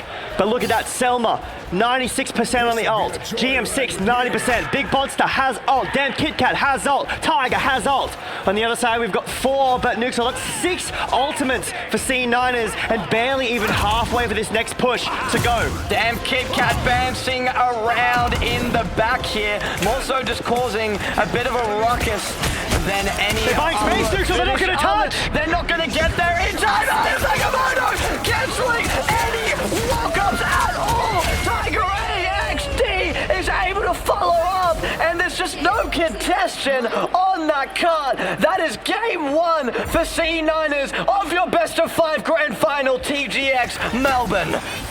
Nuxel, I mean, I was the same as you. I thought that, what is he doing up there? No, he was buying time. He was pushing the entire team back. Ivagomoto hits everybody, and I mean, the KOs don't even need to come through. They can't even touch point there. And this is what we keep highlighting with Mr. Fantastic. It's the space that he creates is the most amount of value that he brings to his team. And that was just absolutely proving us right. Yeah. I think that it's hard because you do need a team to back you when you play that kind of style where you basically you're not Hella, right? You're not Hella, you're not Bucky, you're not getting a gazillion resets, you're not being able to two-tap people from across the map, but it's the space control. And obviously, in a setting like this, in a LAN setting, when you've been practicing with your teammates, you know that they're gonna be able to provide that backup. After you've pushed the space over, you can tell your team, stay on cart. I'm basically going to sacrifice myself if needed to push the entire team back, keep 2 on cart, and they do. They win out the first map, very convincingly so. I think we need to see some change-ups from Winners Queue. Maybe not in picks-wise, but just a mental reset and what went wrong exactly in that from their perspective. From my perspective, I think that there was a bit of a missed synergy of what their comp was. And that's something that I think is very easy to change coming to this next map. Yeah, and you put it there quite well with that mental reset to get yourselves back and locked in. In a best of 5, you need to stay consistent with your mental if you want to have any chance of keeping through. But my oh my for GM6, was that just like a highlight reel for him? We see that so often with the Winter Soldier. Hello over there. But the Doctor Strange, that was ridiculous, the things that he was doing for his team there. And obviously Tiger AXD was the one that got those final hits right at the end, but it was Damn Kit Kat and it was GM6 that was preventing any steps onto that cart, any sort of movement or touch or anything, and it was great. And how do you answer that, Nuxel? I mean, it's a difficult question to ask, right? What is your answer for something like the Mr. Fantastic? Is it to play something like a flanking team, like a backline-focused dive comp? Is it potentially to look into a triple support? I know that a lot of players, especially online, I've read about opinions that they don't find it particularly that enjoyable to play, but obviously this is a finals in a tournament that's worth quite a lot of money. Yeah. You can't be saying, I don't really enjoy that. You've got to pick what's good. And another thing that could potentially be strong is the Atom. I think that in tournaments that we've casted in matches, I think that Atom can provide so much protection if you're able to get the Atom Mantis plus that Loki, or potentially swapping out the Mantis or the Atom for a Invisible Woman. It basically combines so much backline safety so that you're able to make plays in a front-to-back style that aren't allowing what the Mr. Fantastic just did.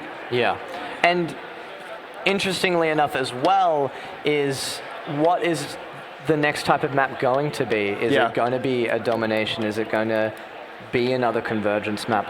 What are we expecting, and is that going to stay consistent, or is the mindset I don't know, because you're thinking about that game and you're thinking about, these are the things that we could have done, these are the things that we could have changed, these are the things that we could have tried and just try to get our luck if we had nothing left. But then the map type and the mode completely changes where your mindset is.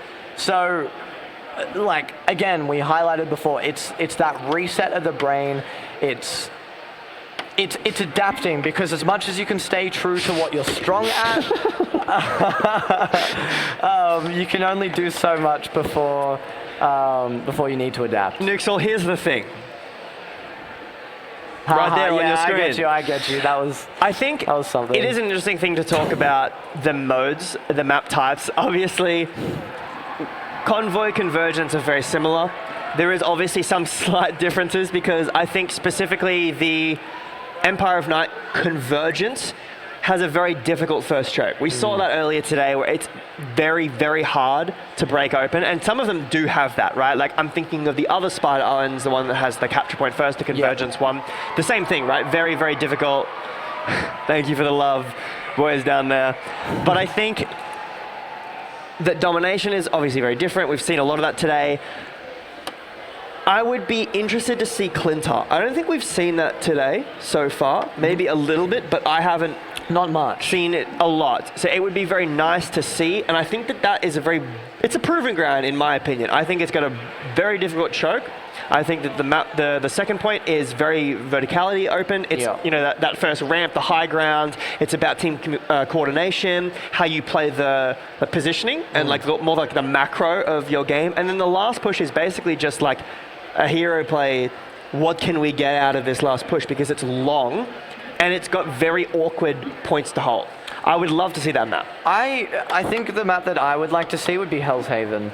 I think that Of course. Yeah, I know, it's one of my favorite maps, but I think it is also one of those maps that's a bit of a proving ground. Like, I know you and I have had a lot of chats about specifically Clintar in the past and how much that can be interesting to see people adapt and break through. And then, work with tempo or try and re-get your cart back in that sort of middle section. But I think Hell's Haven is a true testament to the mechanical skill of each of the teams. Team fighting. Yeah, which I like and could be very interesting. But yeah, I don't know. I think that is what I'd like to see in as well. You know what I mean? And there you go, Central Park, like you were saying before. So it is going to be another one of these push maps. Again, we saw very difficult on the opening choke of this map. And both these teams know it. I think both these teams have played that map. We saw Winnerskew play that before. Yeah. So, I mean, having played that more recently, I wonder if there's a bit more of a mindset there. But a very similar band start here, Jeff, and then the Namor. There's still a lot of verticality in this map, and I think the way that people play this map is that they force that verticality. The Groot is interesting. I think, your ban here, there's two options, right? Well, there's more, but there's two options in my mind. Loki then with the ban. I think that's interesting. I think that's smart, especially for what you want to do with Groot. Is do you do the Moon Knight combo? Do you do you can't do the Namor combo, but that's the other one. Or you've got Bucky as well. Yeah. I think that this is a big change up from what we saw last game. Groot was banned in the last match, and we did see Loki on both teams, and we were talking about Loki's great, and even on the interview previously, they highlighted you kind of have to play Loki these days because he's very strong. Potentially, Winnerskew not super comfortable on that. That's interesting. The Strange ban. So we're still going to get the Bucky, right? We're still going to get the Groot Bucky combo that we've seen a lot of. True, or Moon Knight.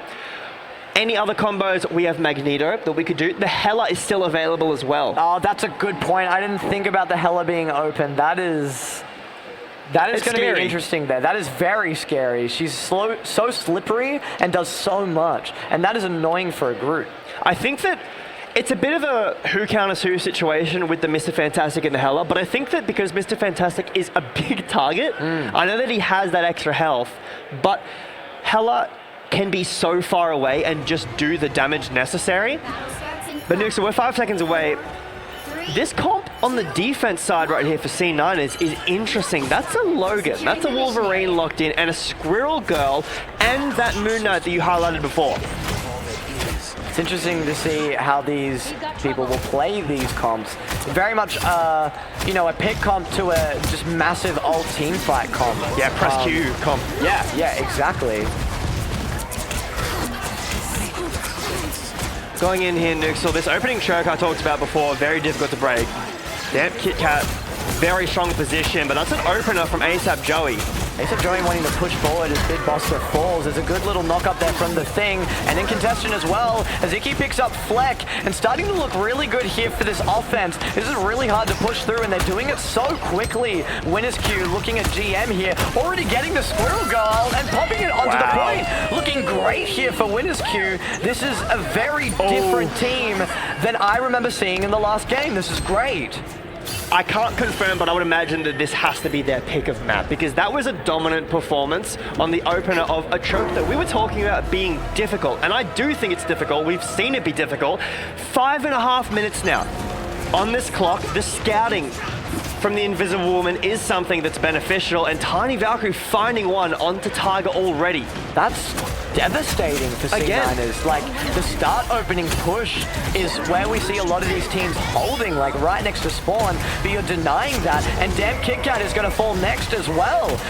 Using that tempo to push forward, going over those group walls, and look at the health that they have to play with on C9ers. There's not much at all. You don't need a Groot ult yet, even though it's 95% of the way up. Going forward and continuing out this card push, we're halfway gone, and it looks like Sue Storm will fall, and so will Fleck, and the rest of C9 is pushing forward. This card is looking great for Winners Queue. The thing about these fights, Nuke, is they aren't really team fights because picks come through and then the team fights start and you're down 1 or 2. The fight goes on for, 5-10 seconds, you use ults, you build up ults, but the whole time Winners Queue is pushing.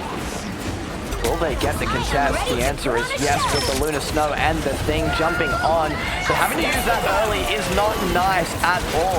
We know that the Loki bends out, so you don't have another one to work with as Iggy falls on Winners Q side. Damn KitKat is up in the air, and that both sides are using a lot of ultimate abilities just to get this done. And that's a triple quadra kill, and 2 more for GM6, denying any more movements. And that looks great for C9ers to hold up here and use the high ground here. That was a very good play from Dan KitKat right there as we get a quick view onto the player cams, potentially having a lobby issue, maybe. But yeah, about that last fight there, Nixel, never mind. We are back in. Freshler finding the pick onto Tiger. That's a double kill. Here we go, Winners Queue.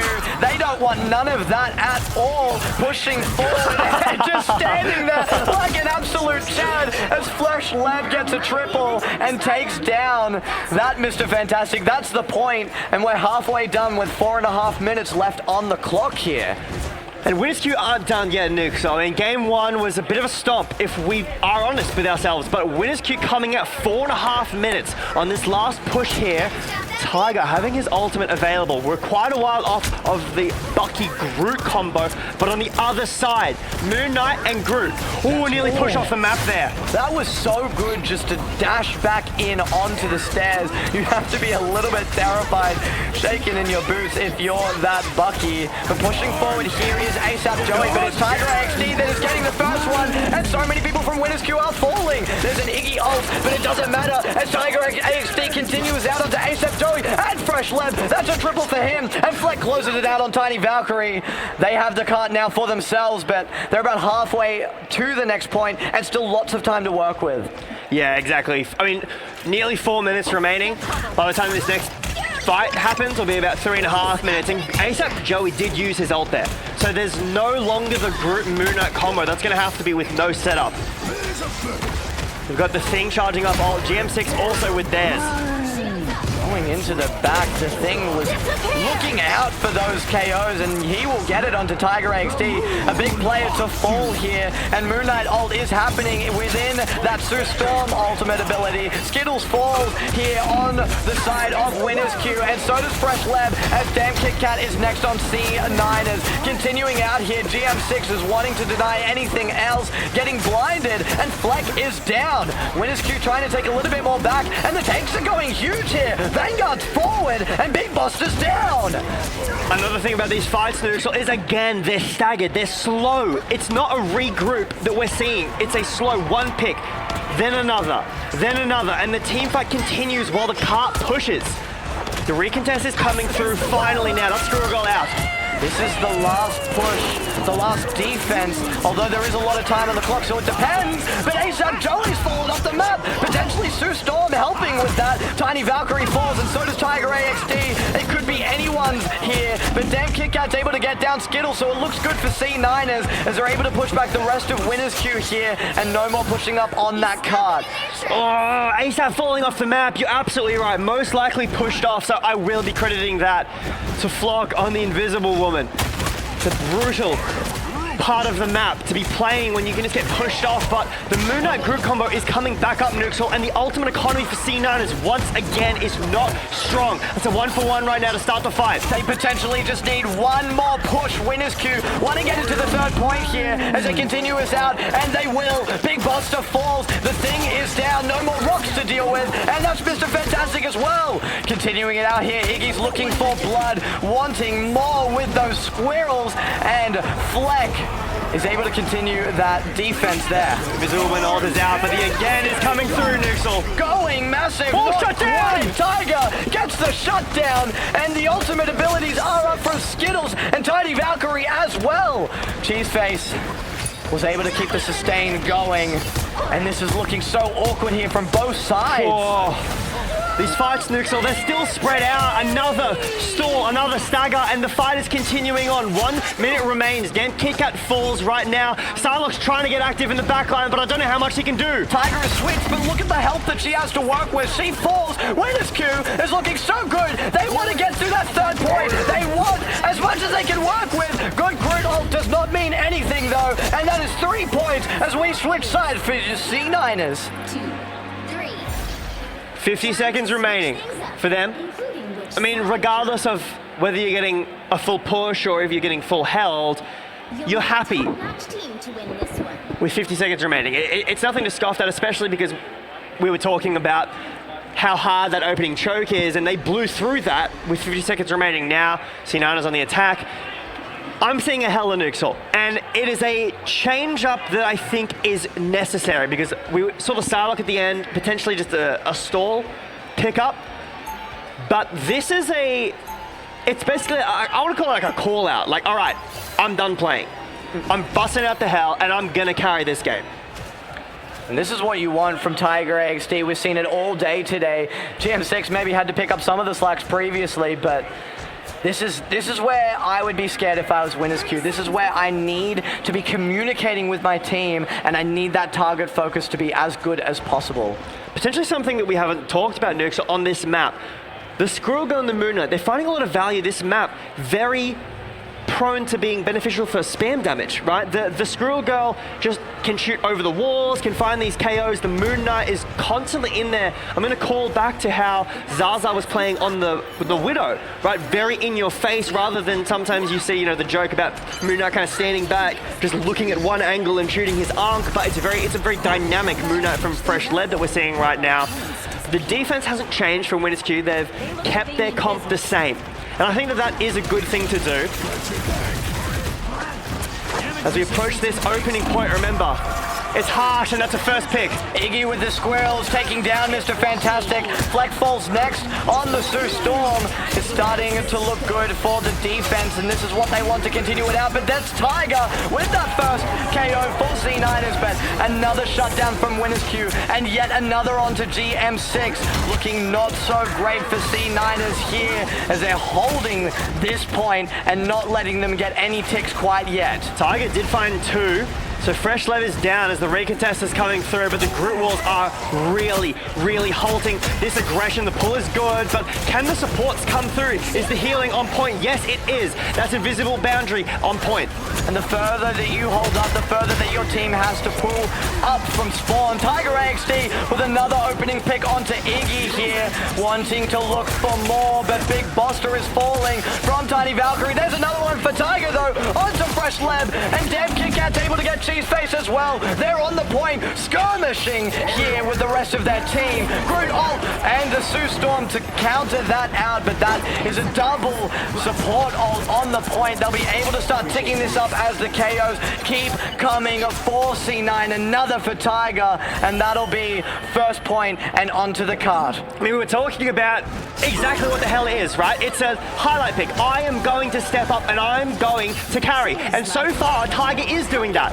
Both support ults were used, but the rest of C9's ults are available. That's an opening pick. Fresh Leb has fallen down, and the fight's starting. Aggression here for C9ers. Big Buster's able to get down ASAP Joey, and that is the Groot that falls, which is not great. Tiger AXD onto Iggy yet again, but it is actually a great KO on either side. Big Buster continuing his fury onto Cheeseface here, and getting even more. It says double, but he actually got 3. GM6 with one as well.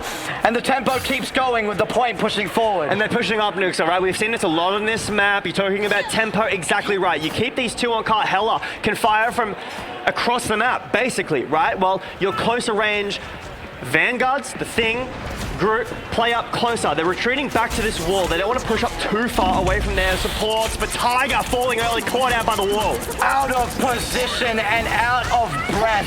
These walls are separating so much from either side as the Moon Knight ult goes down. Khonshu is trying to get as much as possible, but it won't happen. Actually, damn, KitKat falls here on the side of C9ers. WinnersQ wanting more good. Oh, GM6 getting down Fresh Lab, but there's a Sue Storm ult on top of that as well. Big Buster wants to continue what he brought forward before going forward, and Sue Storm ult from the either side is going down. Hella is in the air, Nuxel finds that first one onto the Gru, but the fight is stalling out. The regroup is happening for WinnersQ right now, but look at their ults. It's just Gru, and he isn't alive anymore. The push into the spawn is good. Tiny Valkyrie has something to work with while ASAP Joey gets back with the rest of his team, and there's lots of pulls here from Mr. Fantastic causing disruption, but it's Iggy to fall first from GM6. Going forward, Fresh Lab and Tiny Valkyrie. GM6 falls next. It's looking good for WinnersQ on that defense. They need this to happen here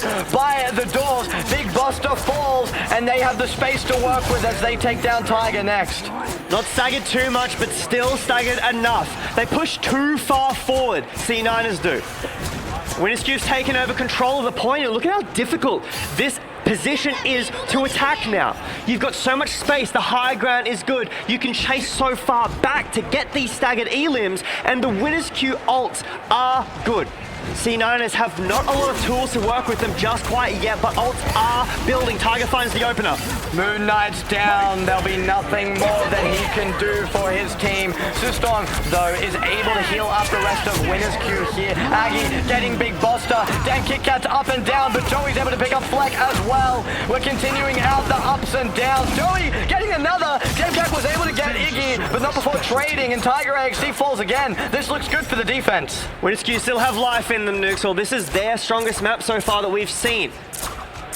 Fresh Lab has the ult available, ASAP Joey doesn't. On the other side is the other story.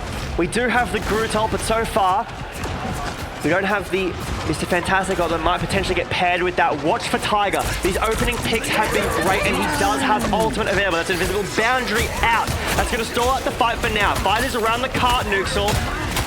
Damage is coming through, the wall is good, and that's the first pick. That is so many trades on either side. Iggy going big with the stuns and KOs. WinnersQ are crawling back so much on this defense. It starts to look bad. What a slam dunk from Iggy on the three-point line. Looking big there. And WinnersQ are able to hold it out even further. 1 minute left on the clock. Nuxel, the spam damage that's coming from WinnersQ right now, I believe we may have had a crash. Unfortunately, there's no pause in Marvel Rivals as of right now, so it seems to me that we're going to have to find some other solution. Potentially, as hands are off the keyboards for now, we're going to talk about the state of this game so far. There's about 50 seconds remaining on the clock. Watch out, an unk. Down to 30 seconds. And the spam damage that's coming out from WinnersQ is very, very strong. That snipe at the end there onto Selma was crazy. Maybe that was so good that it broke a PC, because that was... Wow, okay. So we've had a big... It was that good that all the PCs from WinnersQs have seemed to have deceased.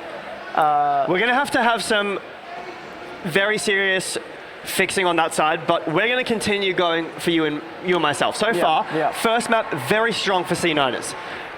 Almost a dominant performance. I would say one of the best looks that I've seen so far.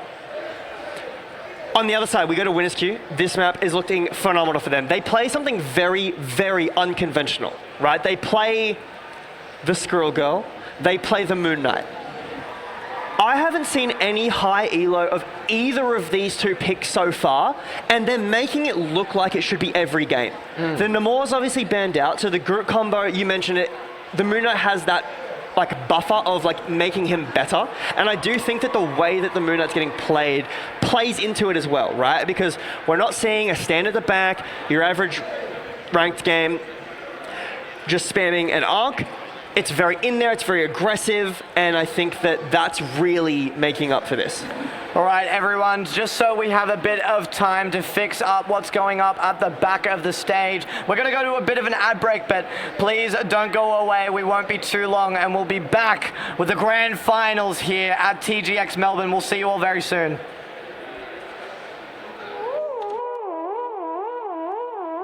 The wait is over. For the first time ever, you get next-gen power in gaming earbuds, giving you flawless wireless.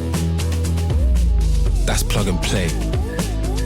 And spatial audio with active noise cancellation. They just keep on playing. And with great power comes great possibilities. Now you've got 100+ audio presets at your fingertips.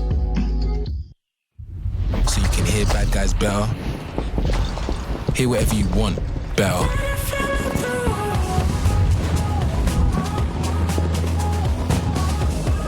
Change presets in real time and vibe to the soundtrack of you.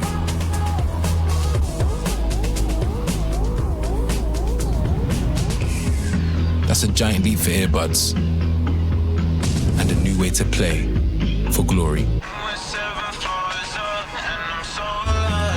Said you need to grow up, but you don't know why.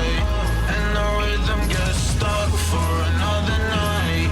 And the older get younger, they like to try.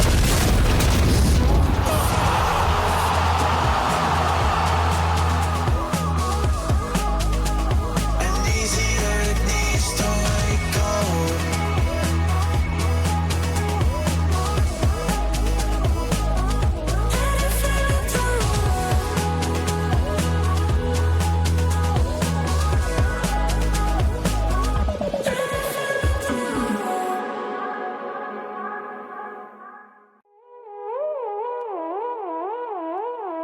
The wait is over. For the first time ever, you get next-gen power in gaming earbuds, giving you flawless wireless. That's plug and play. And spatial audio with active noise cancellation. They just keep on playing. And with great power comes great possibilities. Now you've got 100+ audio presets at your fingertips. So you can hear bad guys better, hear whatever you want better.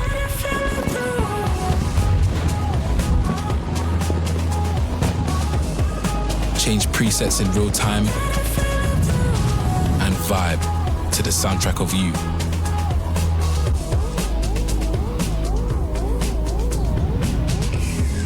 That's a giant leap for earbuds and a new way to play for glory. Said you need to grow up, but you don't know why. And the rhythm gets stuck for another night. And the older get younger, they like to try.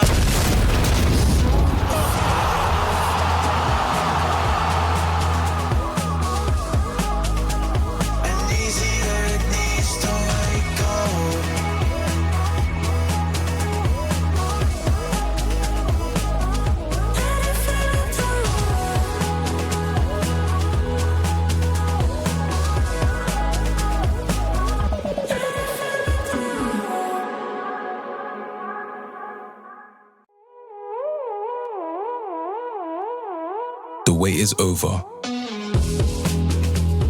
For the first time ever, you get next-gen power in gaming earbuds, giving you flawless wireless. That's plug and play. And spatial audio with active noise cancellation. They just keep on playing. And with great power comes great possibilities. Now you've got 100+ audio presets at your fingertips. So you can hear bad guys better, Hear whatever you want, better.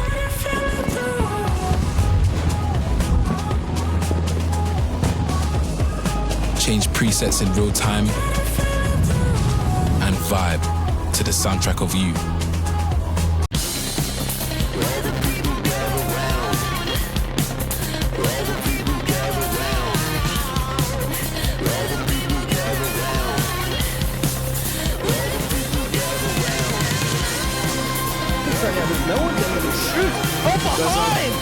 What a massive group! Fucking flag leads to them! Oh my days! There it is! The Hexa elimination from Rim this time! With the group! Hello, ladies and gentlemen, and everyone else in the crowd as well. My name is Nuxel, and I'm joined here by Jay Beto, Distinct Taste, and Has Daddy Slim. How are we feeling, you guys? Yeah, good. Better than some of the PCs apparently behind us. Just having a few technical issues, which I can assure you does not happen in esports too often. But, you know, and in the once in a blue moon occasion it does. That means we get to cut back to the desk and have a chat about things. And there's a lot to chat about. I mean, we're halfway through the grand finals here, and it's been great so far, the whole day itself. I mean, for everyone here, how are we all feeling? What's been the highlight so far today? I mean, so far it's run without too many issues, which is great. It's run very smoothly. It's been a great experience for myself. I'm sure you guys can attest to that as well. It's been super fun. I'm excited. I hope that we can get back on soon because I don't want to stop casting. I think it's a great final so far. Obviously, outside of issues, it's close enough, at least in the scores so far. It was kind of been dominance from one side, dominance from the other side. But I think that it's making for a very interesting grand final. Yeah, for me personally, it's been the Vanguard play of this entire tournament. They have been running it, you know. Man has, of course, wanted the bans when we were casting, and they refused to do it for us. But, you know, they've really been running this tournament, in my opinion. And the play has been phenomenal, you know, from GM6 and, you know, those other sort of tanks up there. It's interesting to see as well, like that Vanguard diff in some of those recent games. Like, obviously we saw Tiger AXD going huge a bit earlier in the day today, and what we were expecting to see, and I'm sure you guys as well, in that last game, as soon as that Hella switch happened, a lot more like opening picks and just like consistency with that. But we're obviously seeing the winners queue are able to uphold their own a lot more, like, and showing why they're in the grand finals, you know what I mean?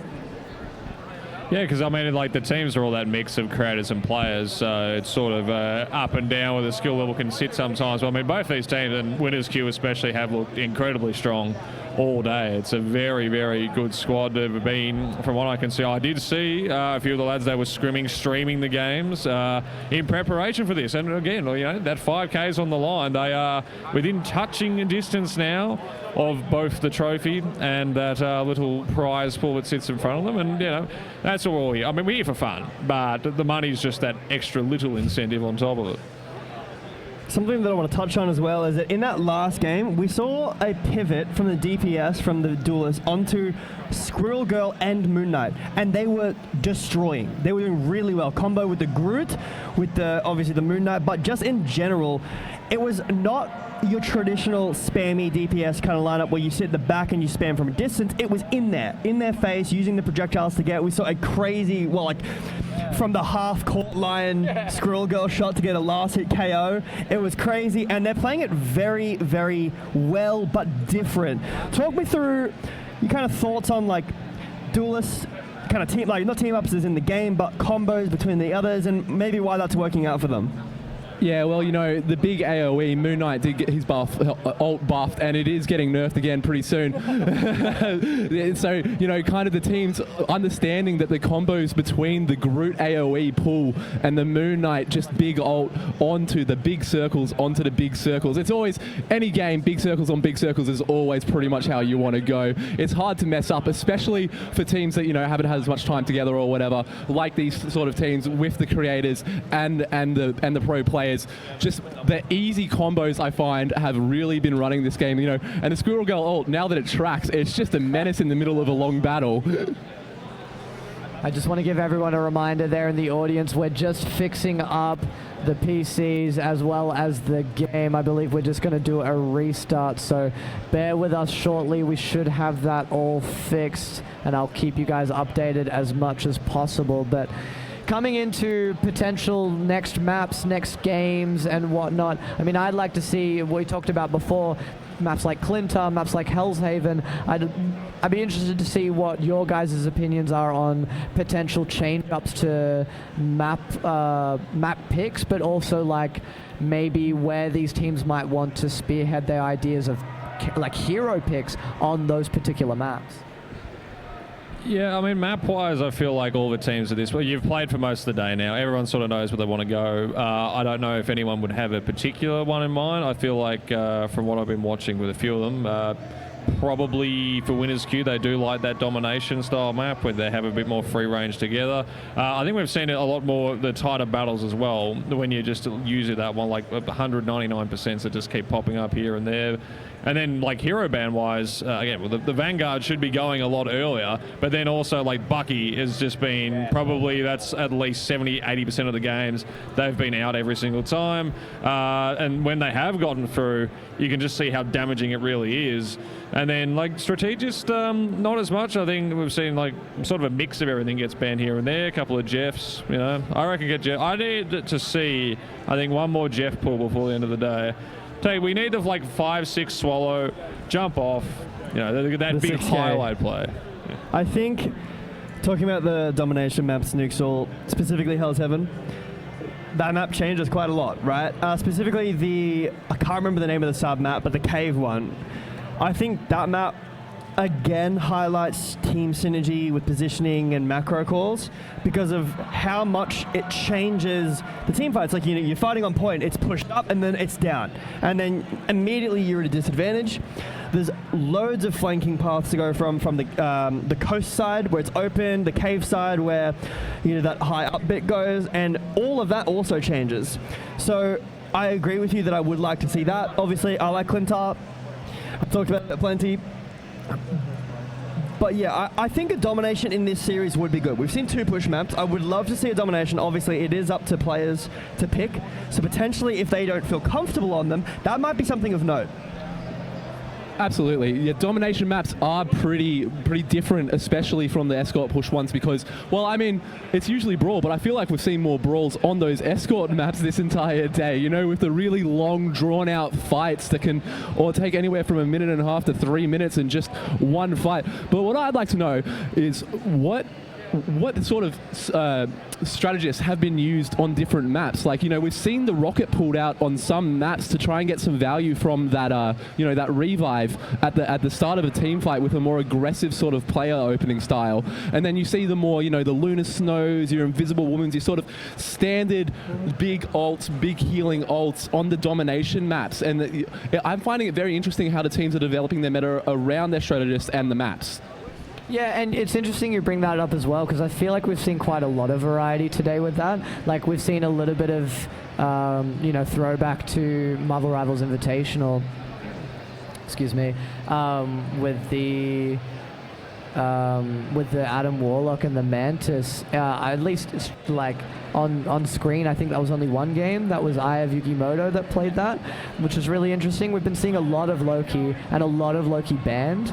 So yeah, it's been a lot, and it's almost like I feel like these teams they think that and I don't know what I think, but the Cloak and Dagger and Sue Storm, they're using those heroes in as if they do the same thing, like they have the same role specifically outside of you know, just being a strategist and whatnot. So I find that really interesting to see which team prefers what and what kind of value that they get out of it. Like, it seems like outside of the Loki, Fleck quite likes the Cloak and Dagger, but I don't think on the other side with Winners Queue that's the case. But I'd be interested to see if we're seeing, like, you know, a Mantis Adam Warlock again, because we only really saw that once today, and that is very strong, especially in that traditional kind of comp. Like, you know, you're playing the Groot, you're playing the Psylocke, and we're seeing some of that picked up towards some of the end of these matches. So I'm curious because I think that can really turn the tides of a battle, especially if you chuck a Star-Lord in there. Speaking of the Star-Lord, we haven't really seen too many fires, have we? Like, we saw a bit of Iron Man. I think Shrewds played that one game. Yeah, instantly went off it. And I remember, I think it was the guys behind me right there, C9ers, against Shrewds on the Iron Man. And I just remember hearing every team fight, Iron Man, Iron Man, Iron Man. Like, they knew what the game plan was, right? But I think that Star-Lord, I mean, we did actually see it. I don't think it was this time, but on the same map another time. I think potentially a little underrated, maybe. It is hard when certain picks are still available, like against a Lunar Snow, it's hard. Against something like The Thing, it's really hard. Loki, it's hard. But I think in the right situations, especially when you basically just get 3 heroes with an extra life if you run the triple team up, it can be very frustrating to play against. Other things that we haven't seen too much that I would like to. I mean, I'm always an advocate that I still think Hulk is good. A lot of teams tend to want to play The Thing instead of Hulk because they do fill very similar roles in team comps. I think what Hulk does differently, I won't say better, I'll say differently, is he provides protection, whereas The Thing is more about aggression. All right, everyone. I think Prod's talking to us, so we're getting the cue to, we're getting the stop cut. yapping. So, we're going to jump very shortly into our game. I believe we're either restarting or getting into the same state as it was before. So we'll get back with you very shortly with a bit of an answer and exactly where we are with Game 2. Peter, we fixed the ID issue. Let's play some Marvel Rivals. The end is in sight. Either team can take this, but only one can walk away with their heads high. Indeed, the Thor. But wait, look at this. This is good ult with Salvatore. It's the defense running it down, and I don't think that res is going to matter onto Duo 2.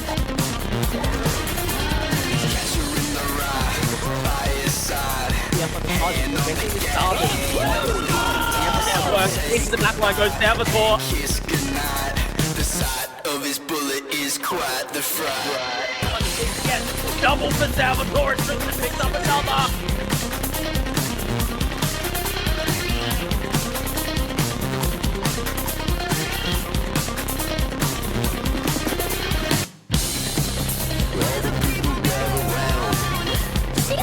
Oh, don't touch it!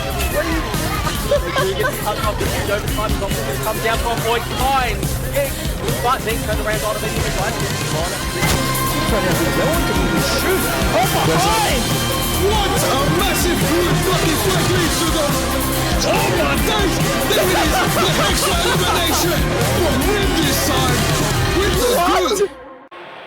Hello, Marvel Rivals viewers. We are back here on the cast to give you a bit of an update, everyone. We're getting as close as we can into the state that we just saw them in when the PCs did crash, and then we can continue out our games and try to, you know, make it as equal as possible. I mean, it's rough, right? There's no pause. What can you do? It's hard. It's really hard. I think that we've done a very good job of offering the players the solutions that we can present them to. I hope that both teams are happy with the outcome. I think that we've done a good job. We're going to try to get as close to the state as we possibly can. Oh, yeah, captains have agreed. So obviously there is a bit of, it feels rough, but other than ult charge, we should be fairly similar. Yeah. So to recap, that was Winners queue pushing all the way. I believe there was 50 seconds remaining on their final push. And then on the other side, C9ers took quite a while to open that first choke, to break it. They did do that. They were pushing on the second part, and then about 40 seconds, 50 seconds remaining, the PCs crashed. So we're going to get as close to possible as we can to that game state. Obviously, we can't take a screenshot of ult charge, and you know what actually sucks though for the players is that stats won't be the same. That's rough. Yeah, that does suck. But what can you do? Things happen, especially at LAN events. Until there gets a feature where there's pause or something like that, you just got to deal with what you can. And I think that this is the best outcome for sure. I mean, it was part of the agreements, right? That you have to say yes, basically. Yeah, exactly. And to no fault of Marvel Rivals or anything. Or anybody, at like all. it's just or anybody, issues absolutely. come up, right? But Winners Q were looking strong there. They were. It was not out for the count for C9ers, but Winners Q were looking quite in a favorable position for themselves to hold out the rest of that point. So I'm curious to see where they stand with that, and I hope that the mental is in a state, it's hard to get straight back into it is. In the feelings of the game and exactly where you were before, but even so, it's a best of 5, it's not a best of 3. This isn't potentially out for the count, if it doesn't go in their favor. And if it does, you got another potentially 2-3 games ahead of you. So, there's come-ups regardless. And, I mean, we talked about it when we were breaking. We talked about it on the desk as well. And I'm going to talk about it again because I am still confused, I'll say. That the Squirrel Girl and the Moon Knight are just playing... Like, the value is just there for two heroes that, like, I would write off very quickly. And I guess it's just a testament to when you know what you're doing, and when you find the right time, the comp, the right map, anything can really work. Like, we've seen a lot of Jeff picked, and I mean, we can see right there was a Jeff ban. Potentially things like the Strange being banned, the group being banned really help. Sorry, the group being protected really help with the spam, because you've got positions to fire from, you aren't shooting everything into the Strange. And I mean, the Hela is getting picked, and there were a lot of picks coming through, but I'm still very almost speechless behind the spam potential from that comp. What I find interesting as well with this as well, as we're about to get here very close to our game, but I'm just curious whether, you assess the standings, you assess where that specific position is, and yeah, there you go with the Moon Knight and everything like that. And do you continue that out? So, like, we've a couple series ago saw the Moon Knight getting played with that Cloak and Dagger a couple times. It was on both sides from one of the series that we saw. I think only 2 or 1 will go, and they were using a team-up ability that I am quite quick to dismiss, which is, that Cloak and Dagger and the Moon Knight team-up ability, where you can pop down that invisible bubble, which is really interesting. And I'm not sure whether that's much of value here, because Moon Knight can be very slippery, and that adds to the slipperiness. And if you are in an event like this where your target potential from the other team is quite strong, it could be very valuable in a whole nother standing than just ranked and quick matches and everything. Yeah, of course. It's interesting to see that kind of level of play and value on the higher side of things. Another thing that we were just shown from the graphics there, Fleck, basically put triple Loki. And Loki was banned. Yeah. So maybe that is having quite a big impact on the backline of C9ers right now. Obviously, their push is still happening. It's a best of 5. I'm not seeing anything like that. But for this match specifically, it's looking successful. And going forward, that's a good look for Winners Q, because losing game 1 is a lot of the time a testing ground. And when you go into the game 2, you get, okay, we need an answer. Losing a game 2 can sometimes be like, that's where you need to stress. Obviously, your back's against the wall, right? And you have to win every match. But beyond that, it's just, okay, we made an adaptation, and it didn't work, or we can't adapt. But so far, we have seen an adaptation. The question then is, hypothetically, if Winners Q do win, which they haven't yet, or even, you know what, scratch that. I think it's still a success because it's looking good. I still think that the Loki ban has been a success and something that is going to remain. So what is the second pivot? What is the pivot now from C9ers, where the Loki is potentially banned for the rest of the series? We know you have a Loki player who's good and wants to play that and has fun, and Loki is strong. So you're taking it away from yourself. So you're getting Loki diffed, right? And you're taking it out of the pool. What is the pivot? Is there something else that he can play to a very similar or even higher level, but doesn't particularly want to if he's given the chance? And then therefore we go, game 3, maybe game 4, maybe game 5. If the Loki is a crucial part of the team and banning it is detrimental to the success of C9ers, where do you go from there? Where do you go? Is it just a desperate claw to find a support that you can play? Or is there something very obvious that is going to make a difference? Yeah, it's interesting you bring that up. Like, I think it's quite a difficult decision from both sides. Like, obviously, you mentioned before about game 1 can be a bit of that testing ground, and game 2 is where you're like, okay, well, like, what do we do and whatnot? So, yeah, the hard thing with it in a series like this is that it's more than just that, right? Like, you can think about that and you can strategize, but you've got short amount of times where you got to consider the Vanguard and the Duelists as well, like the Hela. So it's interesting to see. We'll see very shortly, I'm sure, exactly what that is going to be. But I apologize again. We're just going to cut to a very short ad break here while we sort out a little bit of extra things. We should have the games up and running very, very shortly. Thank you so much for staying with us, guys. We won't be too long. We'll see you guys soon.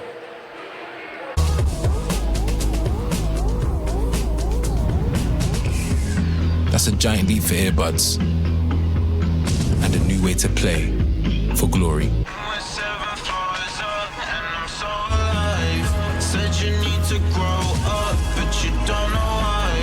And the rhythm gets stuck for another night. And the older get younger, they like to try.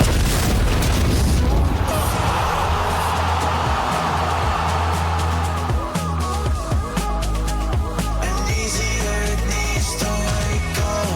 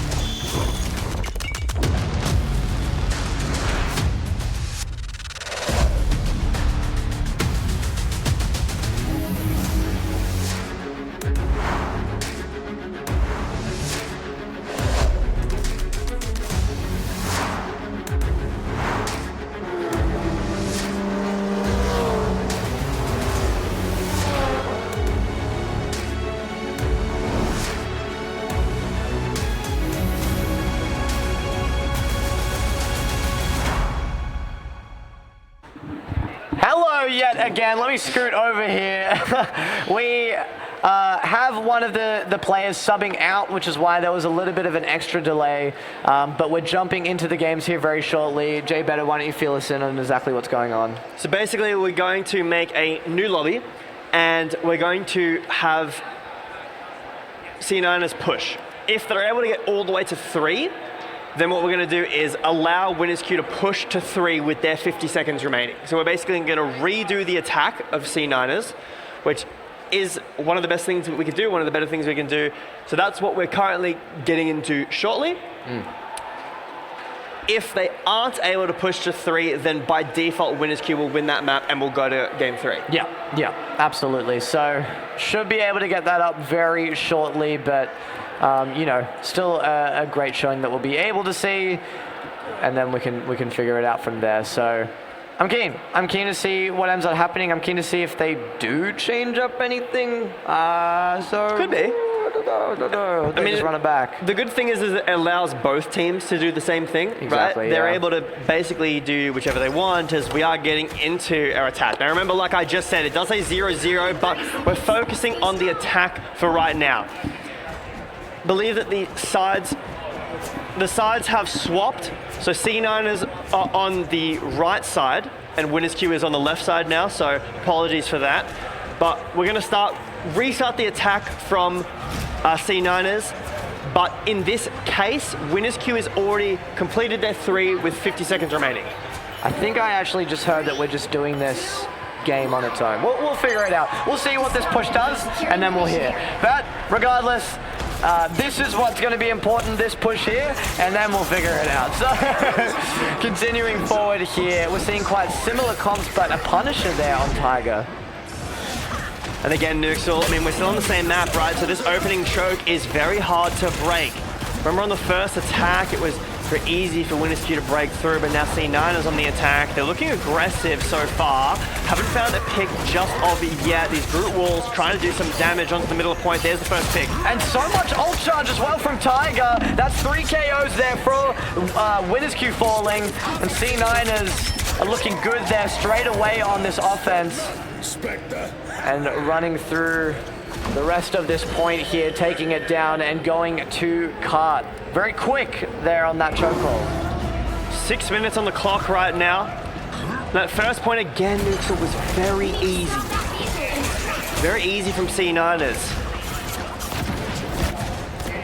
As this second point approaches, just this push out so far. Skrulgo ult is out pretty early. Is that going to find any value? Looks like the ult was taken out. Potentially too early. Cheeseface found one, but traded for Big Boatster. And Tiger AXD falls down next. Fresh Lab picking up that KO, and that's the Moon Knight ult onto Fleck. Looking good here for Winners Q. Iggy as well onto Selma. Getting a little bit of defense going and aggression as well, taking them off the high ground and getting the cart back for themselves. The defense again, Nuxel, is very strong. We have a look, we can see the exact same comp. We're talking about potentially making a change up, but the Squirrel Girl and the Moon Knight are still locked in. They're still playing them and they're still looking dominant. Obviously that first push comes through in good favor. Fresh Lab finding Selma, an early pick, but now he's fallen himself. The damage is too much there from Dan KitKat. As you said, Fresh Lab falling there on the Moon Knight. And a good Groot ult, but the Luna Fader both works just to sustain that out. But it's in damage stance as Fleck falls. And so does Tiny Valkyrie. Staying in this healing stance is Cheeseface. Tiger AXD falls, and Winners Q yet again able to get enough to get their feet standing firmly on the ground and planted as they push up the rest of C9ers as a rocket ult down for good damage. And they're actually pushing up this cart even further. Getting a traded KO on either side. One strategist, one Vanguard. Not looking good here for C9ers as more of them fall. Winners Q looking good on the defense, pushing out, trying to get some staggers going onto their Vanguards as Tiger falls, Fleck falls, and then GM6. So far, Nuxel, I mean, the remake comes through, but the story for the defense is the same. It's very strong. Obviously, the time is not ticked down as anywhere near as what we saw before. But so far, it's a strong defense. The attackers regrouping, C9ers just playing through that main position. Look at this flank back here. Watch that right now. It's fantastic. He's in the back. Squirrel got out early. Thing falls. Can't run through the damage that's coming to you. Big Buster is down and Selma's next. Win is Q looking good. GM6 is able to get the trade onto the Groot. Cheeseface falls and Flesh Leb is able to get one before he falls next. C9ers with not a lot to work with as the Cloak and Dagger ult falls onto the backline and the card, keeping the rest of their team alive here. And damn, Kit Kat wants a little bit to play with, but there's not a lot of people around this card. KFC Big Boy is next to fall as GM6 as well. It's just trades from either side consistently. 2 minutes 35 left on the clock here, and it's awkward from both sides. Oh, what's happening? You're absolutely right, Nixel. A scrappy fight. A really, really scrappy fight. And unfortunately, the staggers come through in the team fight, right? The staggers come through, and again, the recontest is just not there. Poking out, Fresh Leb takes down. Oh. Sorry. Okay. All right. Give us a sec so we can figure out exactly what's going on. We're just going to go to a quick ad break. I apologize, guys. We'll get filled in and we'll let you guys know exactly what's going on as fast as possible. We'll see you guys very soon.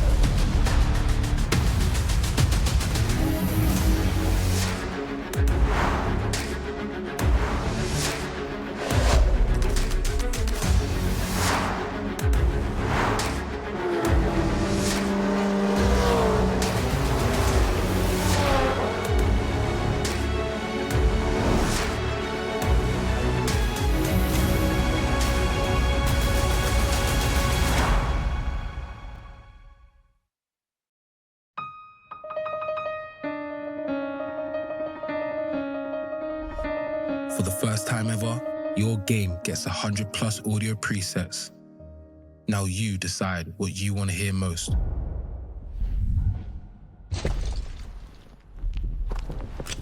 So you can hear bad guys better and pinpoint critical sounds. Pick a pro-tuned audio profile for each game and vibe to the soundtrack of you.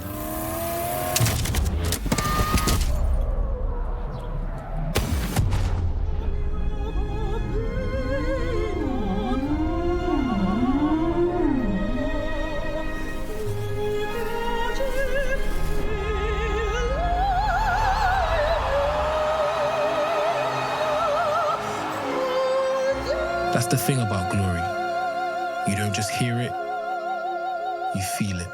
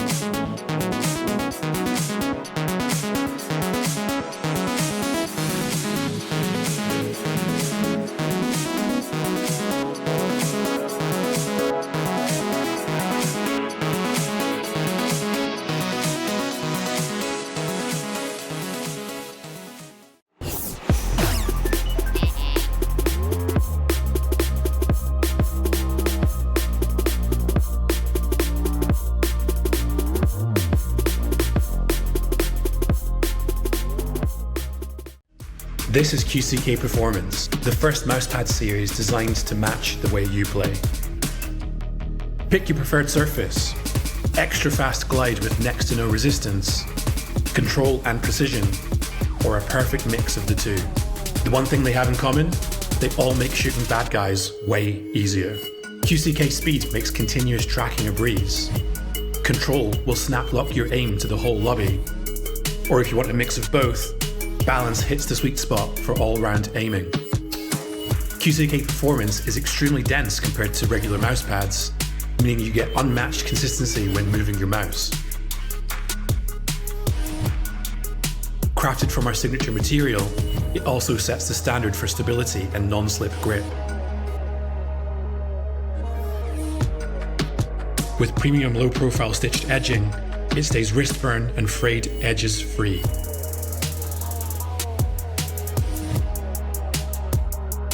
This is precision made personal.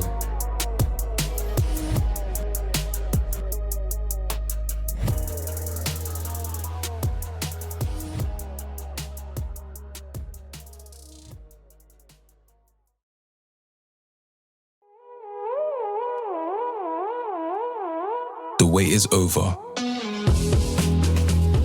For the first time ever, you get next-gen power in gaming earbuds, giving you flawless wireless. That's plug and play. And spatial audio with active noise cancellation. They just keep on playing. And with great power comes great possibilities. Now you've got 100+ audio presets at your fingertips. So you can hear bad guys better, hear whatever you want better.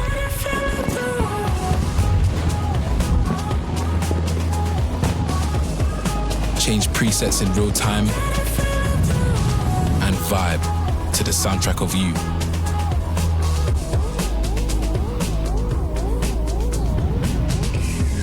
That's a giant leap for earbuds and a new way to play for glory. Said you need to grow up, but you don't know why. And the rhythm gets stuck for another night. And the older get younger, they like to try.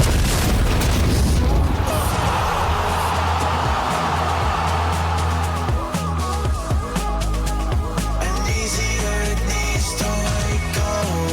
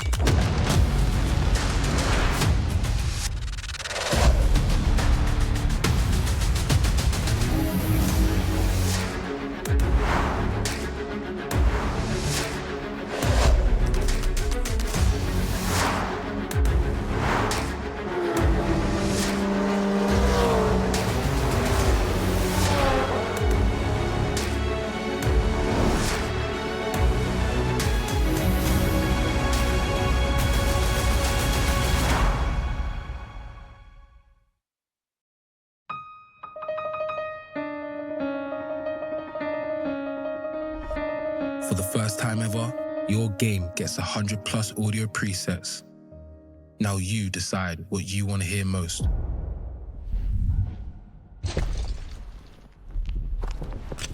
So you can hear bad guys better and pinpoint critical sounds. Pick a pro-tuned audio profile for each game and vibe to the soundtrack of you.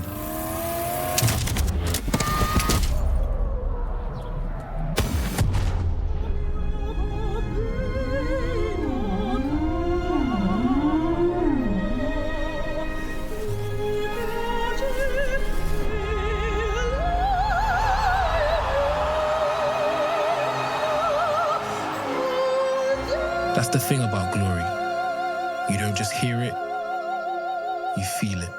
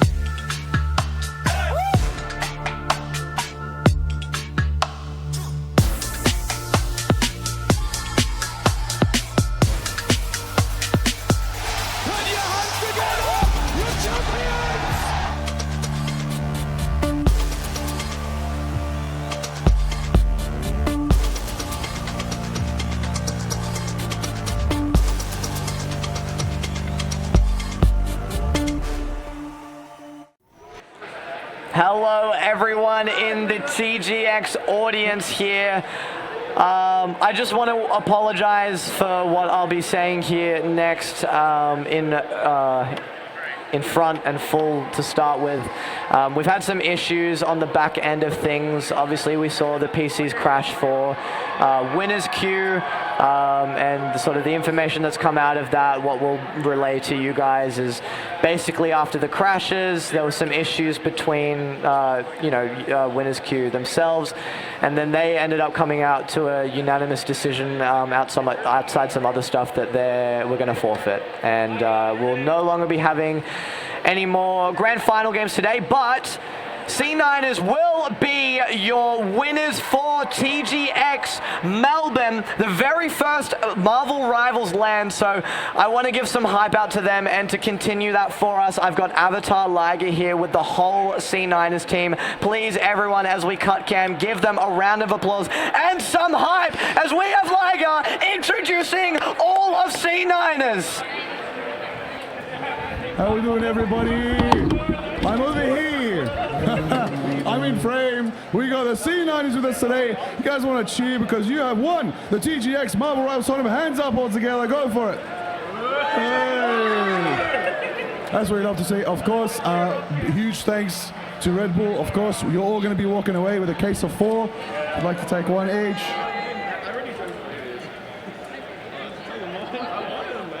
Of course. Oh, you get one there. That's for you. There you go.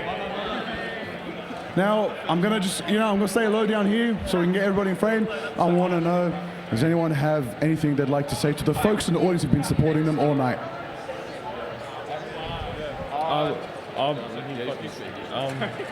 Yeah, I mean, I like attention, so I'm happy to have people come watching me. I know there was a heap of people on Twitch clipping me, trying to dap up Blake and then having it denied, but that's okay.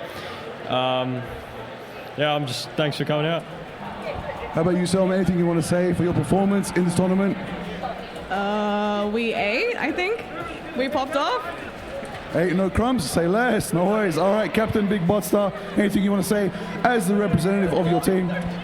Just all you guys were amazing. I'm really happy with what we came up with. Also to our competitors, so unfortunate about that last game. We were all really looking forward to the last effort, and I think it would have been a really good match. So just unfortunate that happened, but yeah, all the best to you guys. And yeah, the team, I put this team together and they're just amazing. So I'm happy with what we achieved today. So thanks, guys. Let's give it up one last time for the C9ers! Let's go, all right, beautiful. You want to all hold up your Red Bulls to the camera? Beautiful, and one last thing, we're going to put the Red Bulls down for just a moment. We'll keep them in frame here. Keep them in frame. And you get to keep them going.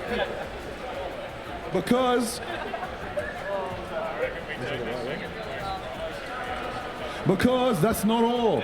Of course, along with the prize money for claiming the grand prize at the Nemesis Productions TGX Melbourne Rivals event, TGX has also gifted you all medals if you'd like to pass them along. And an amazing red and black beanie. Thank you.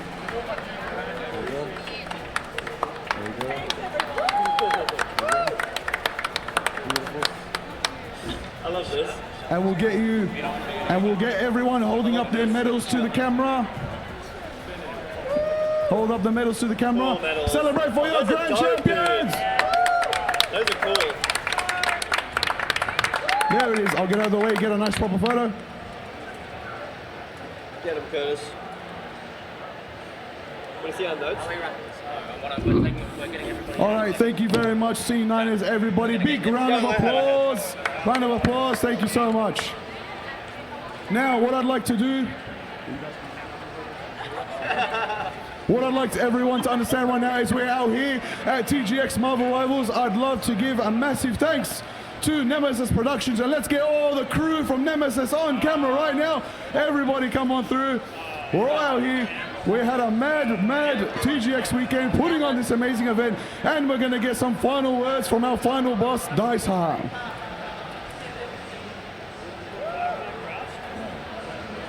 Well, there's a few. Wow. All right, we're okay. TGX, what an exciting event we've had tonight. Or today, all day today. How's it been, everybody? Nemesis Productions are very happy to have brought you this event alongside TGX with our sponsors Red Bull, AMD PCK Skier, SteelSeries, everybody that's helped us out today, the entire team of TGX and Powerade, thank you very much, and AMD for all of their work. So give it up for the Game Expo. And last but not least, congratulations to our first place team and every team who came out here today. It's been an amazing event. Thank you to the crowd and audience for being here. We're Nemesis Productions. Thank you for joining us. I love Marvel Rivals! What a game.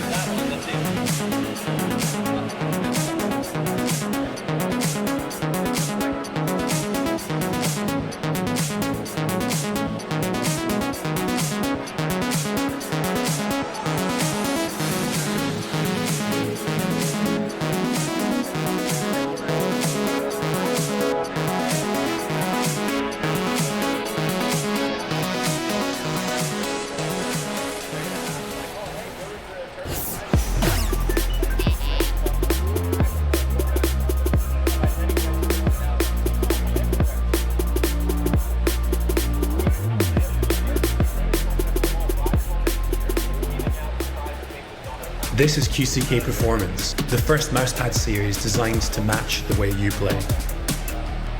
Pick your preferred surface, extra fast glide with next to no resistance, control and precision, or a perfect mix of the two. The one thing they have in common, they all make shooting bad guys way easier. QCK Speed makes continuous tracking a breeze.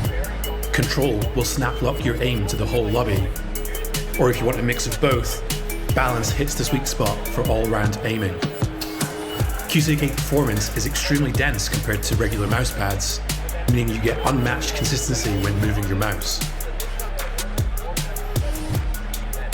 Crafted from our signature material, it also sets the standard for stability and non-slip grip.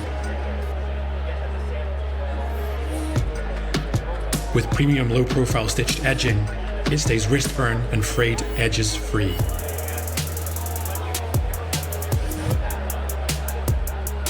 This is precision made personal.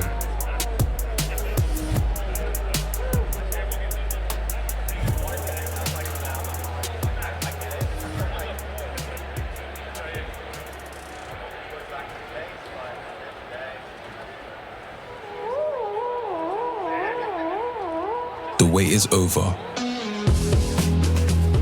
For the first time ever, you get next-gen power in gaming earbuds, giving you flawless wireless. That's plug and play. And spatial audio with active noise cancellation. They just keep on playing. And with great power comes great possibilities. Now you've got 100+ audio presets at your fingertips. So you can hear bad guys better, hear whatever you want better.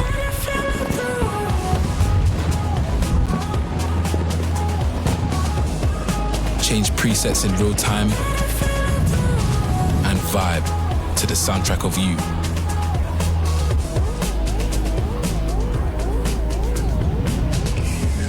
That's a giant leap for earbuds and a new way to play for glory. Said you need to grow up, but you don't know why. And the rhythm gets stuck for another night. And the older get young.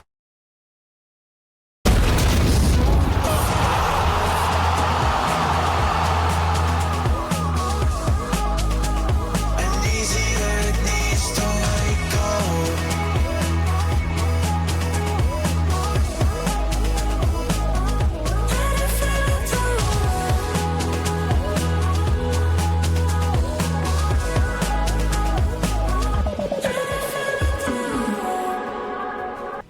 The end is in sight.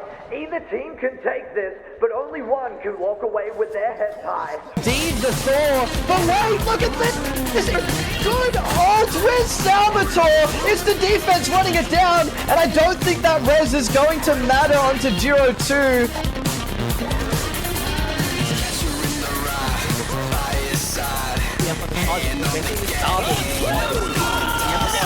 Into the back line goes Salvatore. The sight of his bullet is quite the fright. Yes, double for Salvatore. Tristan picks up another.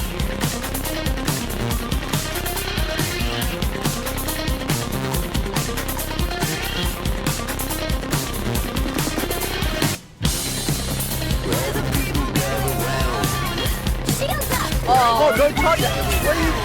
He gets cut off the end overtime. Comes down from Voice Fine. But Nick turned around on him and he was like, shoot. Oh, behind. What a massive good fucking flag leads to them. Oh my days. There it is. The Hexa elimination. But win this time. We look good.